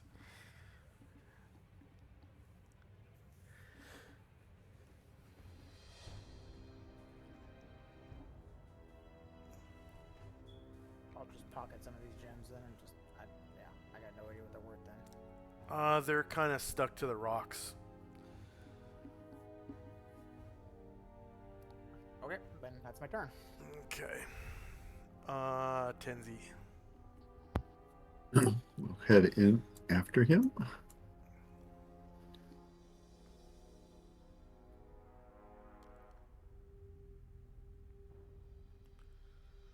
Is that another cave in at the end, or is just a door?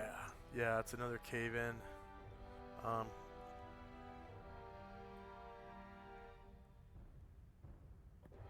Sash will call back.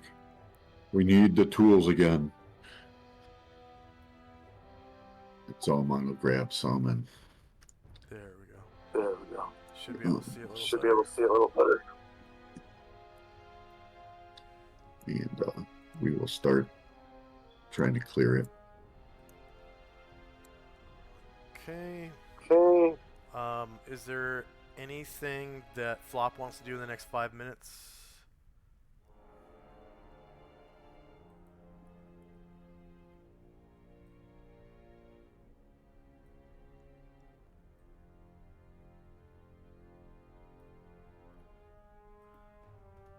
Alright, I'm just assuming he's AFK. Are you there, Flop? Yeah, I said no. I'm fine. Okay. So 753.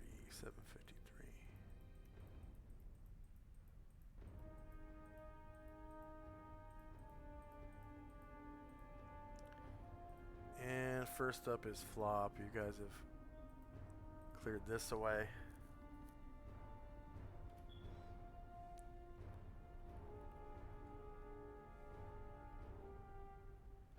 Just gonna stick with the party. I don't see anything.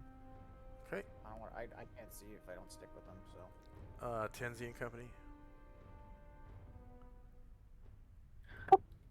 Asheville will go up first. Zalman. Sashi.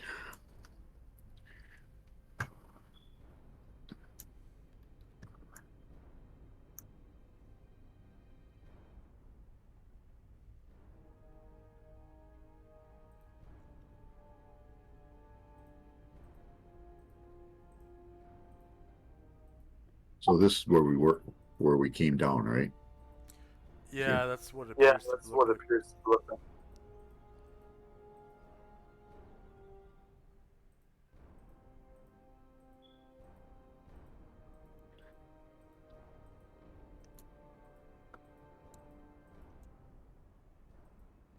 Come along, Flop.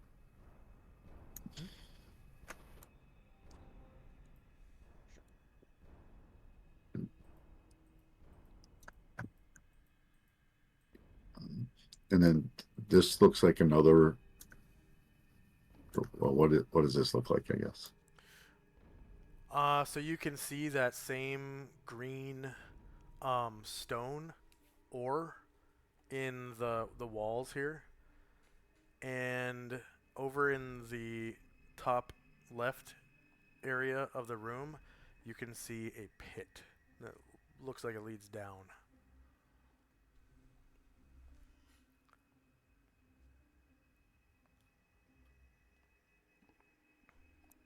Right, we'll continue in here because we can't see the whole thing yet.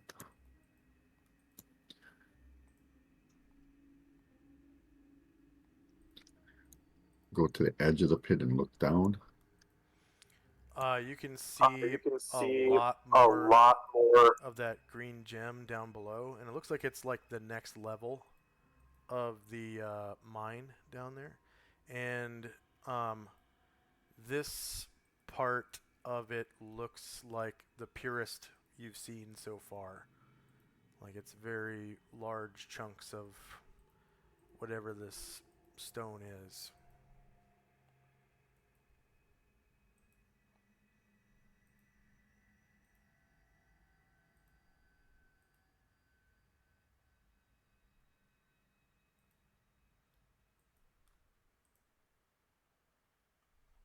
Are you there?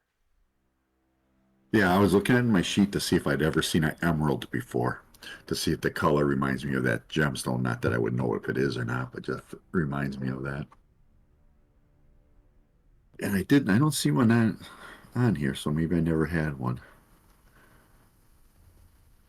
On the flip side, I, as a human being, have never owned an emerald, but I know what it looks like. Probably never even seen one in person.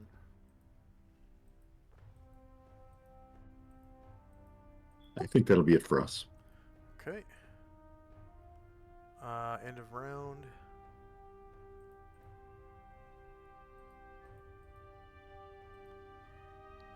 Flop. Just gonna move up and hang out with the party. Honestly, Okay. don't know what to do at this point. We're just kind of poking around. And Tenzi and Company.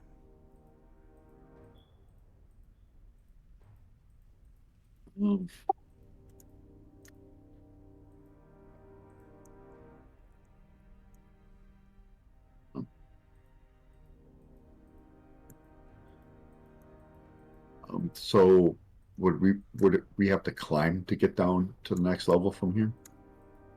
Yeah, looks like it's a solid drop.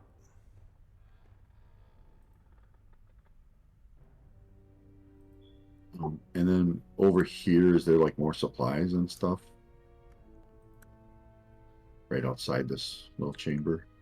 Yeah, looks like more mining supplies, and shoring supplies. And this room has no shoring in it whatsoever. The ceiling's unshored, the walls are unshored because this looks like a really good spot for where they were excavating. Whoever they were. Is there anywhere we could tie a rope off securely? Well, we can look through the supplies to see if there's pittons or something like that. We could. And, How big are the pieces so- of wood? Could they span the entire gap?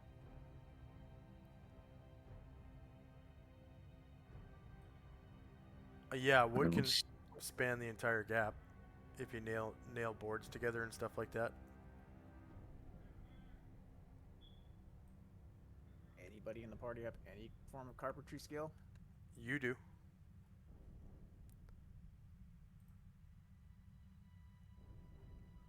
For what? From being a shipwright. Yeah, I guess. I don't know if I call it the same thing. So would I be doing the roll then for this, or is there going to be a roll for this? I don't know how simple it is. No, there isn't going to be a roll. You just All right.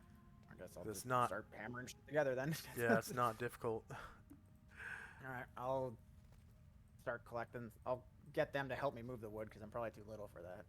But I'll collect a hammer and some nails, and start getting them to help me move all the And boards then- in place. And then also see if we can find ropes so we don't have to use our own. Well, if you wait, was it your characters that have the rope use skill? Yeah. Why don't we just try that one? We just Yeah, tie we- it off and yank and try to do a knot and just pull on when we're done. Yeah, that's what I would do. But that's why I was going to look to see if there's any rope here we could scavenge. I have rope. There's also some, rope for mining purposes, I guess, because there has to be some kind of spelunking done in the Yep. supplies. Well, if we can't find anything, I have rope in my bag. Okay. No, you find Yeah, something. so just- don't need to. Yeah, so we'll scavenge that, and then I think Tenzi and Musashi have rope use. So let's see. Well, if we don't, I still have my stuff, so if we don't necessarily need to bring it with us.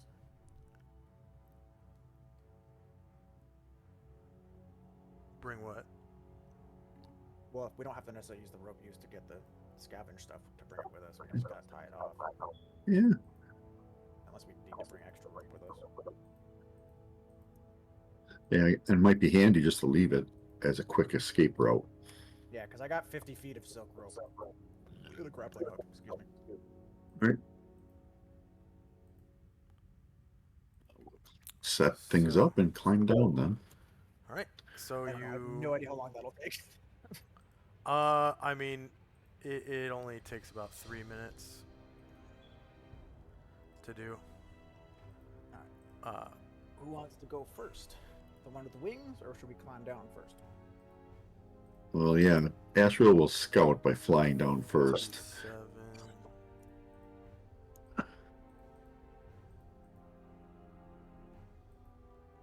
Okay, so Flop is waiting, I'm Yeah, guessing, he's gonna and wait. then See what the clear. Uh, It's all clear. Ashriel flies down. Yep. Okay, so you fly down that shaft, and you end up here. So you're basically standing on this big chunk of that ore. It's like enormous. It's like 15 feet long and 15 feet wide. Um, And it looks really, really pure.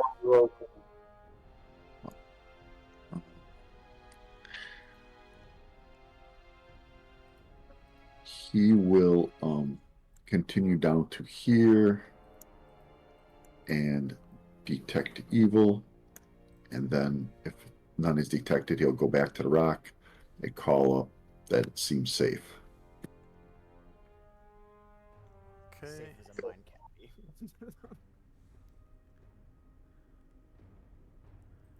And none detected. All right.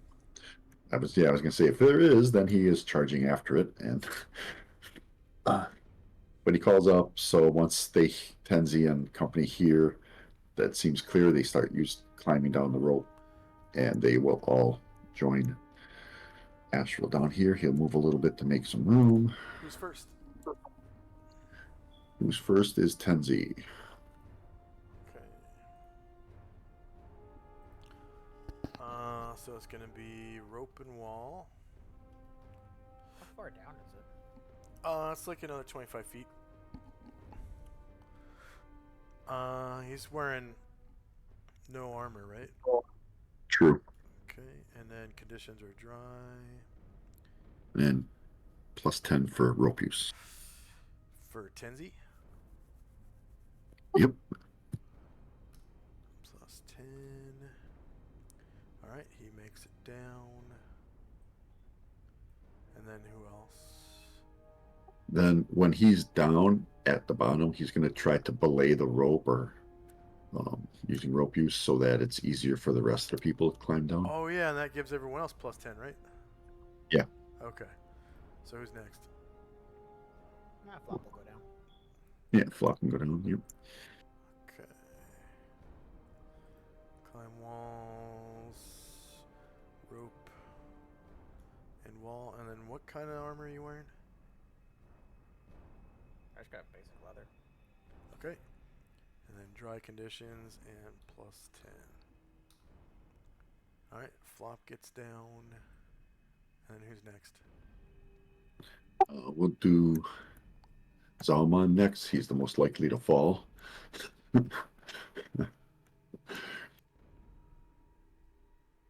Climb walls, rope and wall. And he's wearing Plate. plate. Dry and plus 10. Oh, we should have just tied him up and lowered him. Yeah. So he, Right. he can't find a way to get down. Yeah, figured. Guess that's plan B, isn't it? I guess. I don't know if Musashi's strong enough, but Could we all work together for that one? I don't know if our DM will allow that. Yeah, I'll allow that. Lowering somebody We all work together. yeah. We should by all Yeah. the end of a lower him rope. down. Yep.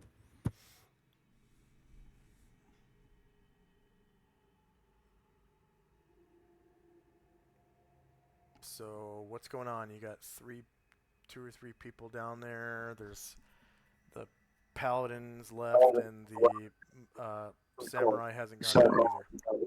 Right. So he'll take he'll go scavenge another rope, secure it under Zalman's arms. Masashi also has rope use, so I can do a check if you want. To make sure he ties them securely.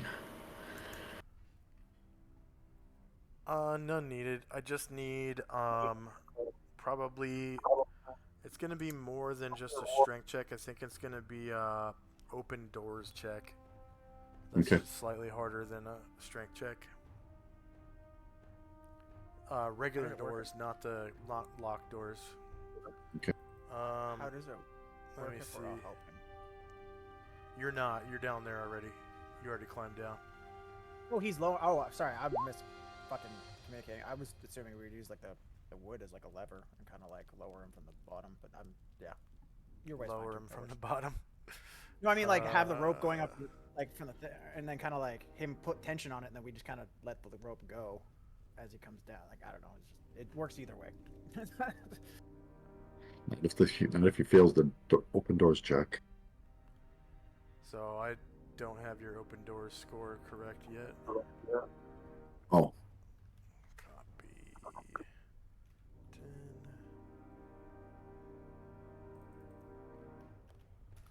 1821. Is that right? 1821, you only have. Let's see, Player's Handbook, tables, strength. 1821, yeah. So, plus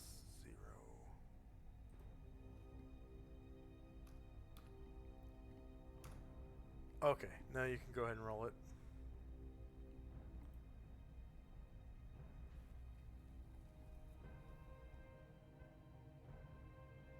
All right, one of your with a strength of 1821, it gives you 4 attempts, and one of them succeeded. So you succeed in lowering down Zalmand. Okay. then Musashi will just climb down.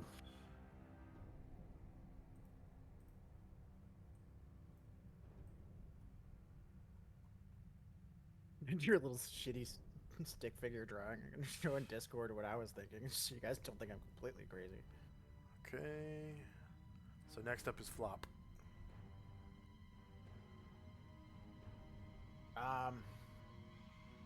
What's down here? Where'd I go? I lost my character. Where am I? You're right here. It is completely dark. Even with their little necklace thingy? The necklace is not down here. Oh. Who has that? The samurai. He has to climb down here. Oh. Then I will do nothing because I can't see anything. Unless I can hear anything.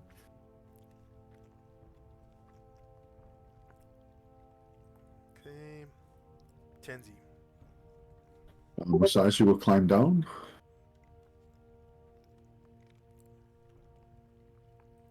And while he's climbing down, Asheville's going to go down this way.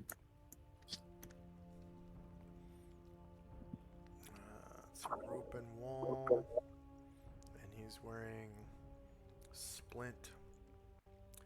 Conditions are dry, and he has plus 10. He has rope use as well. Did we stack that or no? No, they don't stack, but he Okay. succeeded. Okay. And he gets down. Awesome. Asheville goes down here. So basically, you're standing on top of like slightly high ground. It's like a 10-foot climb down from where you're at to get to the regular floor. So it's almost like a natural floor versus carved floor down below. So, and then this looks like it was a big vein of whatever stone that is. The green stuff. But it doesn't look like the stone from the Migos ore. Right. Right. So do we have to climb down to go this way, or just this way? Both ways. Oh, both ways. Yeah. Okay. Right here is 10 feet down, and then right here in front of Ashriel is 10 feet down. If they kept digging after finding this ore and haven't cleared it out, we still have other areas where they've gone deeper. I don't think that's what they were probably going after. Or else they probably would have stripped this area first before moving on, would they not? Well, we don't know where they are and what happened to them, so it may have been prevented from continuing. But they continued with the track next to us. That's all I'm saying. Out of character, it's like basically they didn't mine the green stuff completely, but everywhere else we've seen has been completely stripped. So maybe they weren't looking specifically for the green ore, and that's why maybe we should go further down, because the mine likely goes a lot further, or further than where we are now, maybe. Yeah, I'm sure. I'm just trying to take an educated guess as to which direction to go.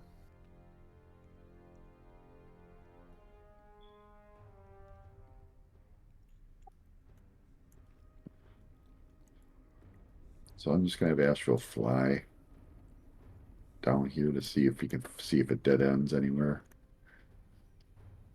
It looks like it does to the south. Here.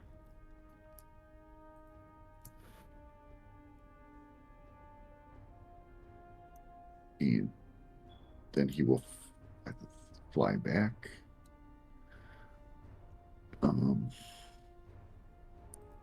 And say that it just circles around so we can come down either side, whichever is easier for you.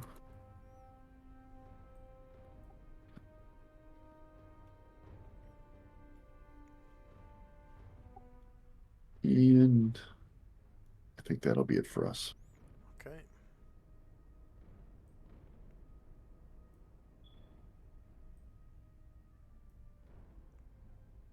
End of round.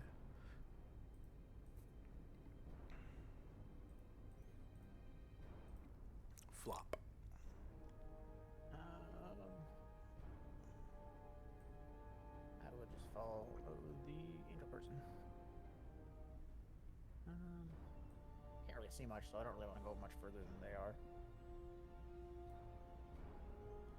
So I'll just call that my turn, or hold the rest of my movement until they move up. Okay. Tenzi. Is there a climb check required to go down towards Asheville? Yeah, or Oh, what's it Should have made a called? check, sorry. Tumbling. Tumbling. Doesn't tumbling let you just jump 10 feet for free? Yeah. Yeah. Yeah, pretty well. It's I still got to roll for it, but I don't take damage if I succeed.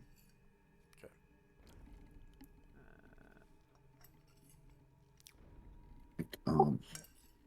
Tenzi will tumble. That was a shitty roll. Oh no, I didn't. I got it. Never mind.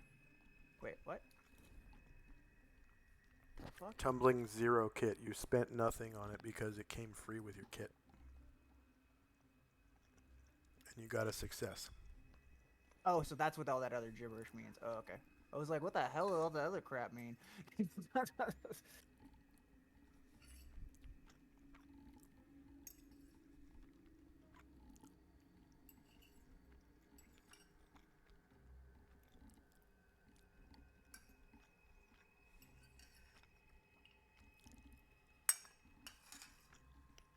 And then, are the warriors going to climb down? Or?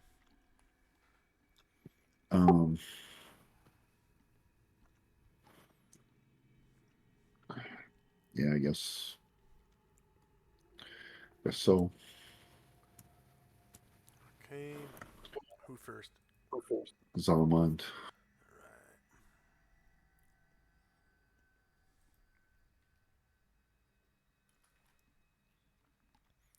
Alright, so this is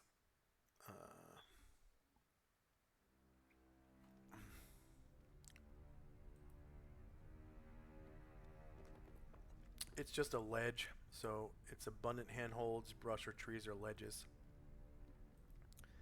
And then he's wearing plate armor, and it's dry conditions, and he's not using any climbing tools.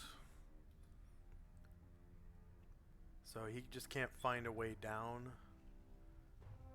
right here. So all he has to do is move 10 feet. Yeah. So the ledge is 15 feet wide, so he can just roll again next round. Have Musashi try to climb down. Alright.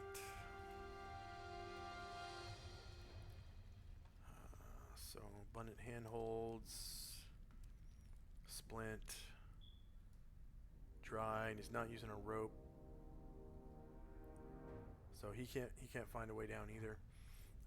Zalman's target number was 30 or lower, and he rolled a 40. And then Musashi's target number is 60 or lower, and he rolled 90.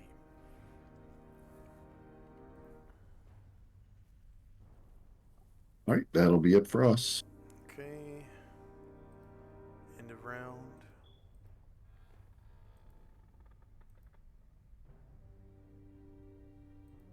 And dungeon check.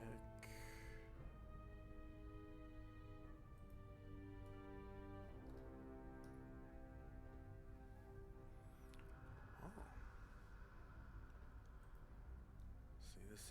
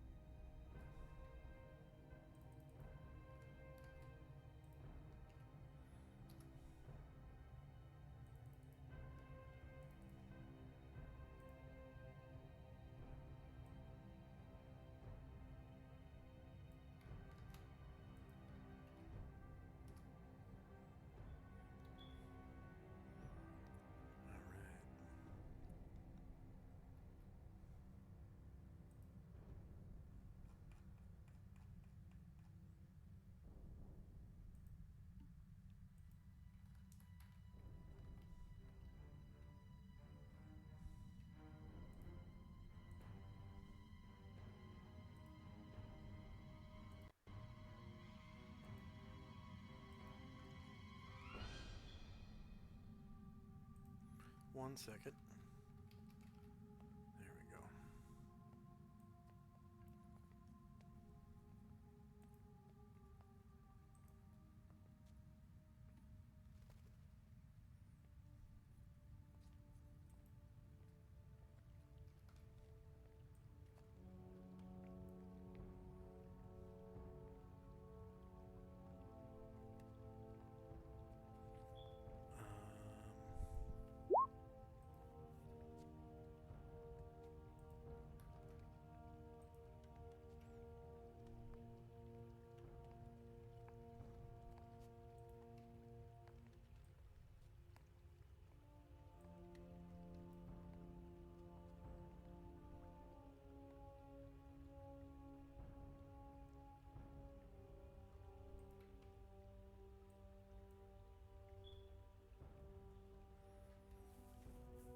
Alright, next up is Flop.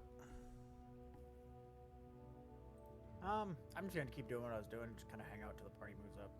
All right. As I said, I can't see anything, so. Tenzi.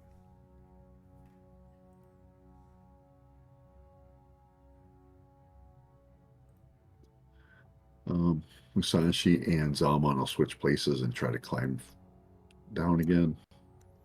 Okay.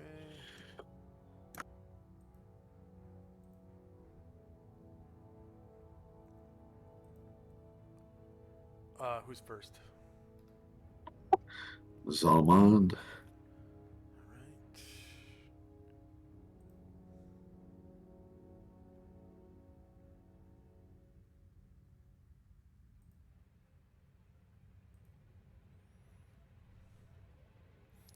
So abundant handholds, plate armor, dry conditions, no bonus.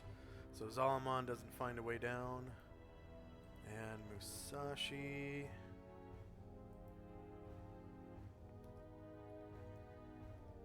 Abundant handholds.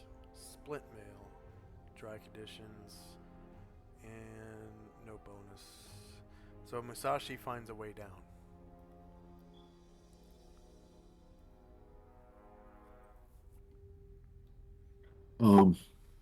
Okay. So the rope we use to get down to this part, there is there more of that so that Zalman could like grab it and use it to help climb down? I don't see why not. Okay, he'll do that next round. Okay. And then so that was them two, Tenzi and Asheville will Okay. start 1 checking. second. Oh,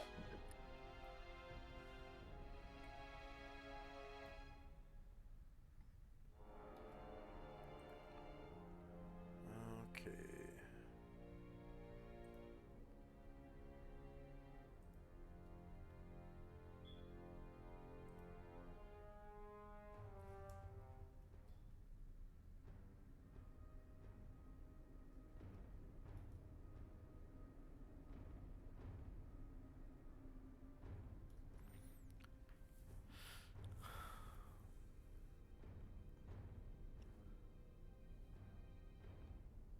So this is against AC 10, regardless of your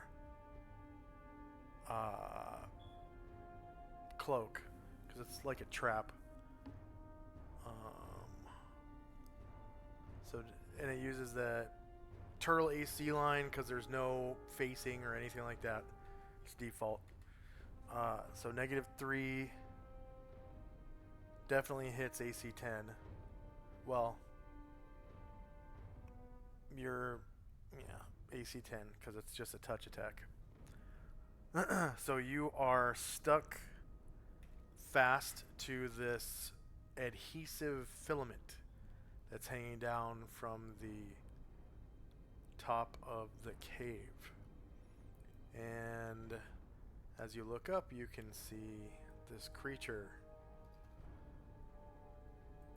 Looks like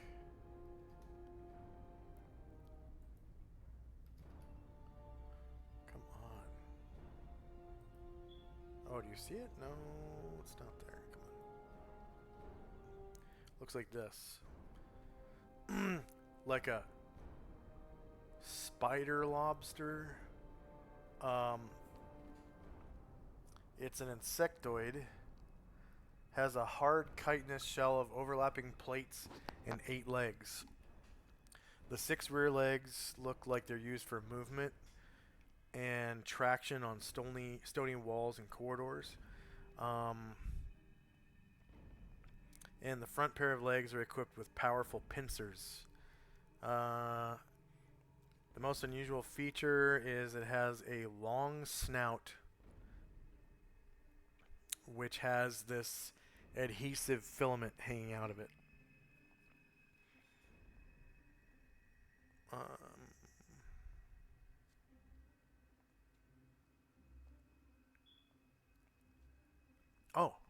Actually, go ahead and roll D100. If it's 20 or less, you could have avoided it.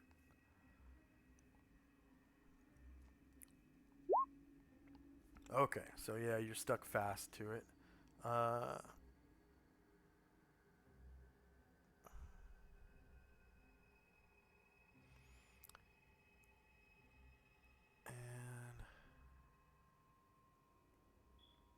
yeah, that is that's about it. And it feels like it starts luring you in, like a fisherman luring in a fish. And the cave ceiling here is 25 feet. So, and now we're in initiative. Yeah, what's up? I was gonna say, since I was holding my action, can I like throw a dart at it? No, you're not a specialist. You have to roll initiative for that.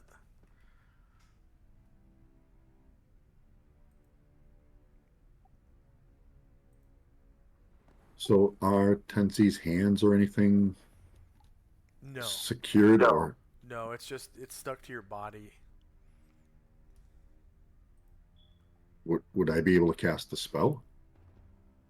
Yeah, I think so. Yeah. Yeah. So it's kind of like fighting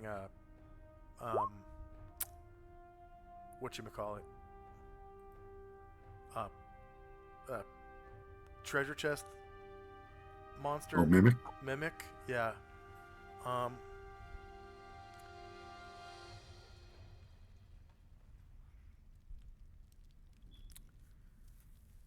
mhm.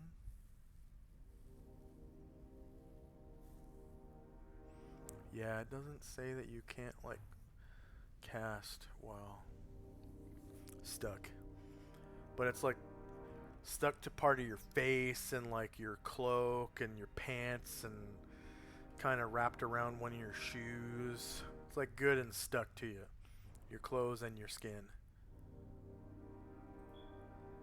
And it feels like it's trying to like lure you up to it. So we're in initiative phase now.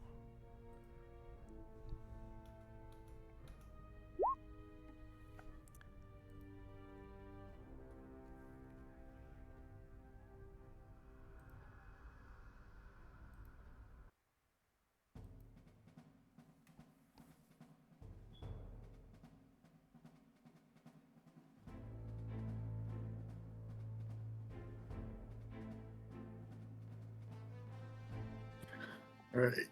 Spells of power.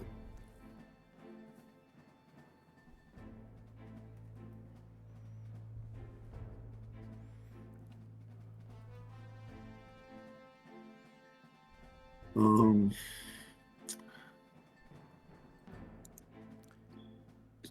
Oh, is that it there? So there's another one next to it as well.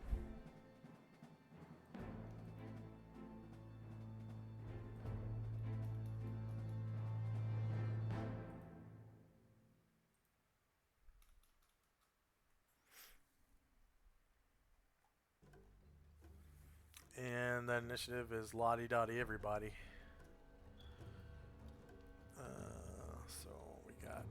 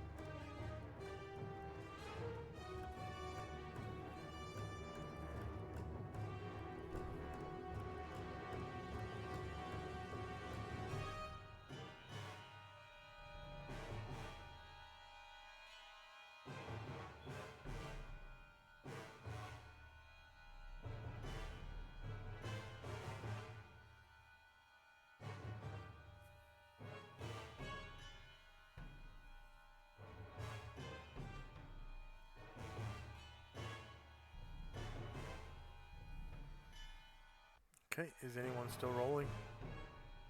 I'll need a multiple for Musashi and Okay. 2 Okay. and Ashriel 1. And then Flop, are you throwing darts? Yeah, I think we're just gonna throw one now. Got Okay. another idea now. I've already rolled those, so Oh wait, I already had multiples on that thing. Sorry.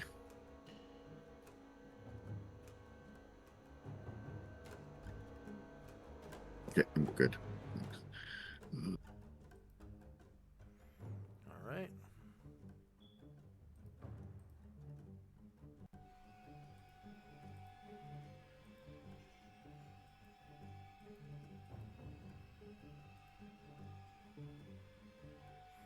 Okay, this cave fisher, and they're crawling on the ceiling, so I'm gonna put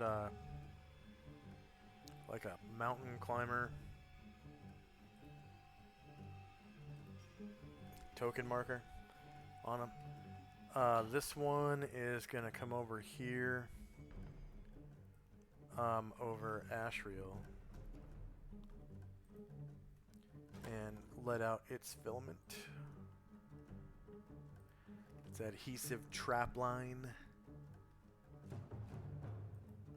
to Ashriel. Shorter melee, higher ground, and I don't think they're evil.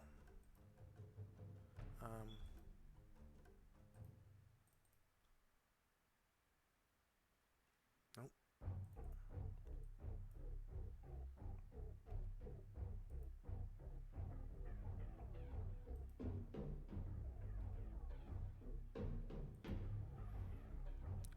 Shorter melee, higher ground, no mod, no mod.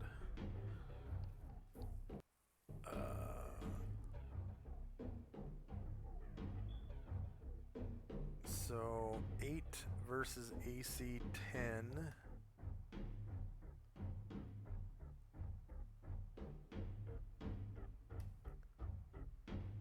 Is hit, but technically this is in combat now, so it should be shieldless because he doesn't carry a shield. So 13 versus AC 10 is a miss. Now it's Ashriel's turn, and there's this like thin filament like kind of licking around him, like this long tongue. It's really hard to see. It's really hard to see. He'll do his best to avoid it while he flies up to the cave fisher. You said it was 25 feet? Yeah, yep. Yep. And I'll put them on your layers so you can see. There we go. I'll just kind of scoot him over so you can target him.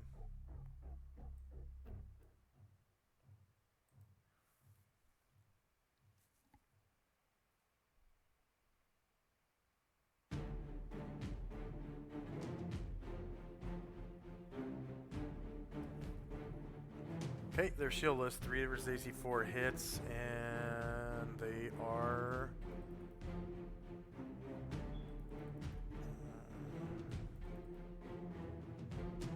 medium creatures, so I'll put medium on there.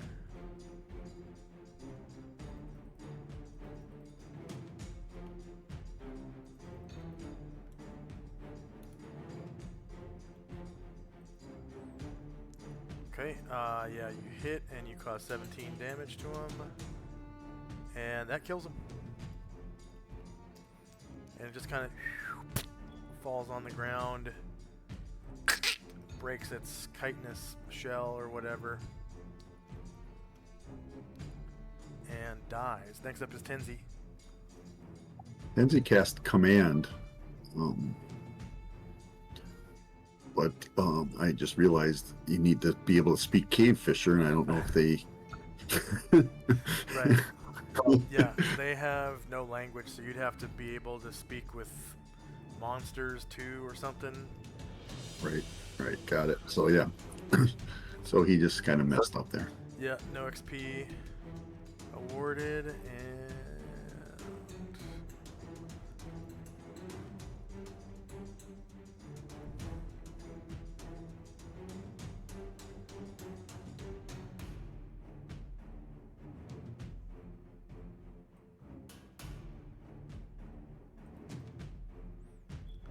alright, so the cave fisher reels you in 10 feet. So you're now suspended 10 feet off the ground. Oh no.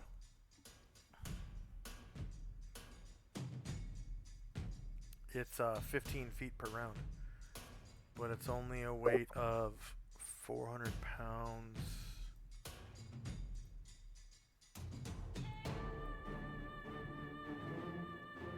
Tenzi's total body weight is 477 pounds. Yeah, I'm carrying a lot of stuff. Okay, so yeah, it can't even pull you pull you into the air. In the event that a tug of war breaks out, the fisher has a strength of 1800 with its strand.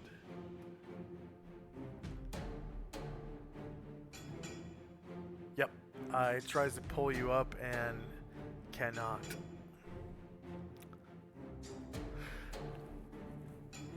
Flop.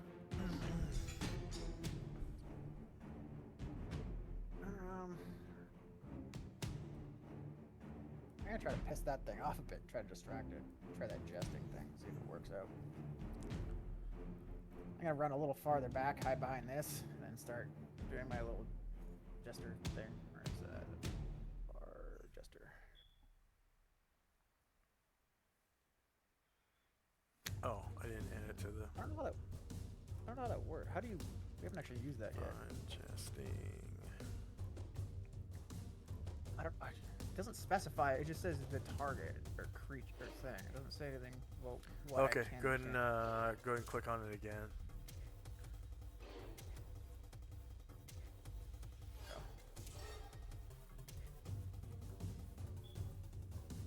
Because I want to try to taunt it.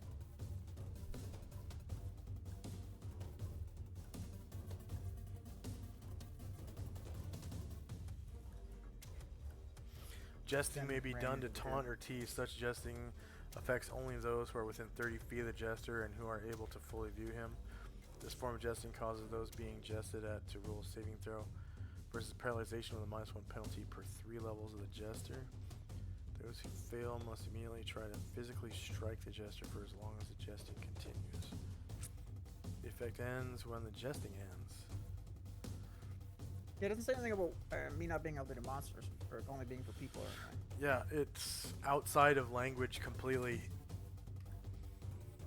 Combat strategy is ignored by those who are affected. They recklessly pass by more dangerous targets in an attempt to attack the jester. Jesting is thus a wonderful way to break the ranks of enemy forces. So -1 penalty to paralyzation per 3 levels of the jester, so that's a -3. So saves. Paralyzation -3. They count as warrior 3. It's probably gonna fail. I don't think warriors. Yep. Target number was 16 or higher, and I rolled a 7. So you have aggroed it. Not sure this is a great idea, but we'll find out in a minute. Those who fail must immediately try to physically strike the jester for as long as the jesting continues. Alright, so it will drop Tenzi, just like it unsticks its stickiness from you and moves towards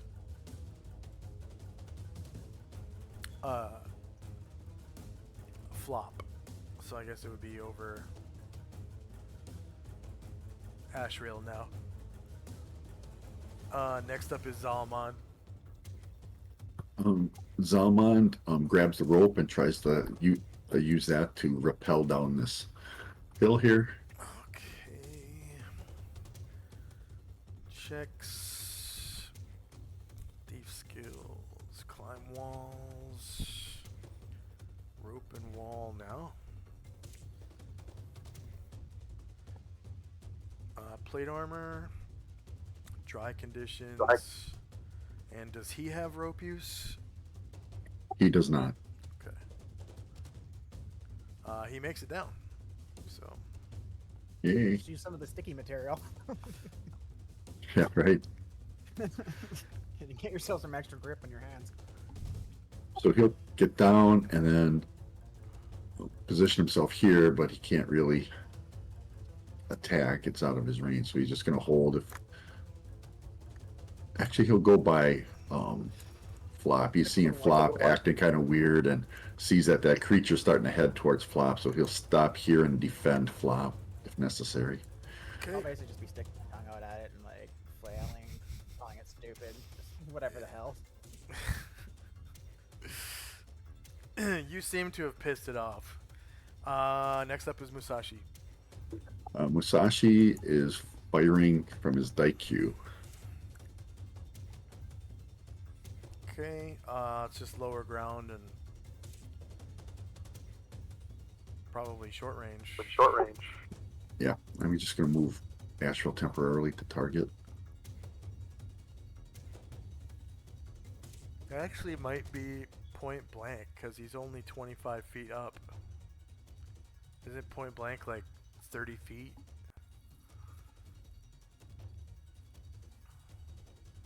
I don't personally know off the top of my head. It's on his sheet. I should look. Actually, let me keep to this. Is that in the player's option? Yeah, combat and tactics. I think it's like, I don't know, like a plus I don't know, like three a to plus- hit or something.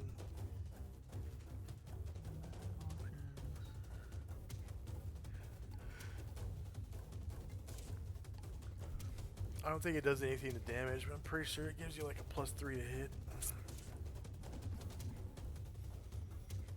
basically an additional range category. I think it might be Yeah, sure. on the range categories.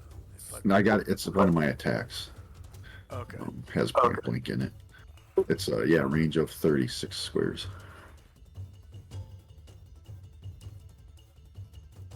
And you still have lower ground.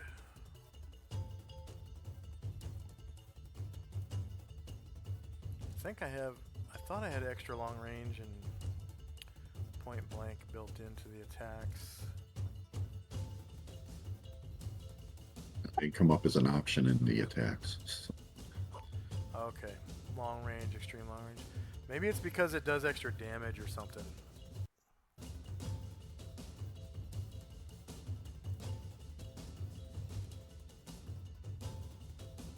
I don't remember what exactly it does. I'm trying to find it and I can't find it. He hardly ever shoots with his bow, so it's like this rarely comes up. I know, I can't seem to find the ranged area in the stupid player's option. It's under it's weapon under specialization and mastery. Yeah.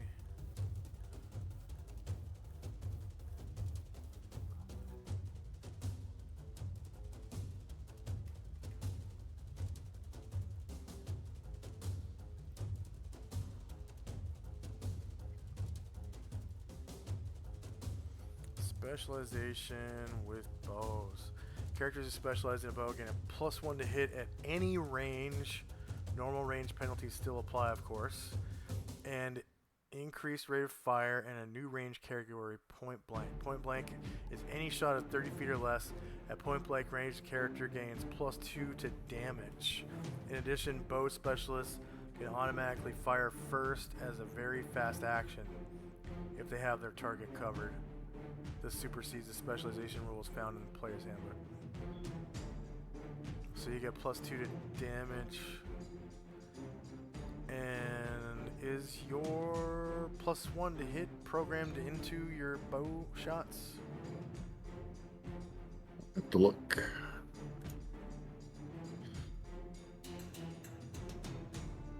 And if you use Ki, it can apply to your bow shots too, because Yep. the Daikyu is a strength bow. I just do composite bows or strength bows in this campaign. So it's a composite longbow that is shorter on the bottom half, so you can shoot from horseback. Yeah, it looks like they are already. The +1's already in. Okay. +1 to hit, and then all you gotta do is +2 damage also on there for point blank. I didn't.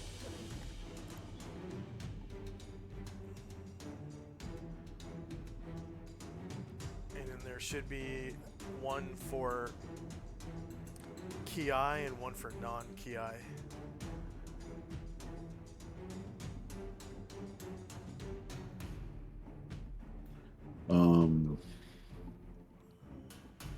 Yes. Okay.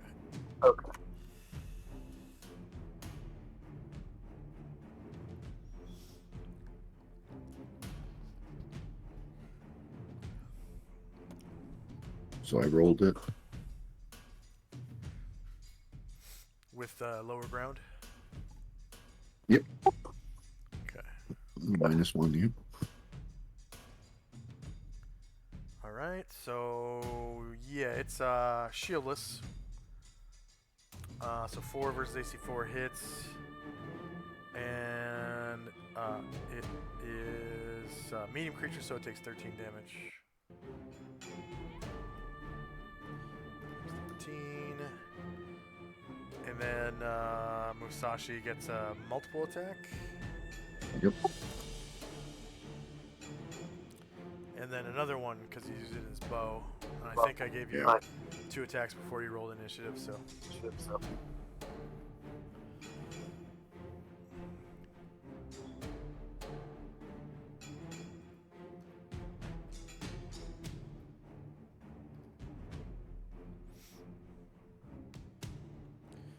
Alright, it's shieldless 2 versus AC4 hits. You cause 11 damage.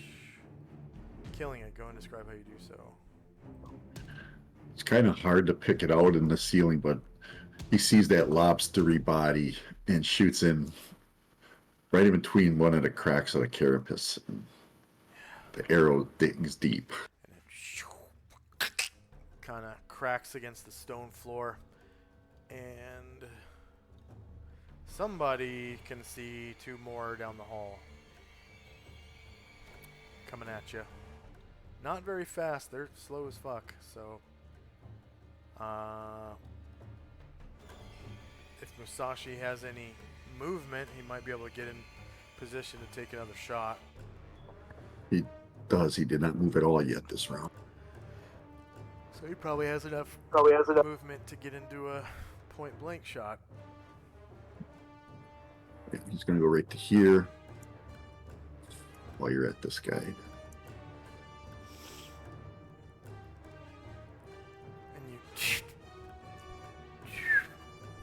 I guess that's what arrows are supposed to sound like when you're getting shot at by them.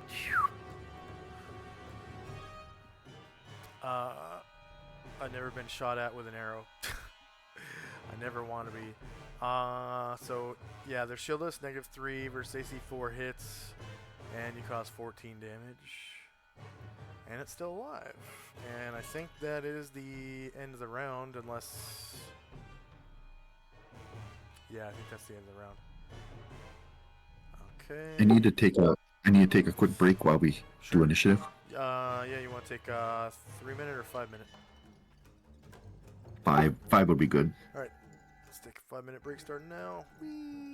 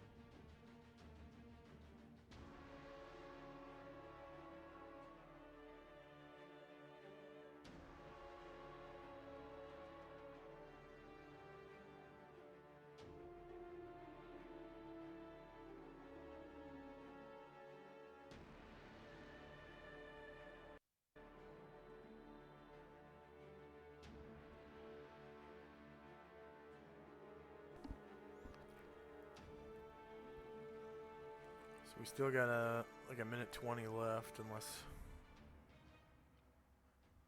we're all back. Is Michael there? Yeah, I'm back. I'm not quite finished with initiative yet. Okay. And is Flop back? Yep. Okay. All right.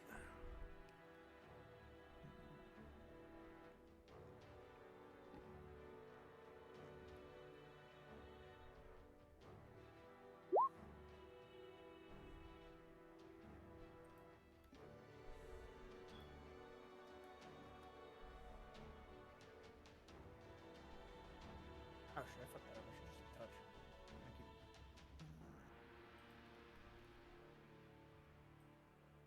Would jesting be touch attack or just the small base speed? They're actually the same thing, so you can roll it either just one. doesn't matter? Oh, Yeah. alright. Yep. They're both the speed of 3. Because the touch attack is your base speed. So that's how I always do monsters, because I pre-program their base speed into their touch attack. So I just roll touch attack for monsters. Yeah, I If just saw it's- both, and I'm like, I didn't know if they were the same or not. So. Yeah. Yeah, they are. Oh, my back's starting to kill sitting in this chair too long. Okay, is anyone still rolling? All right, here we go. So first up is one of the cave fishers, and you notice they're moving uber slow. I mean, like the speed of paint drying. Zalmond. Zalman's holding his attack in case one of them hits Okay. Flop. The other cave fisher moves up a square because they are slow as molasses. Tenzi. Tenzi's casting Blade Barrier.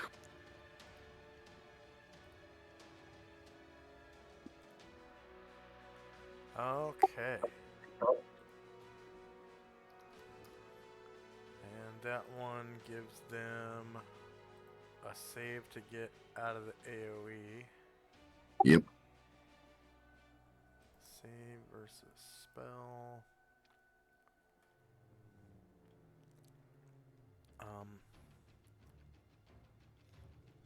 Yeah, no modifier. Warrior 3 is their saving category, not multi-class or triple classed. So they, as a group, fail and take uber damage and die, and I'm sure you dispel the spell immediately. Yep. Right? Yep. So that's what, level 5 spell? 6. 6. Tenzi gets 600 points, and the cave fishers are just dead. I mean, it does like, what, 30 something odd damage on the average? 39. 39 is what I rolled. Yeah, 39 damage. So yeah, no matter what, they just die. And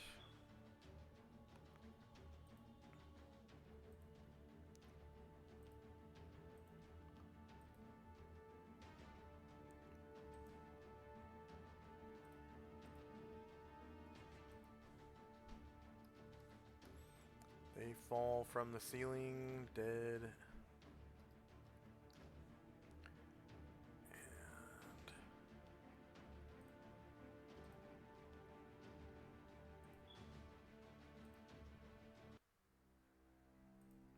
combat's donezo. Okay, they. Oops. These are really weak creatures. They're. They have 3 hit dice and they're worth 175 points, so they really are for, you know, level 1 people. But it was a random encounter, so it's like I gotta roll with it. Number of creatures was 4. Cave Fisher, 175 points each.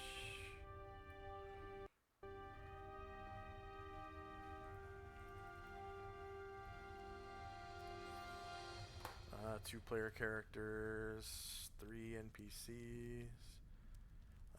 All 4 were defeated. They have 3 hit dice.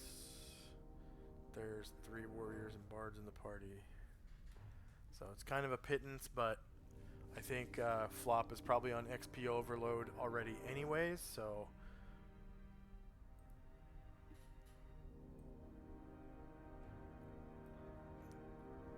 And then...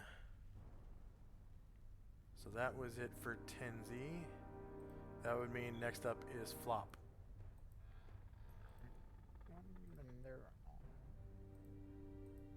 So that was the threat, right? We're all good? As far as Yeah. we are? Yeah, apparently there's no more combat. Alright, well, I guess we'll just move up. I'll just stick with the party like I was before Okay. until something changes.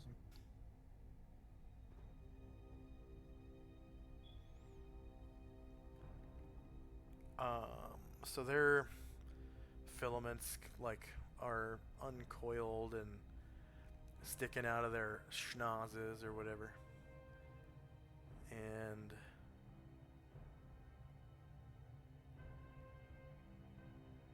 yeah. Anything else for Flop? And I'm good. Okay. So end of round. And next up is Tenzi and Company.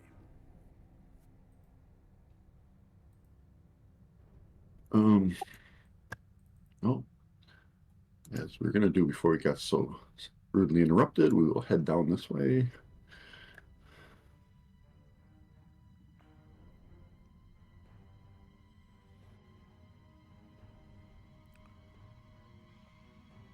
So right here you can see a ladder that goes up, and there's like some supplies next to it. It's an empty minecart right here at a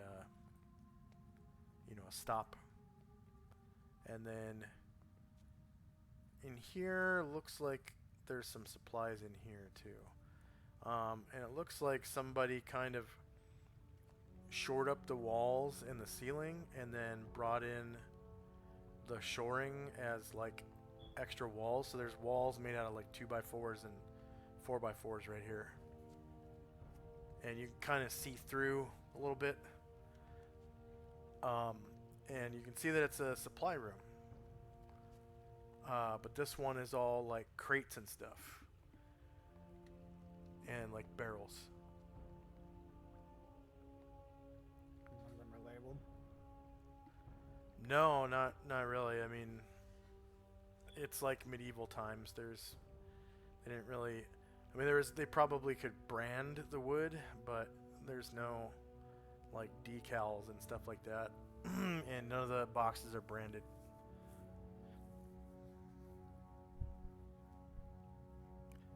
It's all crates and barrels in there.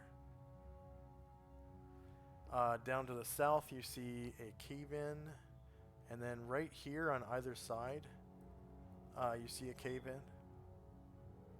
And these ones are real small. It's like it would be really easy to get them done.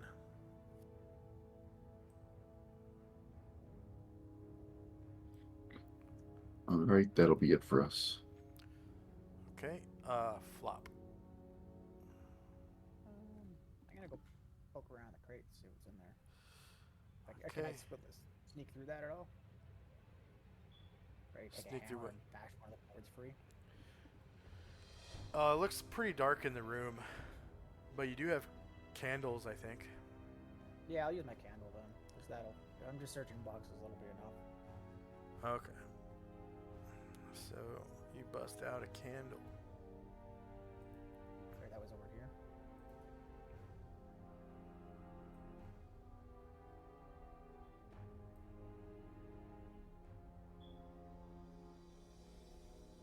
Yeah, it's in this room right here. Okay.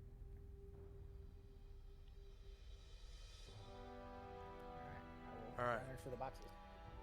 So you find a lot of like blasting gear. Okay, so there's pony kegs of black powder. You find fuses.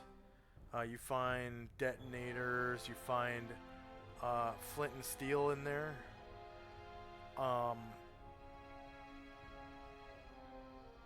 And like I guess there's blasting caps for detonators.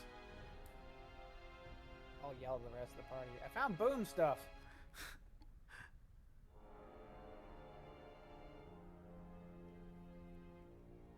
Then I'll start being a little more cautious with the fire open flame I have around this. Yeah. Fortunately, a candle is really easy to control, so yeah. Anything else for flop? No. Okay, end of I don't round. carry any of it anyways. All right, Tenzi and Company.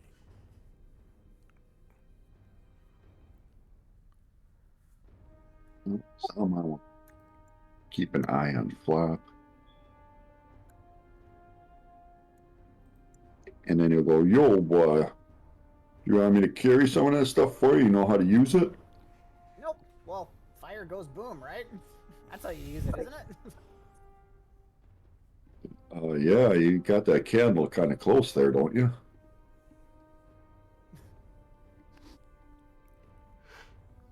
We'll take some of that stuff. And Sasha will stay there. I think a pony keg is like 10 pounds. 10 pounds.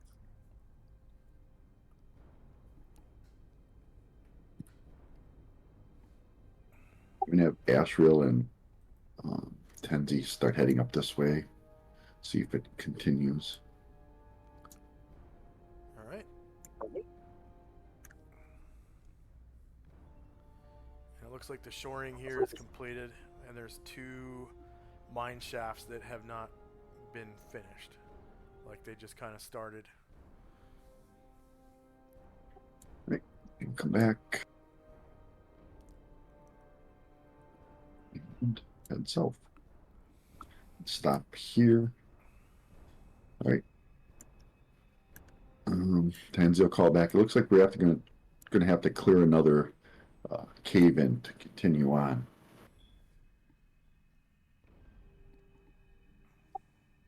And Zalmar will come in and well, before I do that, well, he has one of them girdles, so he should be fine strength-wise. Let's see.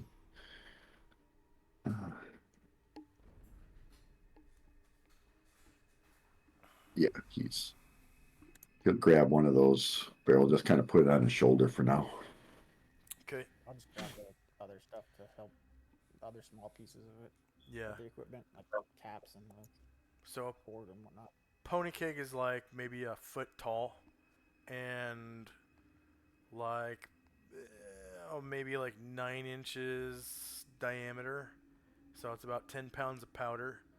It's like the amount of powder you buy at a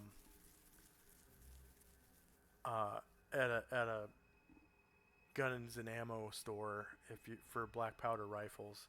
It's like the size of a big container, like an industrial sized container of oatmeal at like Costco or something.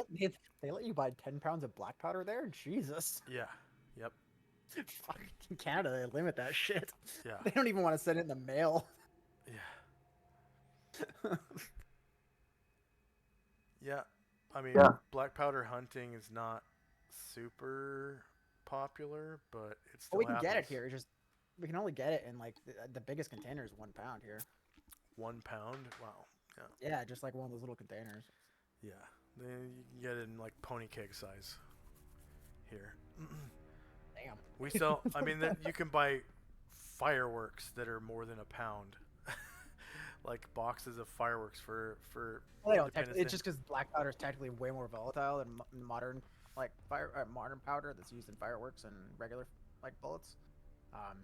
Like that's why generally it's restricted here. Yeah, it's Because the like you're same. not you can have it in your house, you're just not allowed to carry more than a certain amount at any given time, so you can't transport it. But if you go like a little bit at a time, you can like hoard it at your house. But That's after a crazy. certain poundage, How after would the you certain get poundage- it home?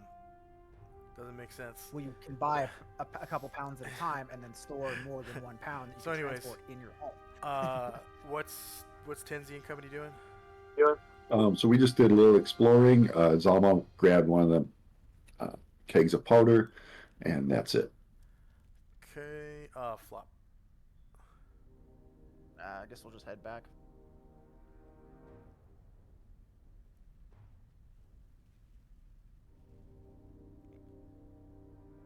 And so you can kind of see, you know, a little bit by the light of Musashi's necklace. There's like a dead end right here where it looked like they just gave up. Like they put their shovel down or their pick or whatever. Like there's the tool is just right there, and the shoring ends, you know, right here. And it looks like they started to build shoring right here, but they never put the boards up on the wall. And that's the end of the round. First up is Tenzi. All right. Oops. Zalman will come out. He's going to set the pony keg down and come up and help Tenzi clear off the door to the west.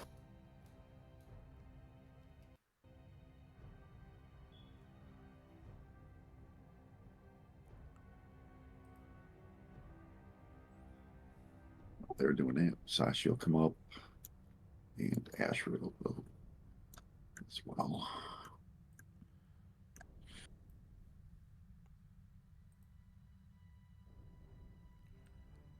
So it's probably like that.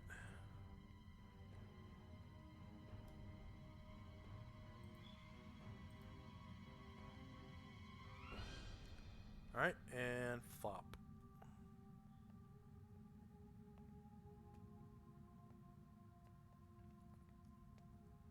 Gonna hang tight here.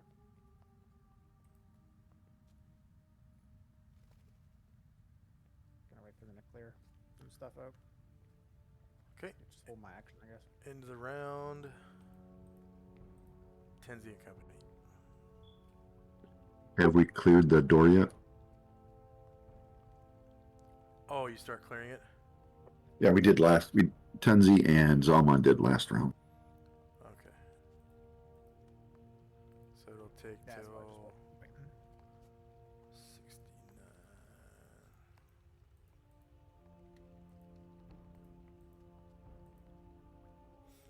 Alright.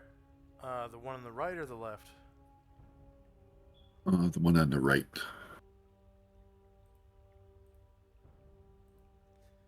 Alright, so you get it cleared out, and it looks like ahead of you there's some more of that green stone.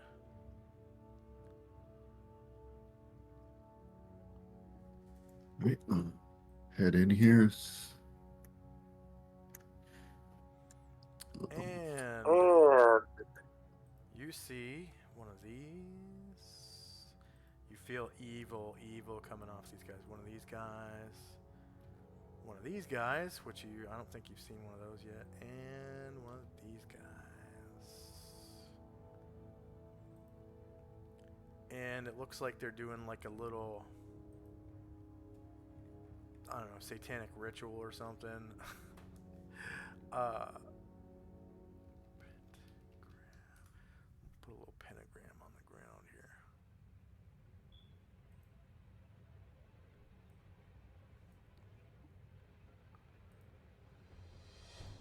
They're like hummina, hummina, hummina.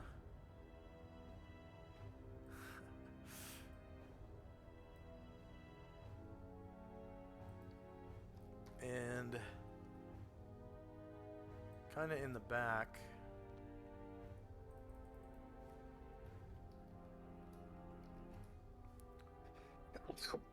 you can see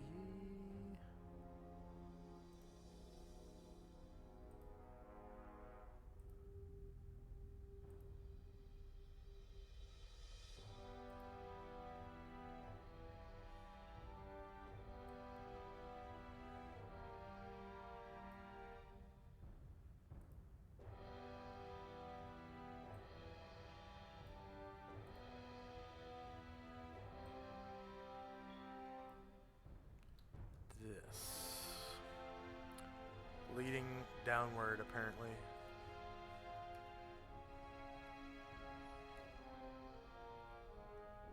And they look kind of pissed off that you're interrupting their little Satan party, and start cursing at you in some language. What languages does Ashriel speak? He can speak. I think he speaks telepathically with anything. That's right. Okay. Okay. They're like, Oh, look, it's a celestial. Oh, destroy it. And another one's like, kill, kill, kill. And then this one in the back over here who seems to be overseeing the whole thing, he's like, I'm gonna put you in the dead book, Burke. This is your last day. And we're now in initiative phase.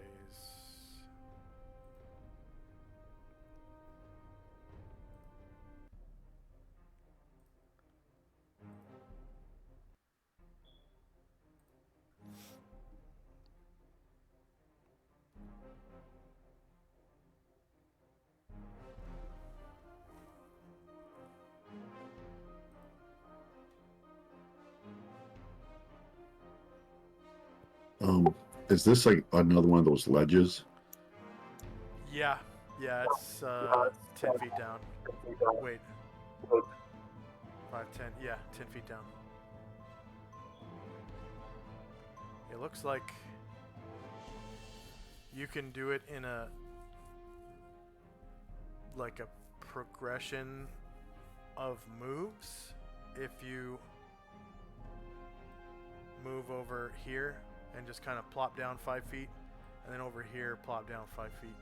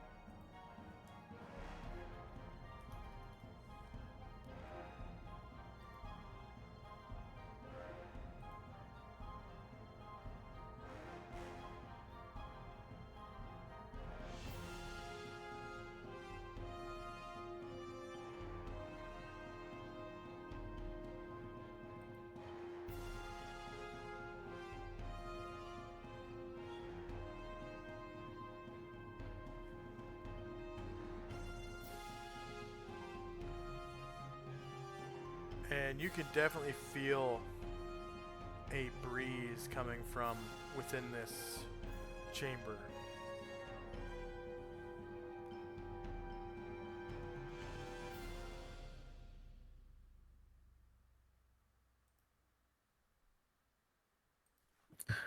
I will need 1 extra attack for Ashriel, 2 for Musashi, and 3 for Tenzi.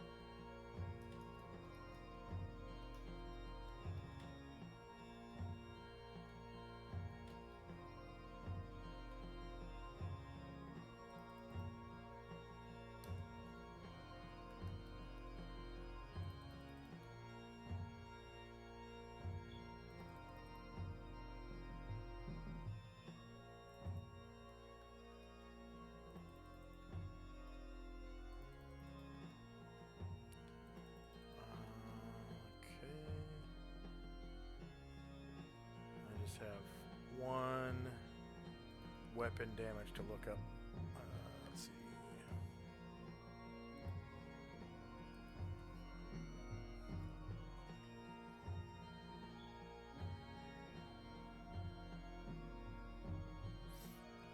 Just real quick.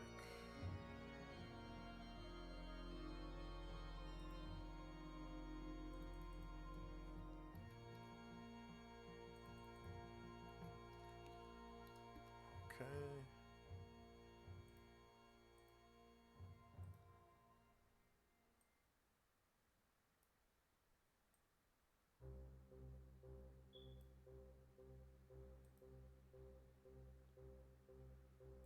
All right. Is there anyone still rolling? All right, here we go.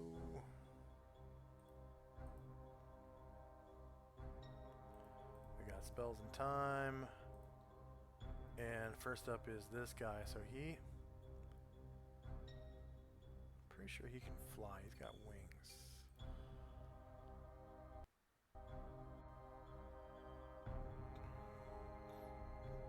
Yeah, maneuverability class D. So he kind of flies up here.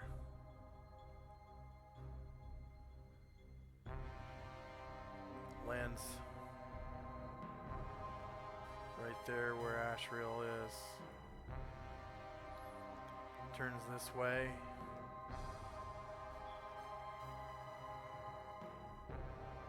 And opens his mouth. So this guy looks like...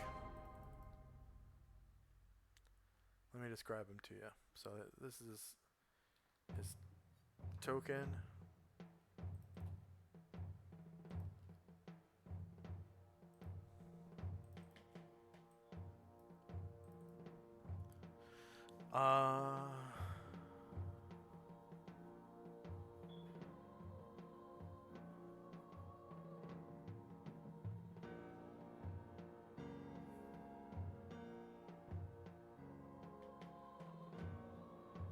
It looks like a gigantic winged bear with ram horns protruding from its forehead and eagle talons for hands. The wings are those of a bat.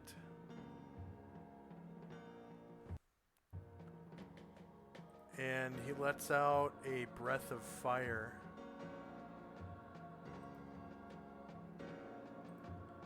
That I think...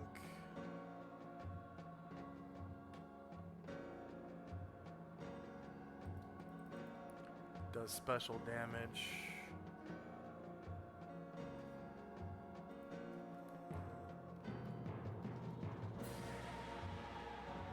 Yeah, it's 30 feet long with a 10-foot base diameter.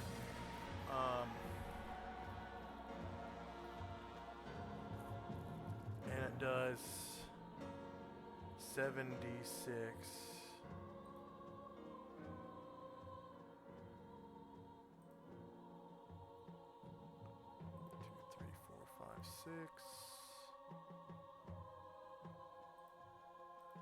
7d6. So 25 damage.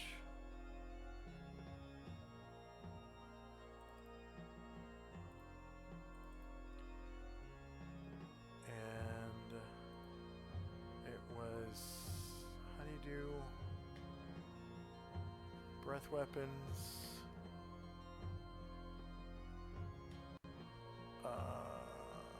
Shape. Cone degree.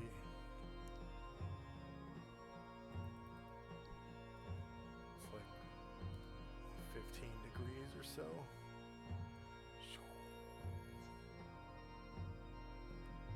And it can go out to 30. I said 30 feet, right? So I guess it stops right about there. So Astral's flying along the ceiling. So if he wanted to get Astral, he'd have to like aim up if he landed. Yeah, it aims up.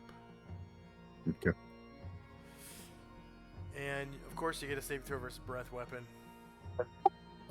Okay. And then he has half damage from Dragon and Magical Fire, and no damage from normal fire. Yeah, so if you save, you take no damage. If you fail to save, you take half damage. And it'll be 12 damage if you take half.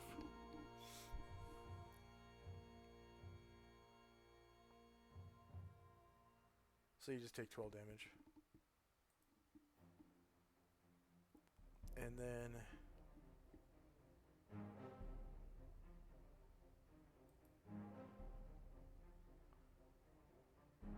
this guy kind of hops down and he comes over here and he like hops up on this like basically tall step, and then this one, and he comes over here.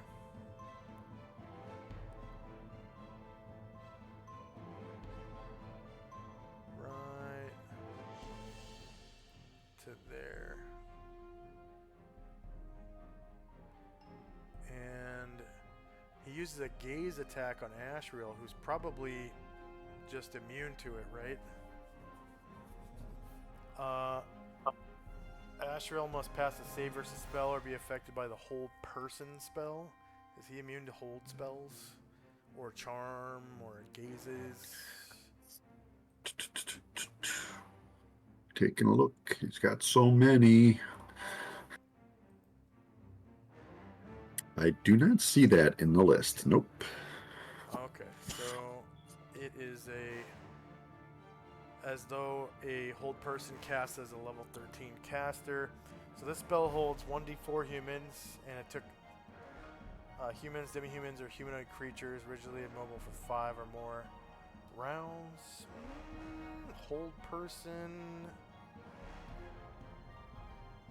humans, demi-humans, or humanoid creatures. That's basically PC races.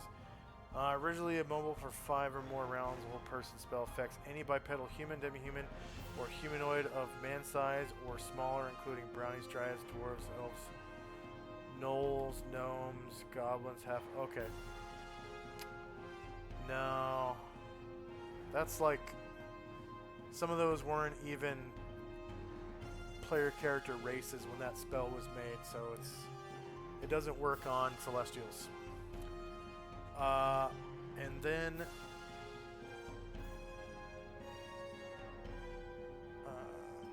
he is going to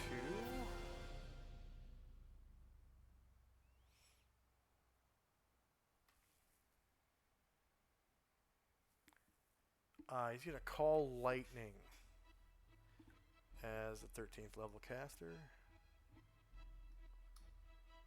So that's innate, so there doesn't have to be a storm. And he's going to call it down. How's he call lightning into a cave? Because it's innate. There doesn't have to be a storm, like I just said. Shouldn't there be sky, though? Nope. It's innate. Like I said, it's innate. 38 lightning damage. And I'm sure you have resistance to lightning. So it was on Ashriel? Yeah. Ashriel's immune to electrical damage. Nice. And then Tenzi. Tenzi is going to move.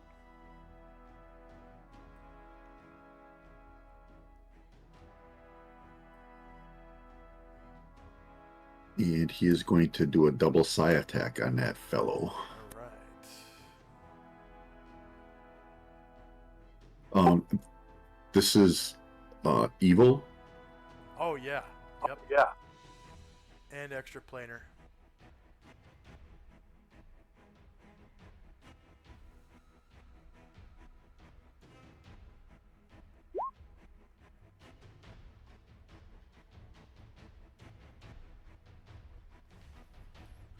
Okay, he's shieldless, and -5 does not beat his armor class.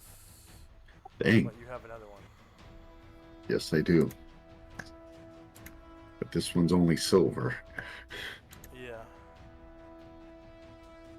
Yeah, the armor class is correct.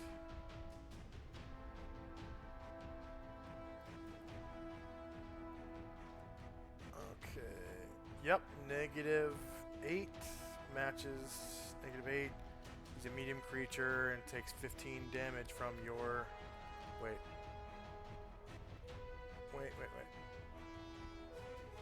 Yogoloths. Yep. Acid, none, cold double, electricity.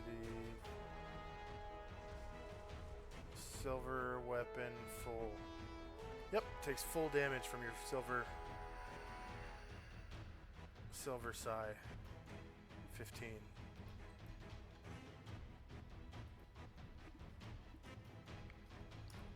Very nice. And next up is Ashriel. We'll lower a little bit so we can get range on this guy.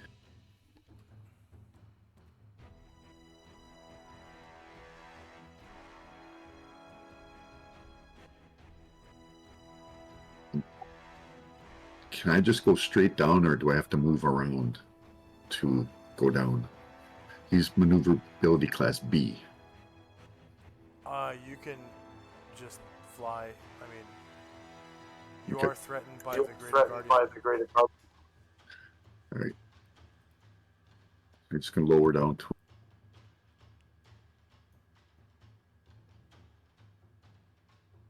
Alright. Try and get that katana to bite into his head. Yeah, he's like really big anyway, so you be able to reach from your altitude.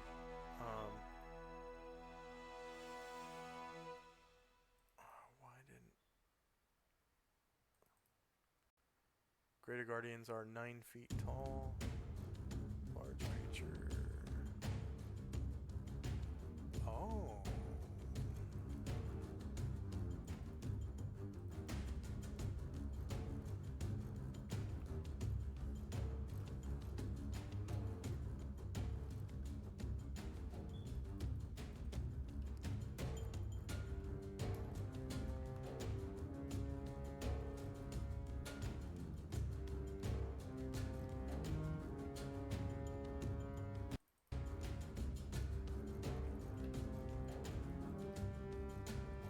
There we go.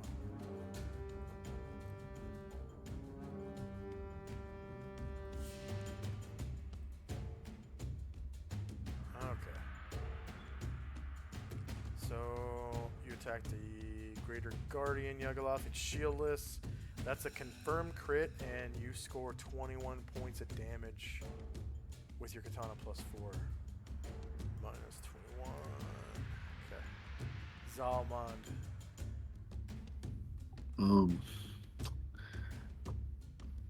Zalman just rolled for moving because he did, so he's going to try to go one.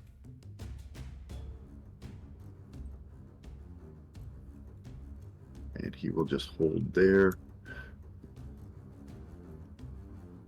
And wait for him. Okay. The Baron Aloth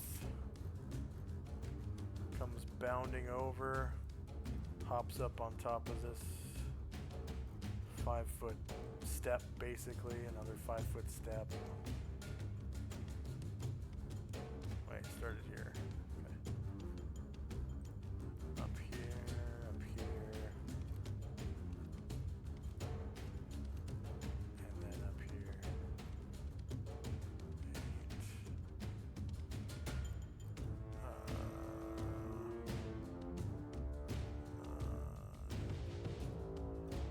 11. And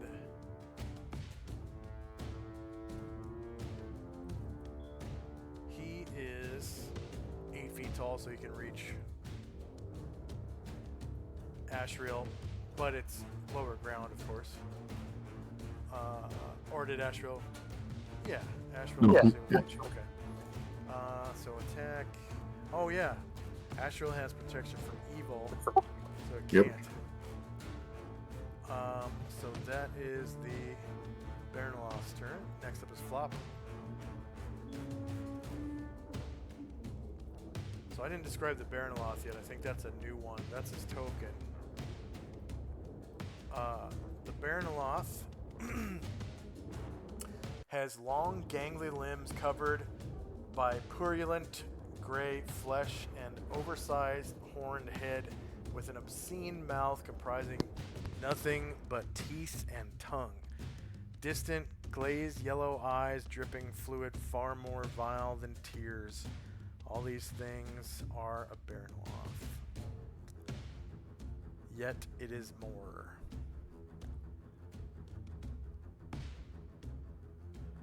So its eyes are watery and shit. Inside of that skull head of its skinless what I can face. do.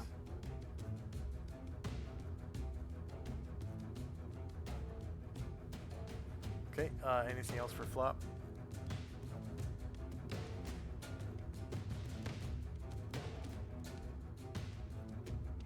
Are you there, Flop? I said no. Okay. Musashi.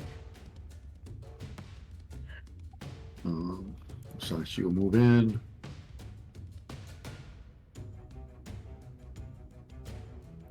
And he rolled for Kiai with his bow, so he's going to wait till the end of the round to fire so that he can do call shots.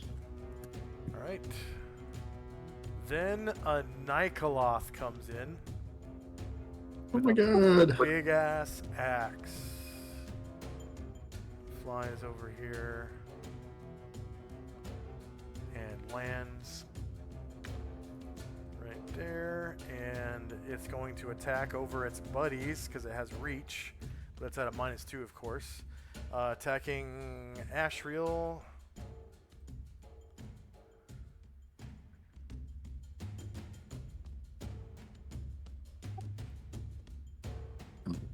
Weapon immunity. Yep, goes through your weapon immunity. See, it goes, that's shorter melee, lower ground, and -4 because it's attacking through its friends, and you also have protection from evil, so that's -4. And no damage mod. Rolls a natural 20 against Ashriel's shieldless armor class, causing 33 damage to Ashriel. Ouch. That's done. Tenzi. Tenzi will use the Sigh of Disruption again, trying to get rid of this guy. Probably gonna take him out pretty quick because he's not immune to anything you got. Yeah, the Ultra Loth, shieldless AC -15 beats -8, and you cause 18 damage.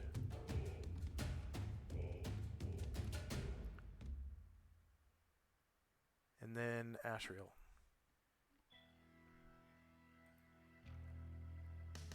Yeah, he's hurting, but he will keep swinging.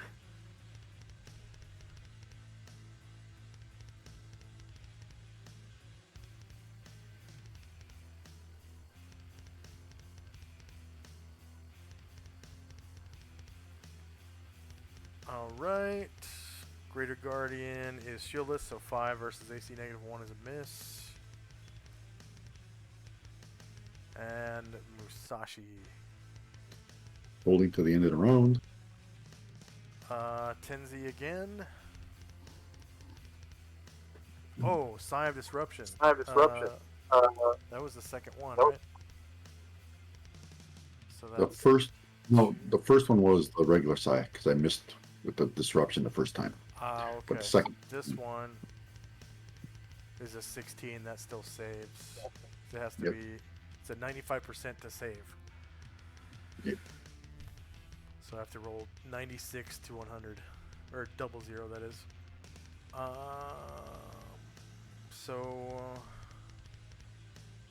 last to go is Ashriel. So now Tenzi again Yep. for his second multiple attack. once more with that Sigh of Disruption. All right, so that's a D100, 95% to save, and he saves. Let me And take some then damage. take some damage. Shieldless line.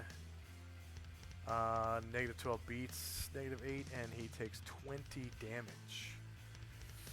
Boom.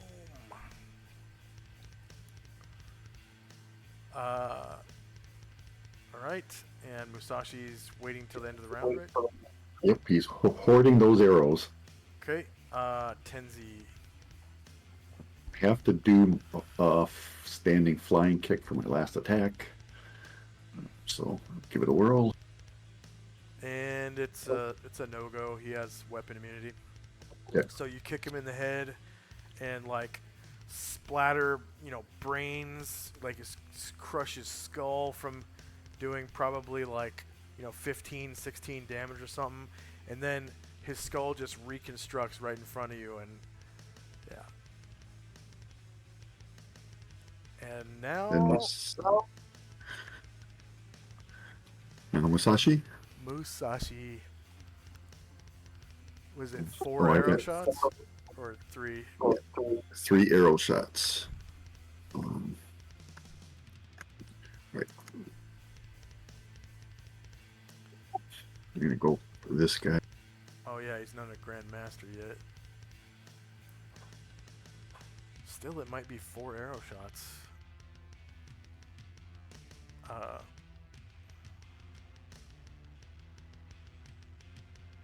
Is he level 13 yet? No.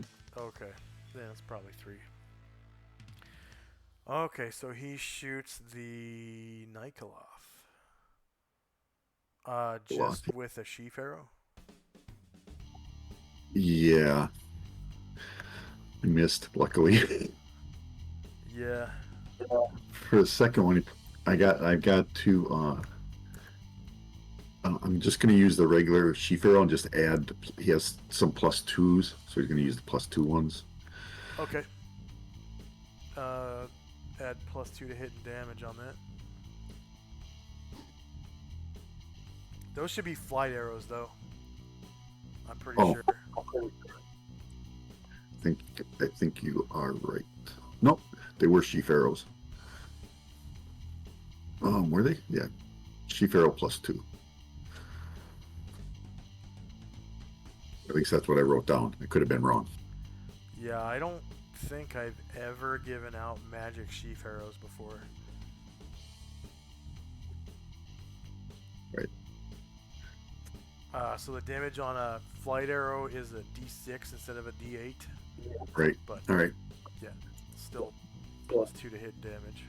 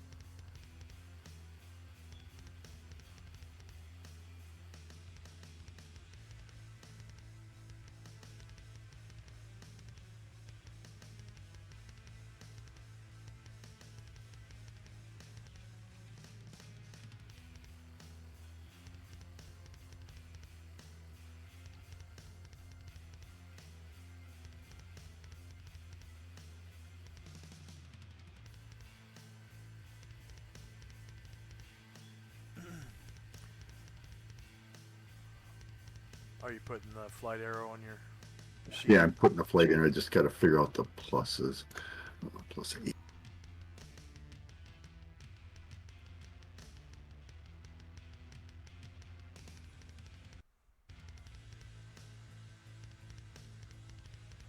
And also, that is a point blank attack too.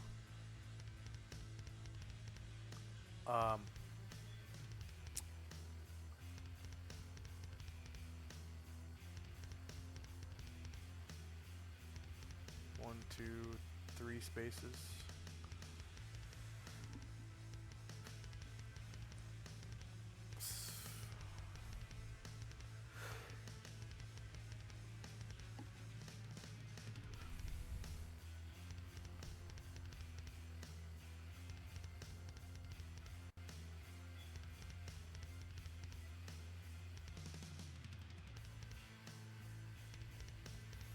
specialization gives you +1 to hit and +2 to damage at point blank.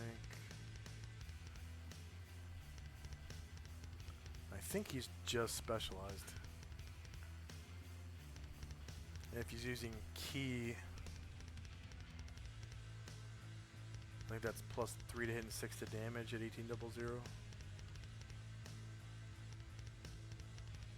So +4.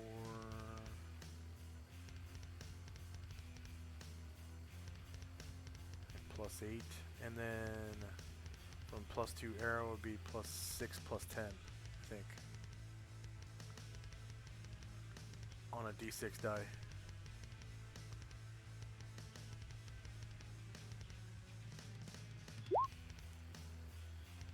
Okay, shieldless. There's a confirmed crit with that flight arrow and using key. Very nice. So yeah, plus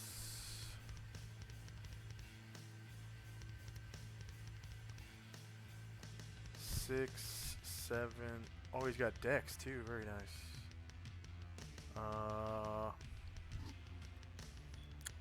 Think it should be more than +6 to hit, because you get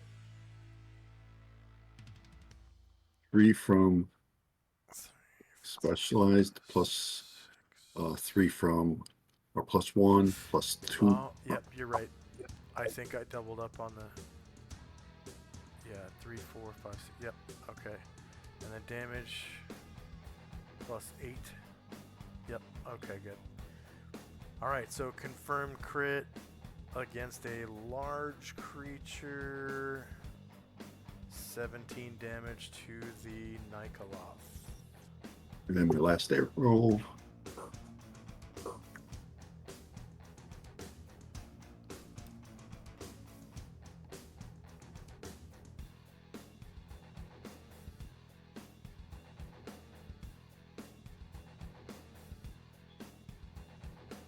Missed it. Damn it. Yep. But you can recover that one. So, tink against like the wall or something. And Yep.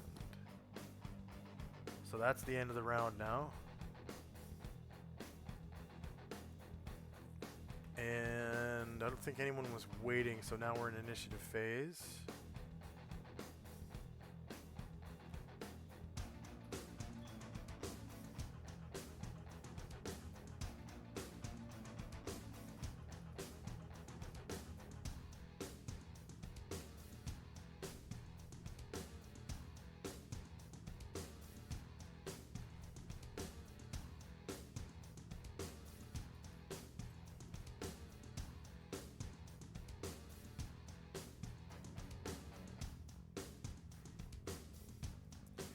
Oh yeah, and the description of the Nikoloth. So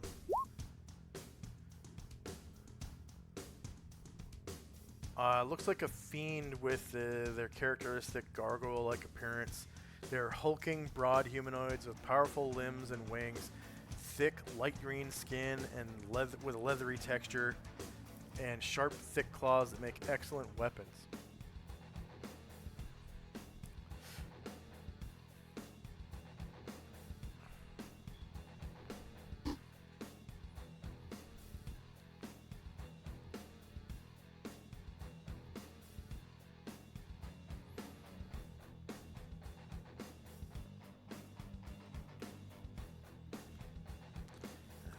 Change what he's doing actually.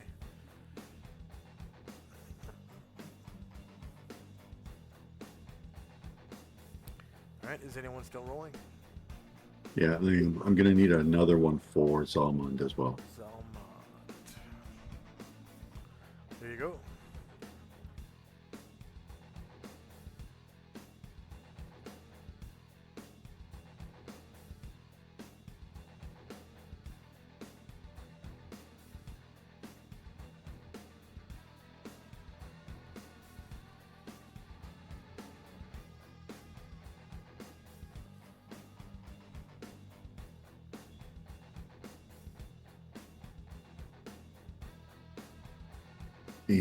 And I'm done.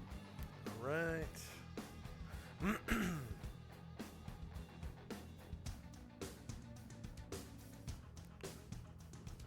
So we got spells and time.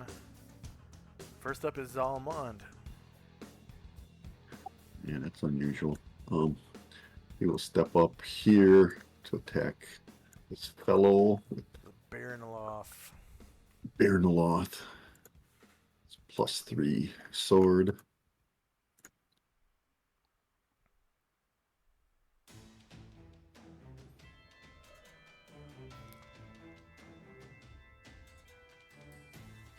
That was initiative. There we go. Yeah, I know I messed up. I gotta go so change yep, that. it is shieldless, but 0 does not beat -4. And I think you still have shield attack.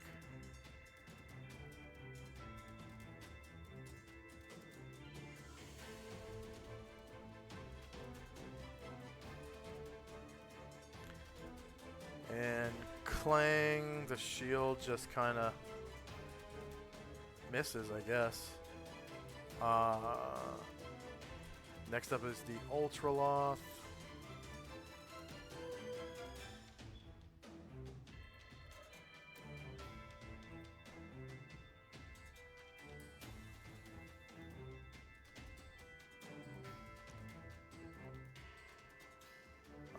He is going to Mass Suggestion at 13th level. 13 creatures within 90 feet, so he is going to, and saving throw negates. Saving throws against the spell suffer a penalty of -1, and if a single creature is to be affected, its saving throw suffers a -4 penalty. So, anyone who is able to roll magic resistance gets magic resistance, and then anyone failing that or who doesn't have it, yeah, Ashriel, yeah, it's basically all you guys. Saving throw versus spell at -1 to negate, but you get your, it's a charm spell, so you get your wisdom defense adjustment as a bonus.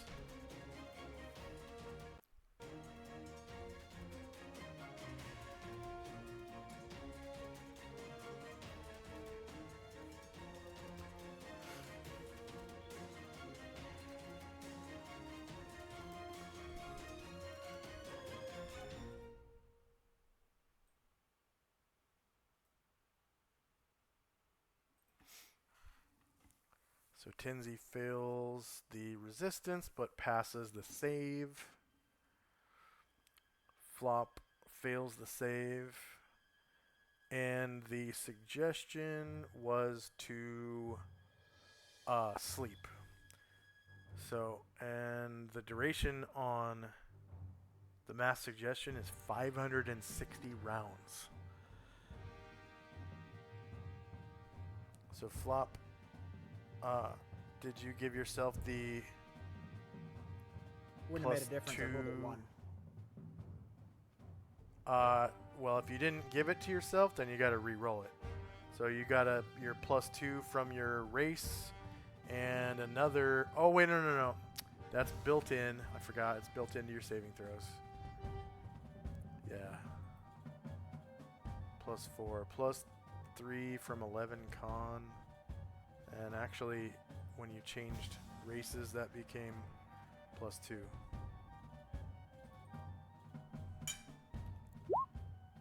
I don't think you have. You have 10 con now.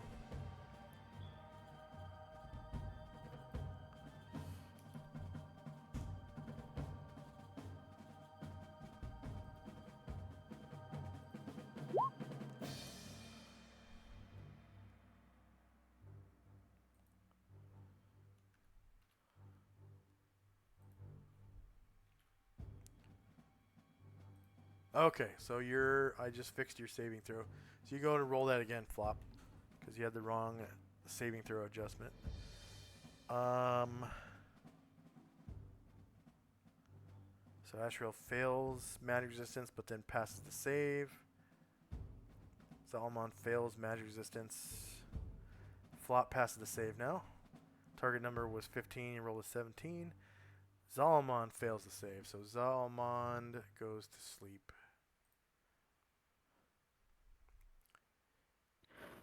Is there a sleepy marker? Yep, I just put it on him.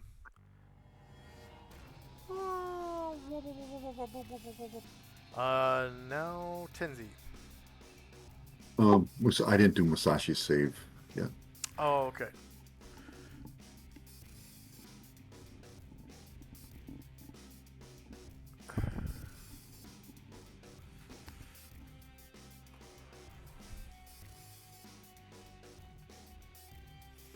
Sleepy. And- He's sleepy. yep. Musashi goes to sleep.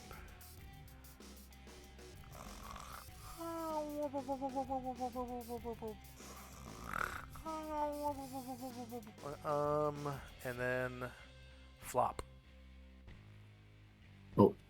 Oh, yeah. Oh, yeah. Tenzi. Tenzi and then flop. Side disruption. Okay, that's D100. And he saves, but you hit a shieldless AC of -9, which beats his AC, and you cause 27 damage. He's looking pretty effed up now, as you can see from his green bar. See if we can finish him off. Oh yeah, because you get a second psi. All right. Yep, -13 beats -8. You cause another 14 damage, killing him. Go and describe how you do so. He feels that suggestion wash over him, and he gets a little angry and hits a little extra hard with the side this time, right alongside of his head. Yeah. Flop. And then it, Oh, go ahead. so it gets sucked out by its silver cord. Yeah. So, you strike him, and he's like, no, and his silver cord protrudes out of his back into this portal into the silver void, and it just kind of looks like there's a whoosh of air that kind of sucks him through, and then boop, it just disappears. Flop.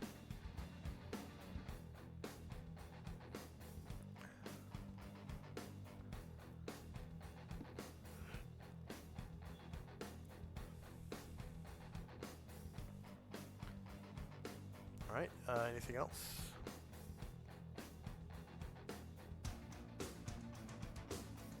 All right. The Baronoloth.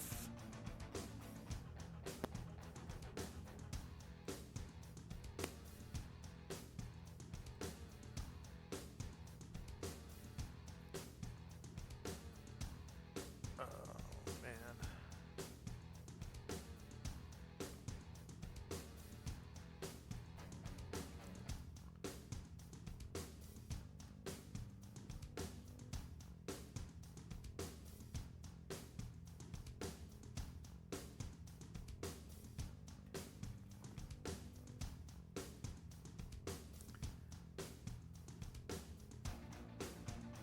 Oh, okay. Whoops.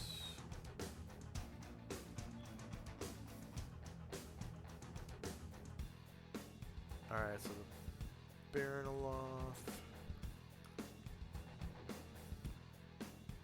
kind of disappears with an audible, and you hear another, and he appears right in front of Flop.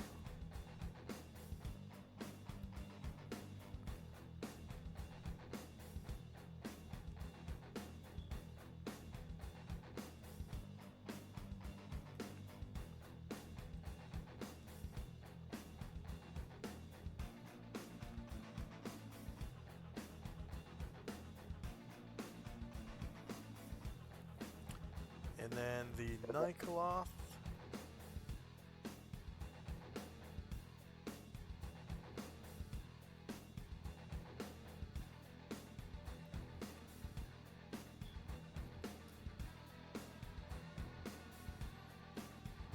Um, 7 mirror images appear around the Nikoloth.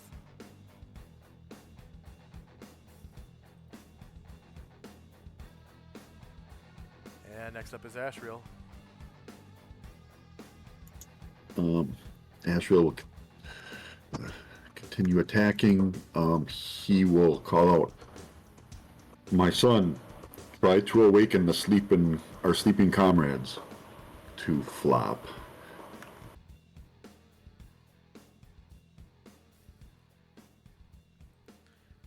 And Flop, if you were talking earlier, I couldn't hear you. You might be muted or something.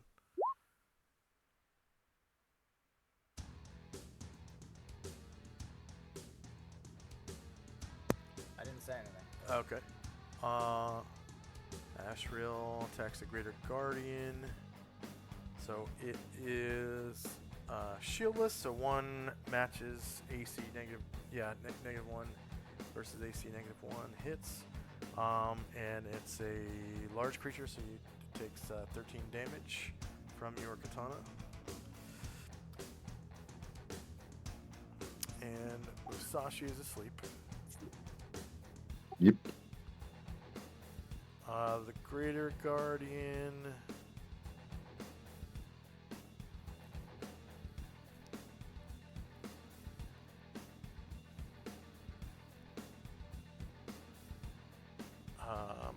Is going to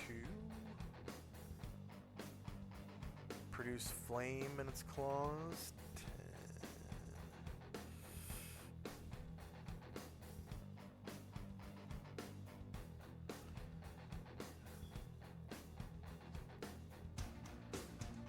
Bright flame equal in brightness to a torch springs forth from the caster's palm. When he casts a produce flame spell, the flame does not harm the caster, but is hot and it causes the combustion of flammable materials. The caster is capable of hurling the magical flame as a missile with a range of 120 feet, considered short range. Flame flashes on impact, igniting combustibles within a 3-foot diameter of its center of impact, then it goes out. The creature struck by the flame suffers 1d4 plus 1 points of damage, and if combustion occurs, it must spend a round extinguishing the fire or suffer the additional damage assigned by the DM until the fire is extinguished. Duration is 10 rounds. A miss resolved as a grenade-like missile. If any duration remains in the spell, another flame immediately appears in the caster's hand. So it shoots this little fireball. It does a d4 plus 1 damage.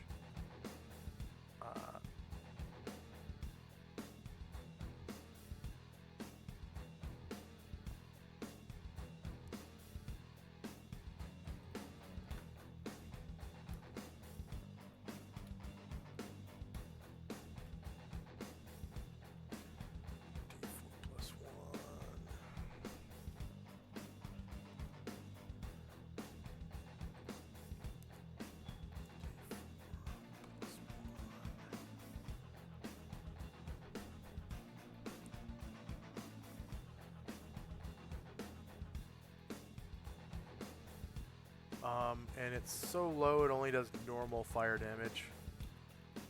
It's not, doesn't count as magical fire, it's not hot enough. And he's gonna throw it at Ashriel, who is immune to that shit, right? Yep. Alright. Zalmud. Snoring. Ah, that's right. Tenzi.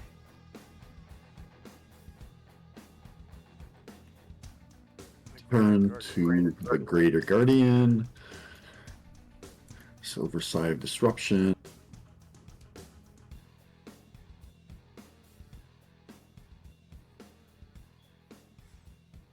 Okay, he gets a D100. Alright, and the Greater Guardian is shieldless. So negative 15 beats a negative 1, causing 19 damage. Killing it. Go ahead and describe how you do so. It's so it seems so happy to get that flame up, and then it shoots that Ashriel, doesn't do anything, and he kind of looks at his hands, and as he does that, he feels the sigh go right into the side of his head, crushing it. Nice. Ashriel.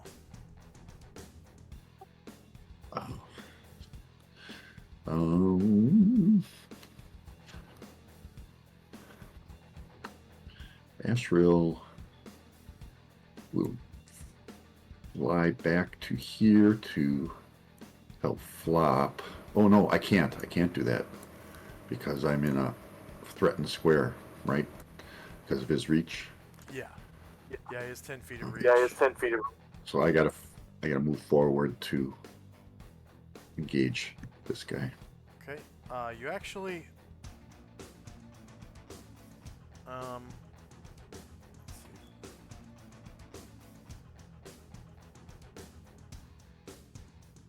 Oh, okay. Yeah, never mind. Never mind. Sorry. Continue. Swing.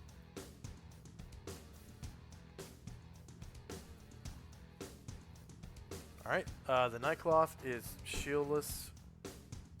And oh, that was almost a confirmed crit. Yeah, you hit and cause 16 damage. Oh, nope, nope. Actually, go ahead and roll a d8. If it's a 1, you hit the Nightcloth. Oh, yeah, that's right. Yeah.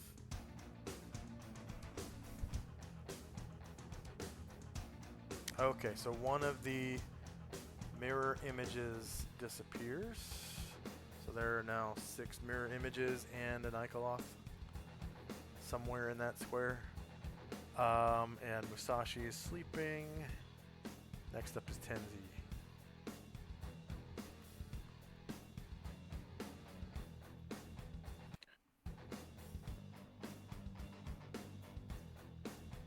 Right, yeah, he'll move along the wall here and come up to attack this fellow over here by Flop.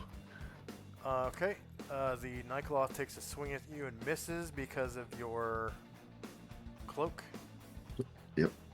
Nice. This guy probably could see it now, so yeah. We got some blocks though, so. And Tenzi attacks with his Sigh of Disruption. So that's Disruption. a D100. Oh, Oh, getting you know, close. Okay, the Baronoloth is shieldless, so -9, beats AC -4, and it's a large creature, so it takes 17 damage.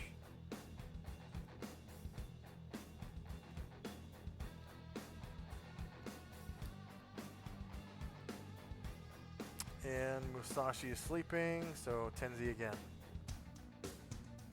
This time he's going to use his foot, so I don't know if it'll even affect him or not. Nope. So you Yep. just kind of kick it in the skull, and it rips off one of the ram horns, and then the ram horn just pulls back and reconstructs right before your eyes. And end of round. Was anyone waiting? Okay, so we're in initiative phase now. Let's see.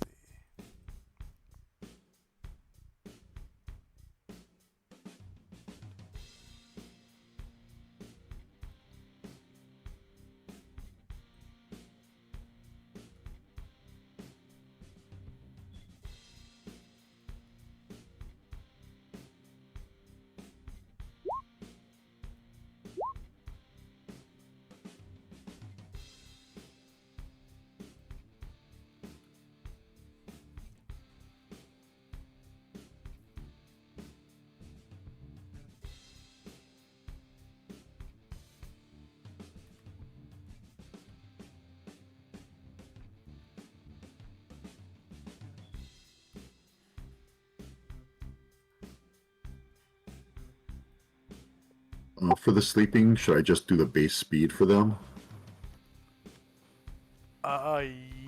Yeah. Because then, if someone wakes them up, they can like take a half move to stand up on their initiative or whatever, and then wait to do their attacks at the end of the round or something. Or wake up the other guy. Hey. Yeah.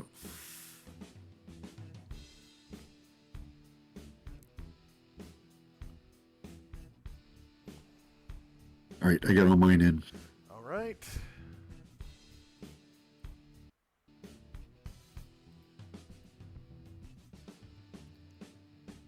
first up is Tenzi. Double psi action on this guy.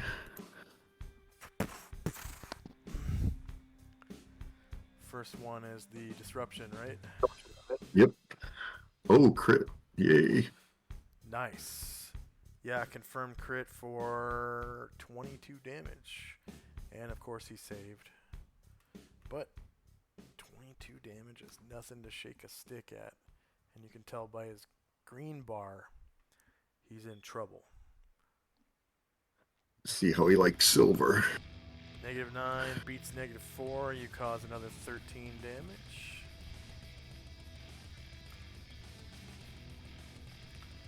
And Musashi's sleeping. Next up is Flop.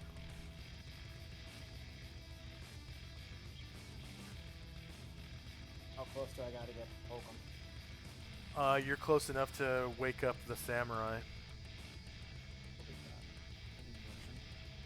You're being threatened by the Baronoloth, so moving away from him is probably not such a good idea to get the paladin, but at least you can wake up the samurai.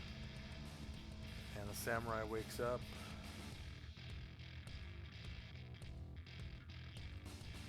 If that's what you do. I didn't hear if you were confirmed or not. Yeah, that's what Okay. I said I was doing. Alright. Next up is Ashriel.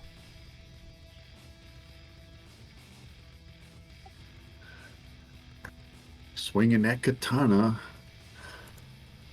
Destroying evil.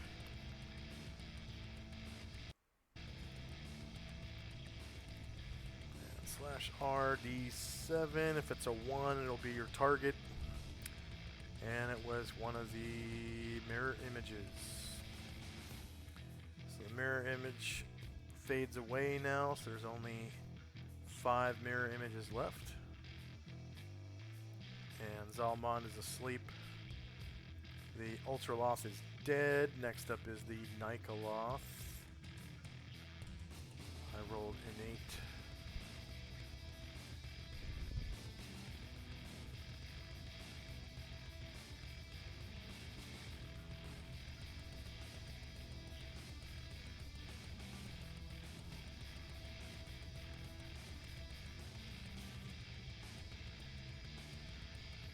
Alright, it projects its own image right here. That thing that Shandrak does. Yep.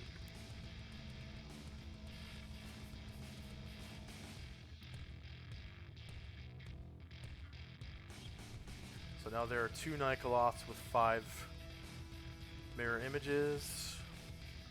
And I'm going to roll initiative for this one.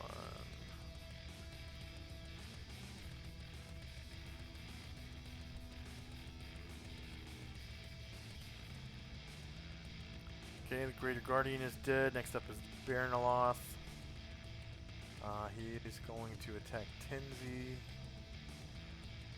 I will attempt to block. Okay, go ahead.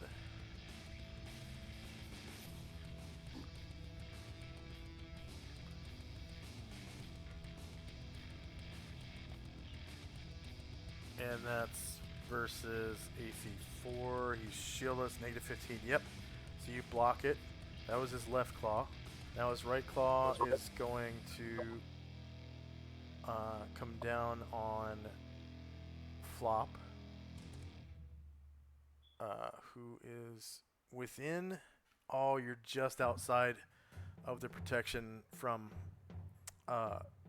Zalmond. That dark circle, if it had gone through the middle of your square. I'm trying to think of anything else. I don't think there's any other protections you have. Let's see, shorter melee, same elevation. It is larger than you, so it has a -4 to hit you because of your something to do with forest gnomes. They're anytime something bigger than them attacks them, it's a -4 to hit them. Because you can scurry around and shit. And then no damage roll modifier. So you are shieldless. Oh, it rolled a crit. So you take 14 damage, and that's all your health, but you're not dead. You're down, but not dead. And I don't think that rolled right because it shows us armor class 4 for a crit for that Yukoloth. Oh yeah, because of the -4, it was a miss. That's so cool. Oh, you know what? Yeah, his Stacko isn't The right. Stacko is wrong, Yep. so I gotta fix Yep. the Stacko. So they're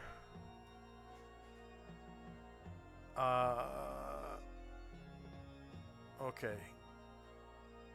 Stacko is 9, so it's like a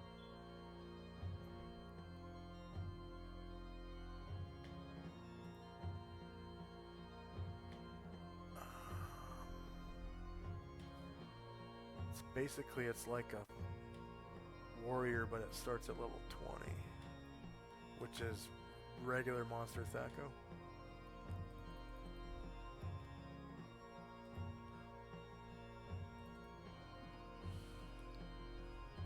Okay. So attack. Right claw. Flop. Shorter melee, same elevation. -4 for being bigger than him. And no damage modifier. 11 versus AC 5 is a miss. Thaco 9. 2. Rolled a 2 on the die. Okay, it still has a bite. It's going to bite Tenzi. Can I block that with my Yes. local fighting style? Gives me a second block. Yes.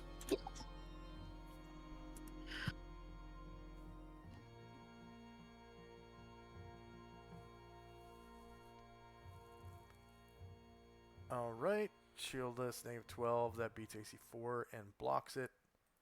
Okay, next up is Tenzi for a multiple attack.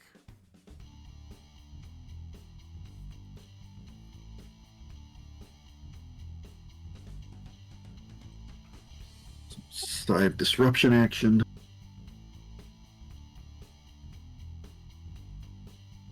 D100 save. Passes.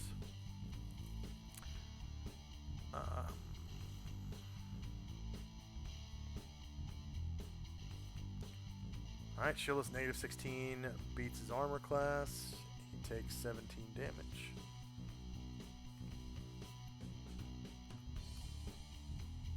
Ashriel.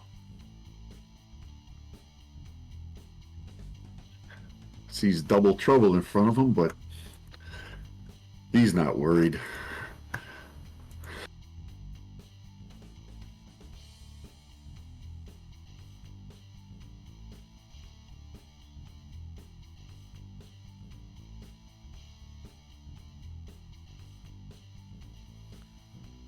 Okay, D6. D6, and of course 1 is the target intended. And was that on the left one or the right one? The right one. Okay. Oh, it was a miss anyways. -5. Yeah, I was missing Yep. him. Alright. And so Tenzi again. Let's finish him. Alright, shieldless, -8 beats AC, -40, cause 16 damage, killing him. Go and describe how you do so. Kind of like uppercuts with the side, so it goes right into its jaw. Pinning his lower jaw to his upper jaw. Nice. And as you do that, like right when you sock it to him, pinning his lower jaw to his upper jaw, it like kicks his silver cord right out of his back, and a little opening to the silver void opens up behind him, and it pulls him through like in a backward somersault. And he's like, you're gonna hear it echoing as it closes. And Tenzi again, probably with a kick. Yeah. So he's going to. And the cool thing about a kick is it can take away An image, yep. an image So if you hit. if I hit, so he will go to the imaged one here and try to kick it. Regular kick. Okay. And that's a D6. And it takes away an image. So that one now has 4 mirror images.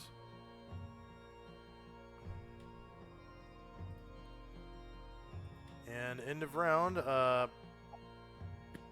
Musashi can act.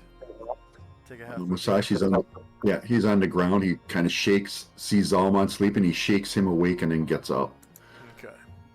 So now Zalman can also get up if he wishes. Yep. Yep. And take a half move to get up. Still has a half move left and can still make all of his attacks. 2 sword attacks and a shoot. He'll go here.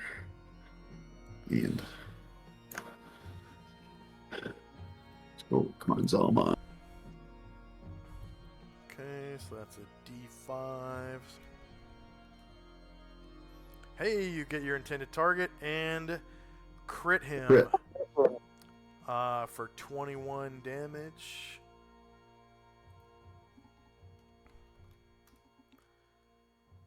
And then the next one, /R D5. And again, you get your intended target. Miss this time. is a miss. And One four of last these sword. are D5. And again, you get your intended target, and one missed resist. again. Oh, 2 misses. Dang. Okay, end of round. And was anyone waiting? Nope. Oh, Musashi has movement left if you want to move him. I think he's fine there. Okay. I'm gonna roll morale for the last son of a bitch, and he keeps fighting. So we're now in initiative phase.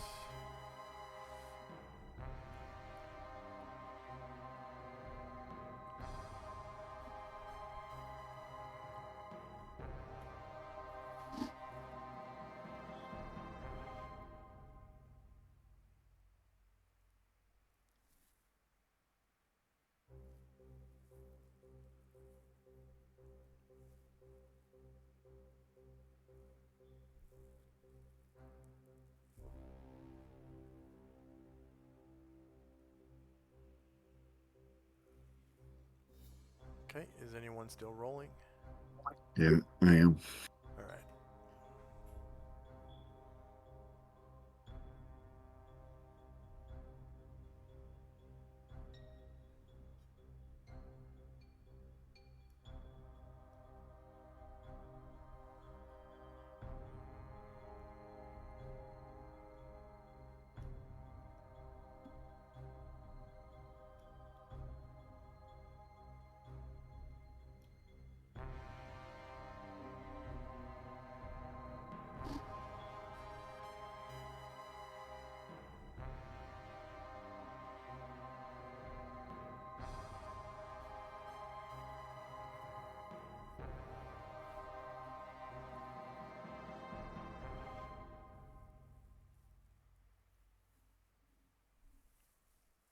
All right. Anyone still rolling? Nope, I'm good, but I got to take a quick break. All right, let's take a 3-minute break. We'll be back in 3.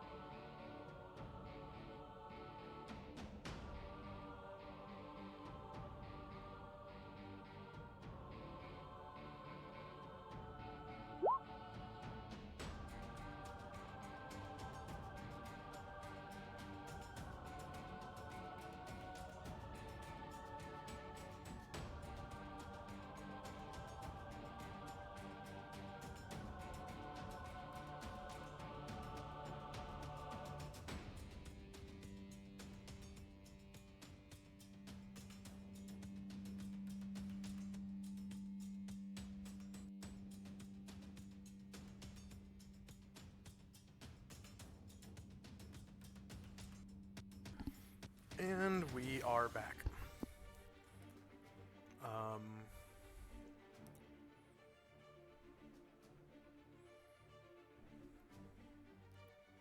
So we're continuing into the next round.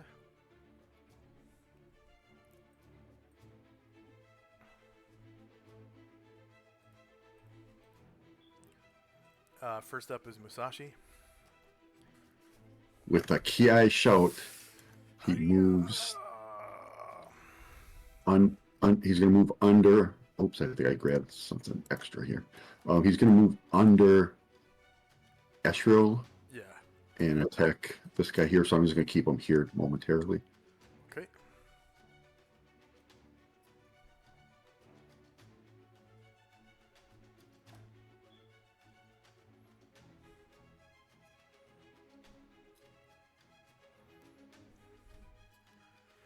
All right.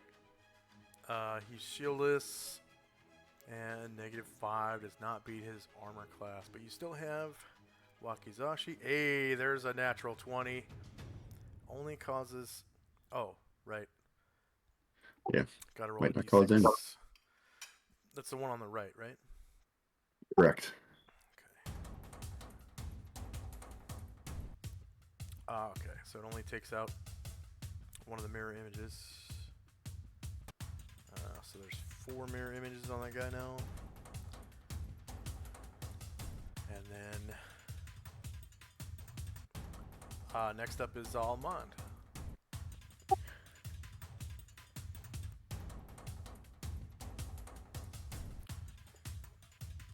So Zalman is attacking the one on the left.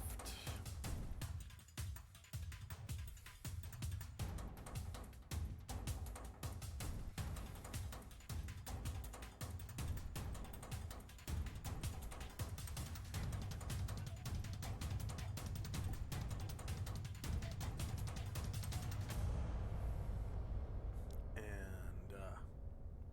that one has... He missed. Anyways. Look. Yeah, he did. Okay. Flop. And he's going to do his shield, and he missed with that, too. Oh. Okay.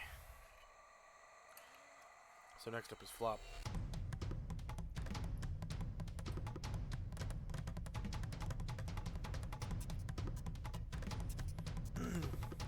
I can't hear you if you're talking. I haven't said anything yet. I'm not sure what to do.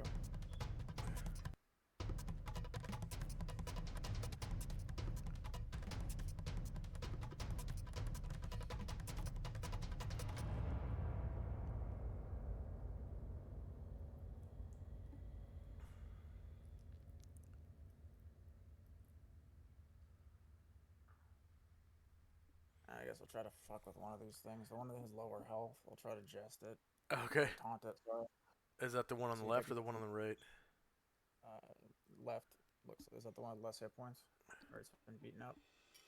You should be able to see his green bar. Yeah, it looks like it's smaller, but Yeah. I can't see like the full amount, so Yeah, you'd have to have a bunch of stuff to be able to do that. So the one on the left, you said.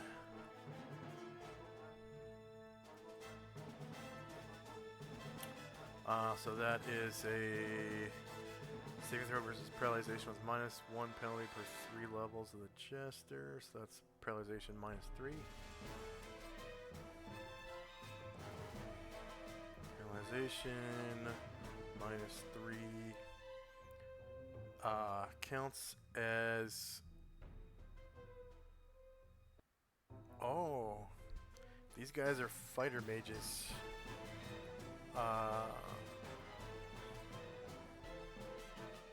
They have fighter 11 and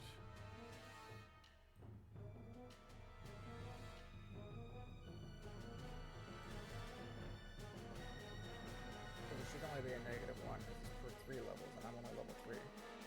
oh yeah, sorry. Whoops.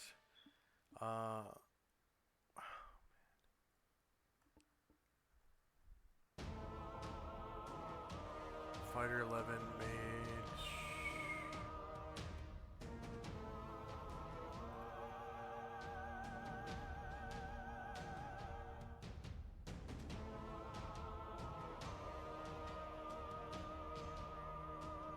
I guess mage 11. So warrior 11.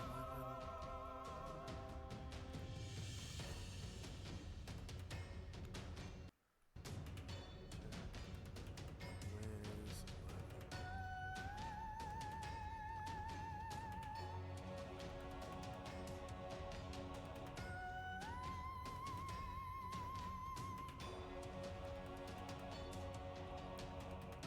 Okay, so he succeeds in his saving throw.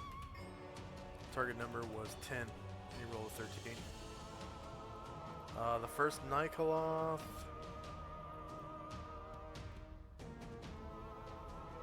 is going to attack I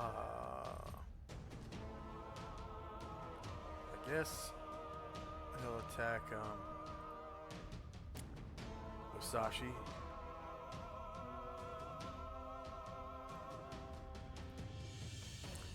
out with his axe. And that's at -2 for the paladin's aura.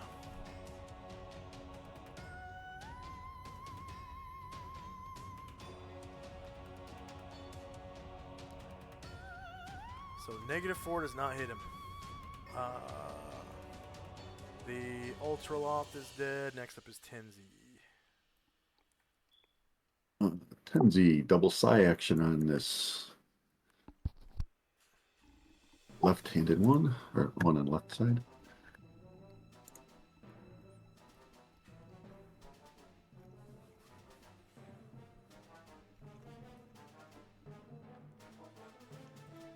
And doing a 100 save. Passes. It's shieldless, It's shieldless, -7. hits, so it's going to be a D5. And a 1 will be the intended target /R D5. Okay, so it just takes away 1 of his 4 mirror images.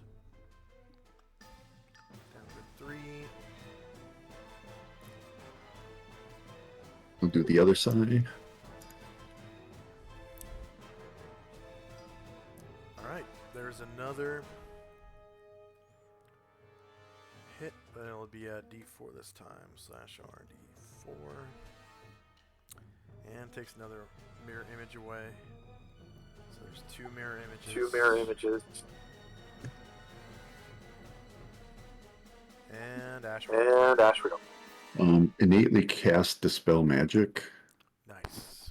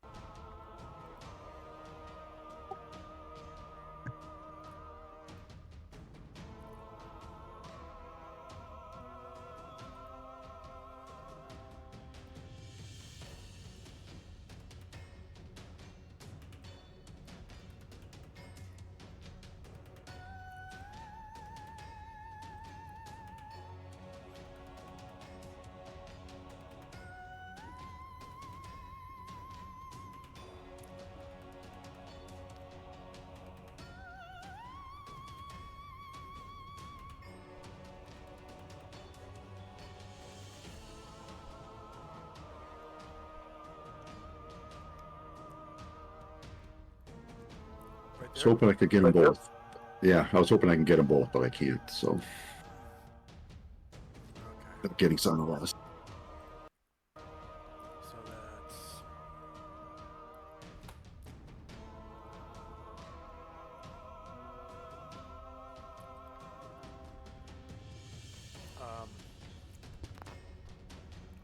so we'll do mirror images first.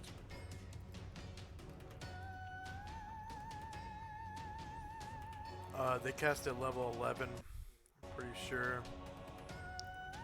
And you cast a spell at 8. Yeah, it's a long shot. Target number was 14 or higher, and you got an 8. The next Nikoloth is this one. He's going to take a swing at Tenzi. You got a block. I do. There you go. There we go.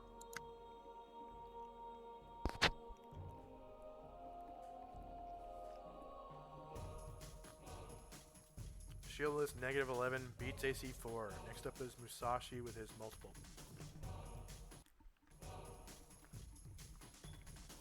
Keep going after the same one.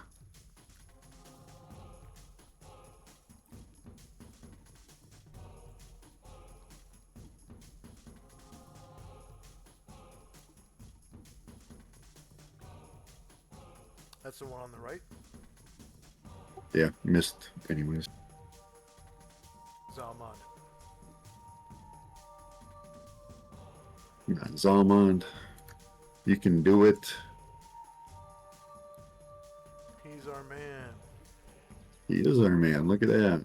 Negative 11. Okay. So there's 2 mirror images left, so it's a D3. And a 1 is your intended target. Oh. There's 1 mirror image left. So he's got a shield left, right? Oh no, this was his second. Oh, yeah. Tenzi.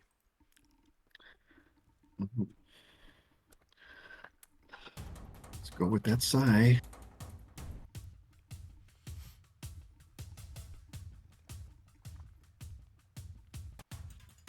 Alright, there's a hit, but this is a D2. 1 is your intended target. 2 is the mirror image. No more mirror images for that guy. I think. Yep, that was his last one.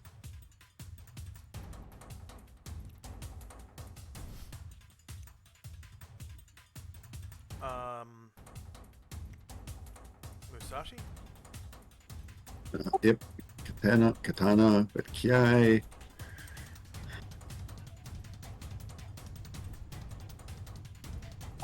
Right again. Hope they don't waste this crit. So that one's a D5. Yep. Wasted crit. Dang it. Yep. So he's got 3 mirror images left. Tenzi.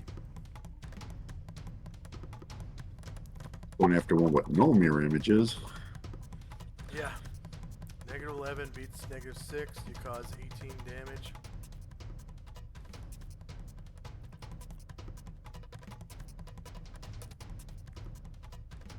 Oh, and that was disruption too. Yep. D100 check. And he passed. And then you have your, what, kick? Yep. I assume it does no damage to them. Yeah, no damage. So you kind of kick him in his big old fat belly, and it kind of herniates him and yeah, makes him puke up guts or whatever, and then he just swallows his guts again, and they go right back into his stomach.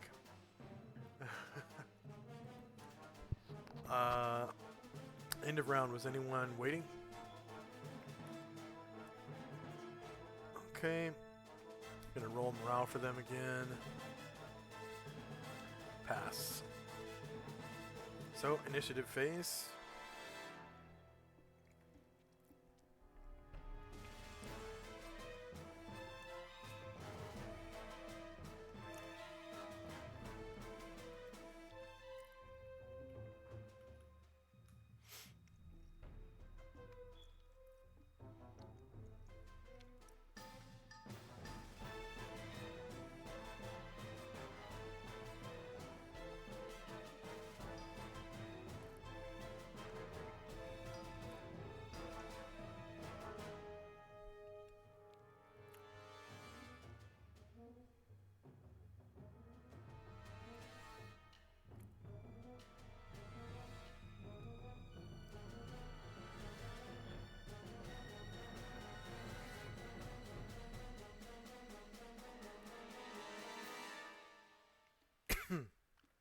Okay, is anyone still rolling? I am, unfortunately.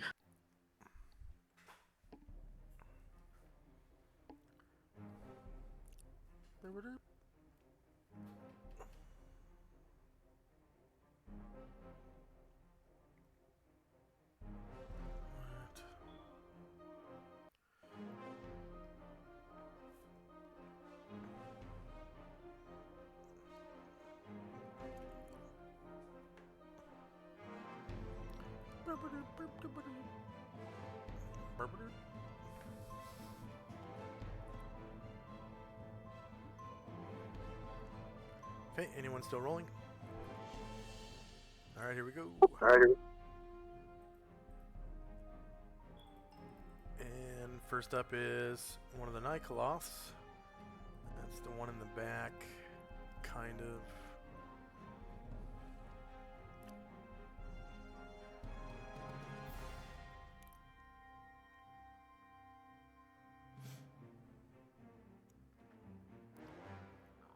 Okay, he's gonna try to reduce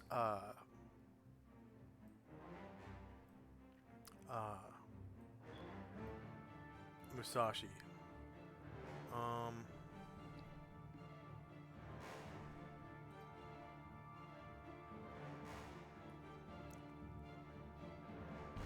As an 11th level fighter. So how many inches tall is Musashi?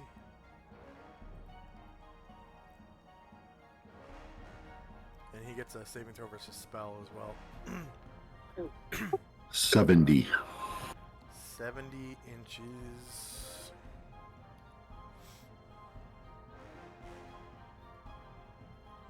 So if he fails his saving throw, he will be 6 inches tall.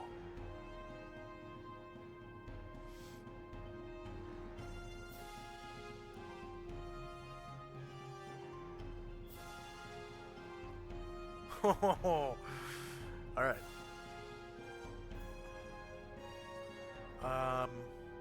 Ashriel.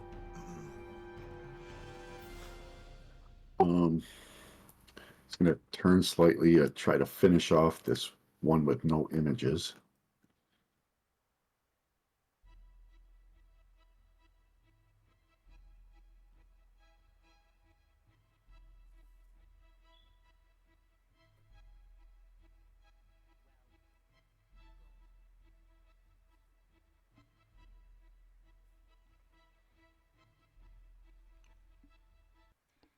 All right.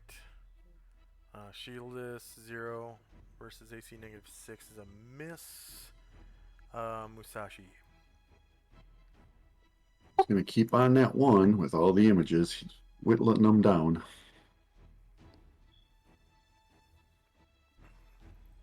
Another Kiai.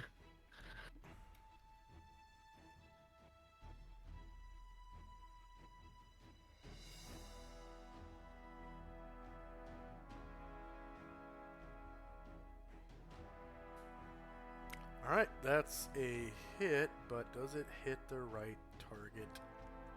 No. But it reduces him to 2 mirror images. And now the Wakizashi has a better chance of hitting him. Oh, we really want this one.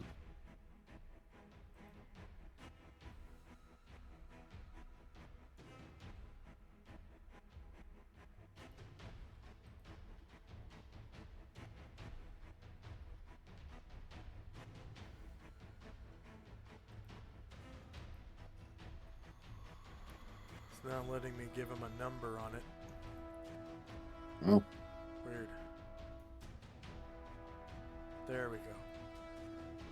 Okay, Musashi hits him with his Wakizashi. That is a crit. And it's a D3 to hit him. /R, D3. A 1 will be him, of course. And you get your crit.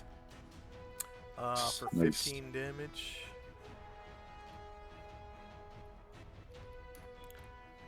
Alright, Tenzi. Silver Sai. And this one on the left. Silver Sai of Disruption. That's a hit. That's a hit. 16 damage from your Silver Sai. And he's still up. Flop. Flop. Does he disrupt?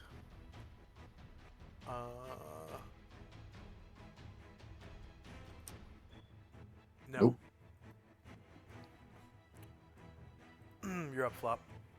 Oh, nice. Jesting. Which one? Sam Wong. The left guy? Okay. It's a save versus paralyzation. At a -1.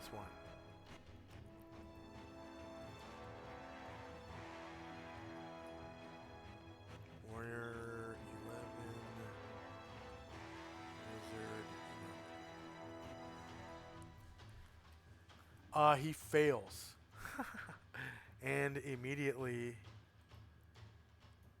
let's see, all 4 of these characters get attacks of opportunity. Nice. Which one is it? The one on the left. Oh, okay. And attacks of opportunity are always to the rear or the back. As he kind of like tries to go around Zalmond.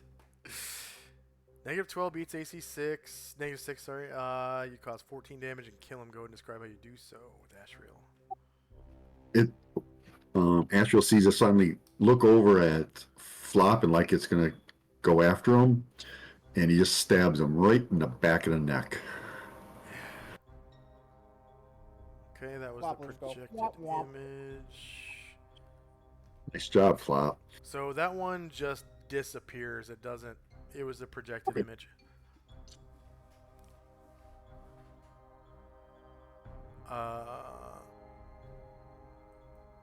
And then Zalmond.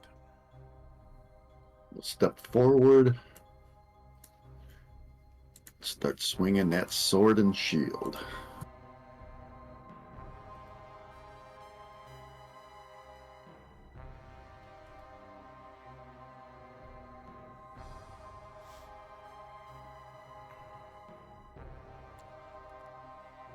Alright. 0 versus -6 is a miss. And then you got your shield. -4 does not beat -6.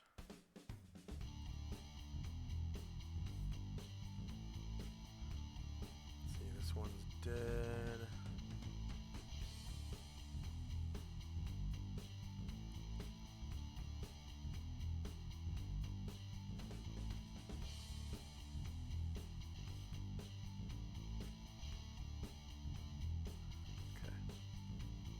Ashriel.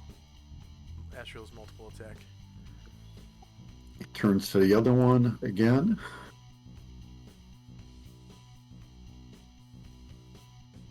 Swings that sweet katana and misses. Yep, that's a miss. And then Musashi. He'll swing his sweet katana, but with a little more style and a kiai. Alright, that one will hit if it gets the /R D3 2 mirror images. One will be the intended target, so one mirror image goes away. So there's one mirror image left. It's like a 50-50 chance that you hit him. If you hit his AC. Tenzi.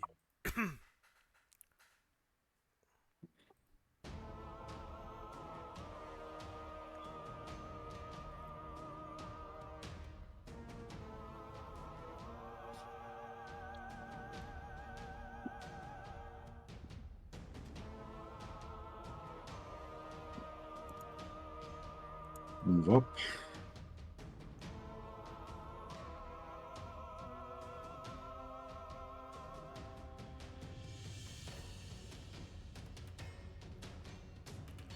Alright, /R D2. One is your intended target. And you get the last of his mirror images. Okay, Zalman, you can start hitting now. Yeah. Hopefully.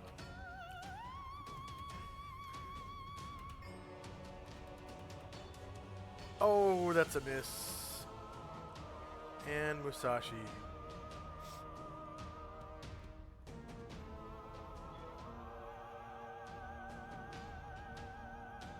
-4 does not beat -6. Tenzi. Every other one of them was a crit. Yeah. Yeah.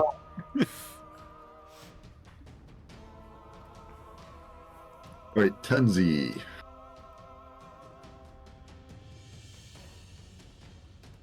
And this is your side disruption, right? Yep. Okay. -8 beats -6. Very nice. That was so close to failing. Wow. Wow. But you still did 16 damage.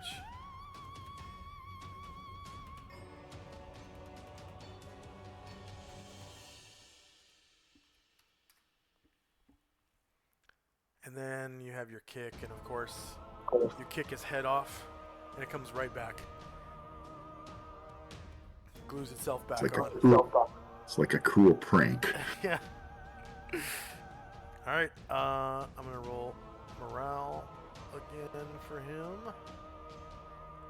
Wow. Wow. This guy surrenders.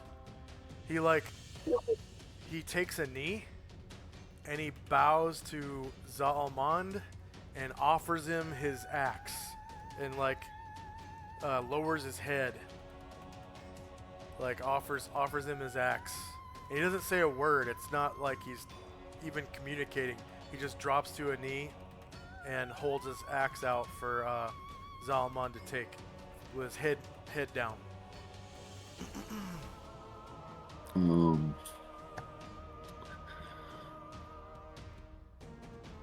Zalman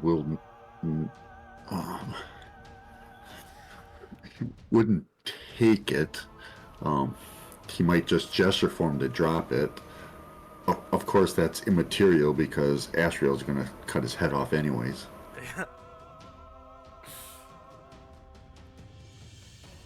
Yeah, he just he kind of looks up sideways at Zalmond as he's motioning for him to drop it, pointing with his index finger at the ground or something. And he nods and he sets it down on the ground, and then he puts his elbow on his knee like he's bowing to a king, And it's this big, huge dude, he's got his head down. He's almost looking at Zalmond's face, because he's 9 feet tall normally. So with him kneeling, he's probably 6 foot-ish, right at Zalmond's level.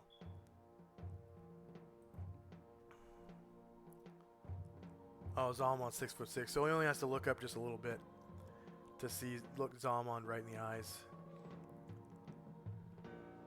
And then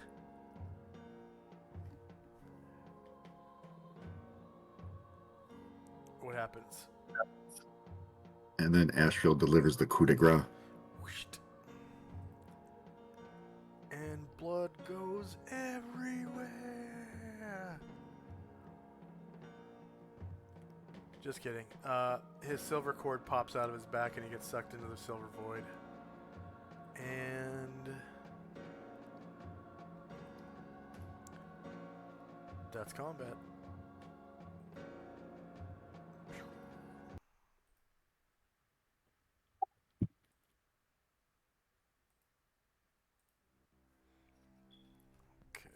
I have to bail at the top of the hour, so I don't know if you want to call it here or... Yeah, I'll call it here. I'll give you guys your points because it's going to take a minute for me to give you your points.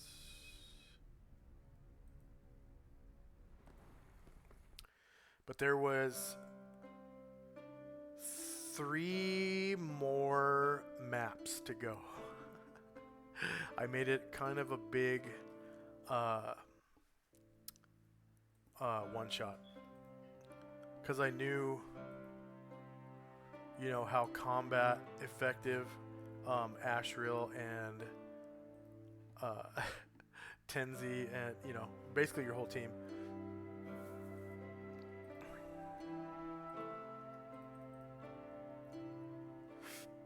Alright. So we'll do the Baranaloth first. 1...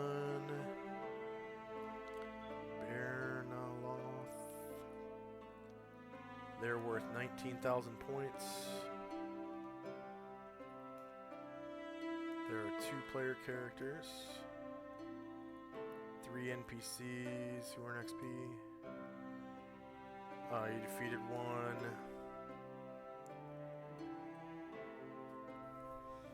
1. Hit dice is actually 17 because it's 11 plus 22 hit points. And every 3rd hit point counts as a hit die. So it's just short of 7. Oh no, that is 7. Yeah. So yeah, 18 hit dice, not 17. Number of warriors and bards in the party was 3.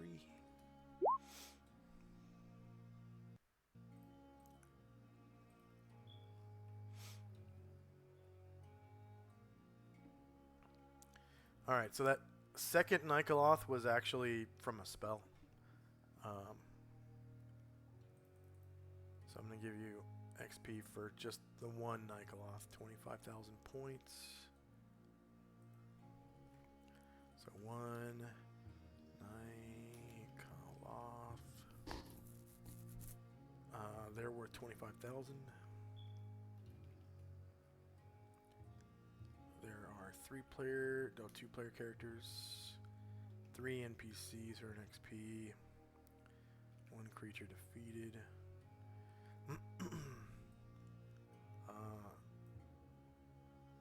They're 11 plus 22 as well, so 18.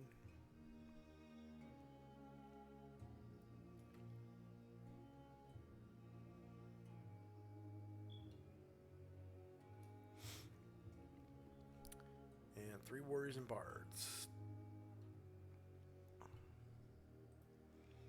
And then we also had a greater guardian Yugoloth.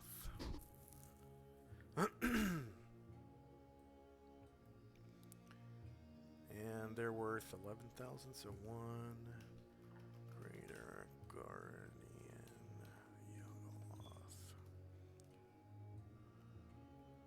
11,000.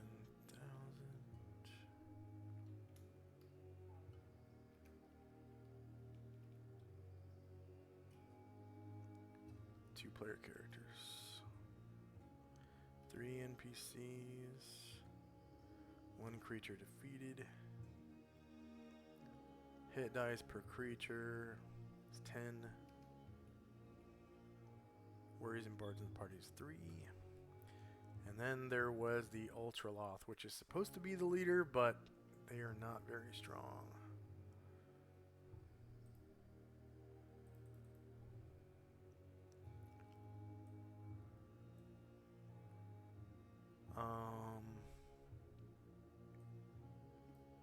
They're worth 26,000 points.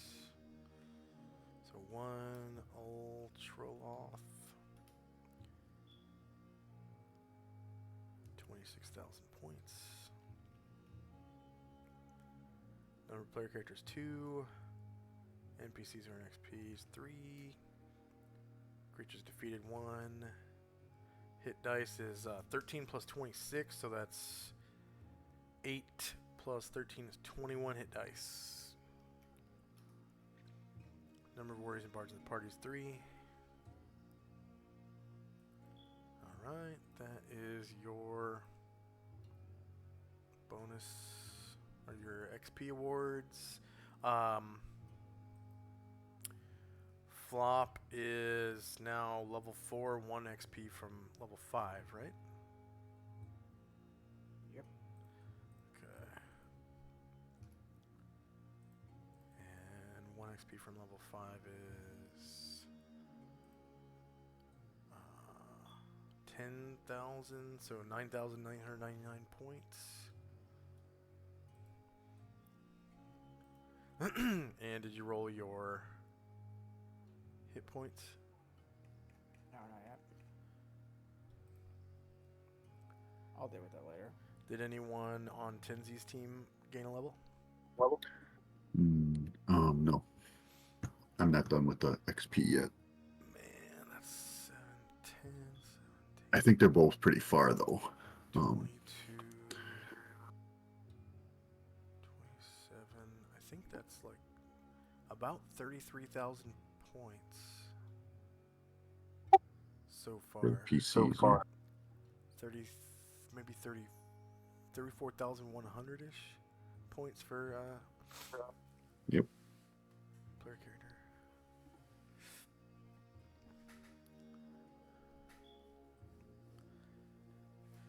All right. Any questions, comments, or concerns for me? Okay, for viewers, thank you very much for watching. Please like, share, and subscribe. If you want to earn a few extra channel points, just stick with the raid. We're going to raid into Lord Gosumba. If you like who we are and like what we do, I strongly urge you to explore our links below. If you're watching us live on Twitch, we have links to our Patreon, PayPal. We have St. Jude's Children's Hospital if you want to donate to a charity. And here we go to Lord Gosumba. Bye-bye.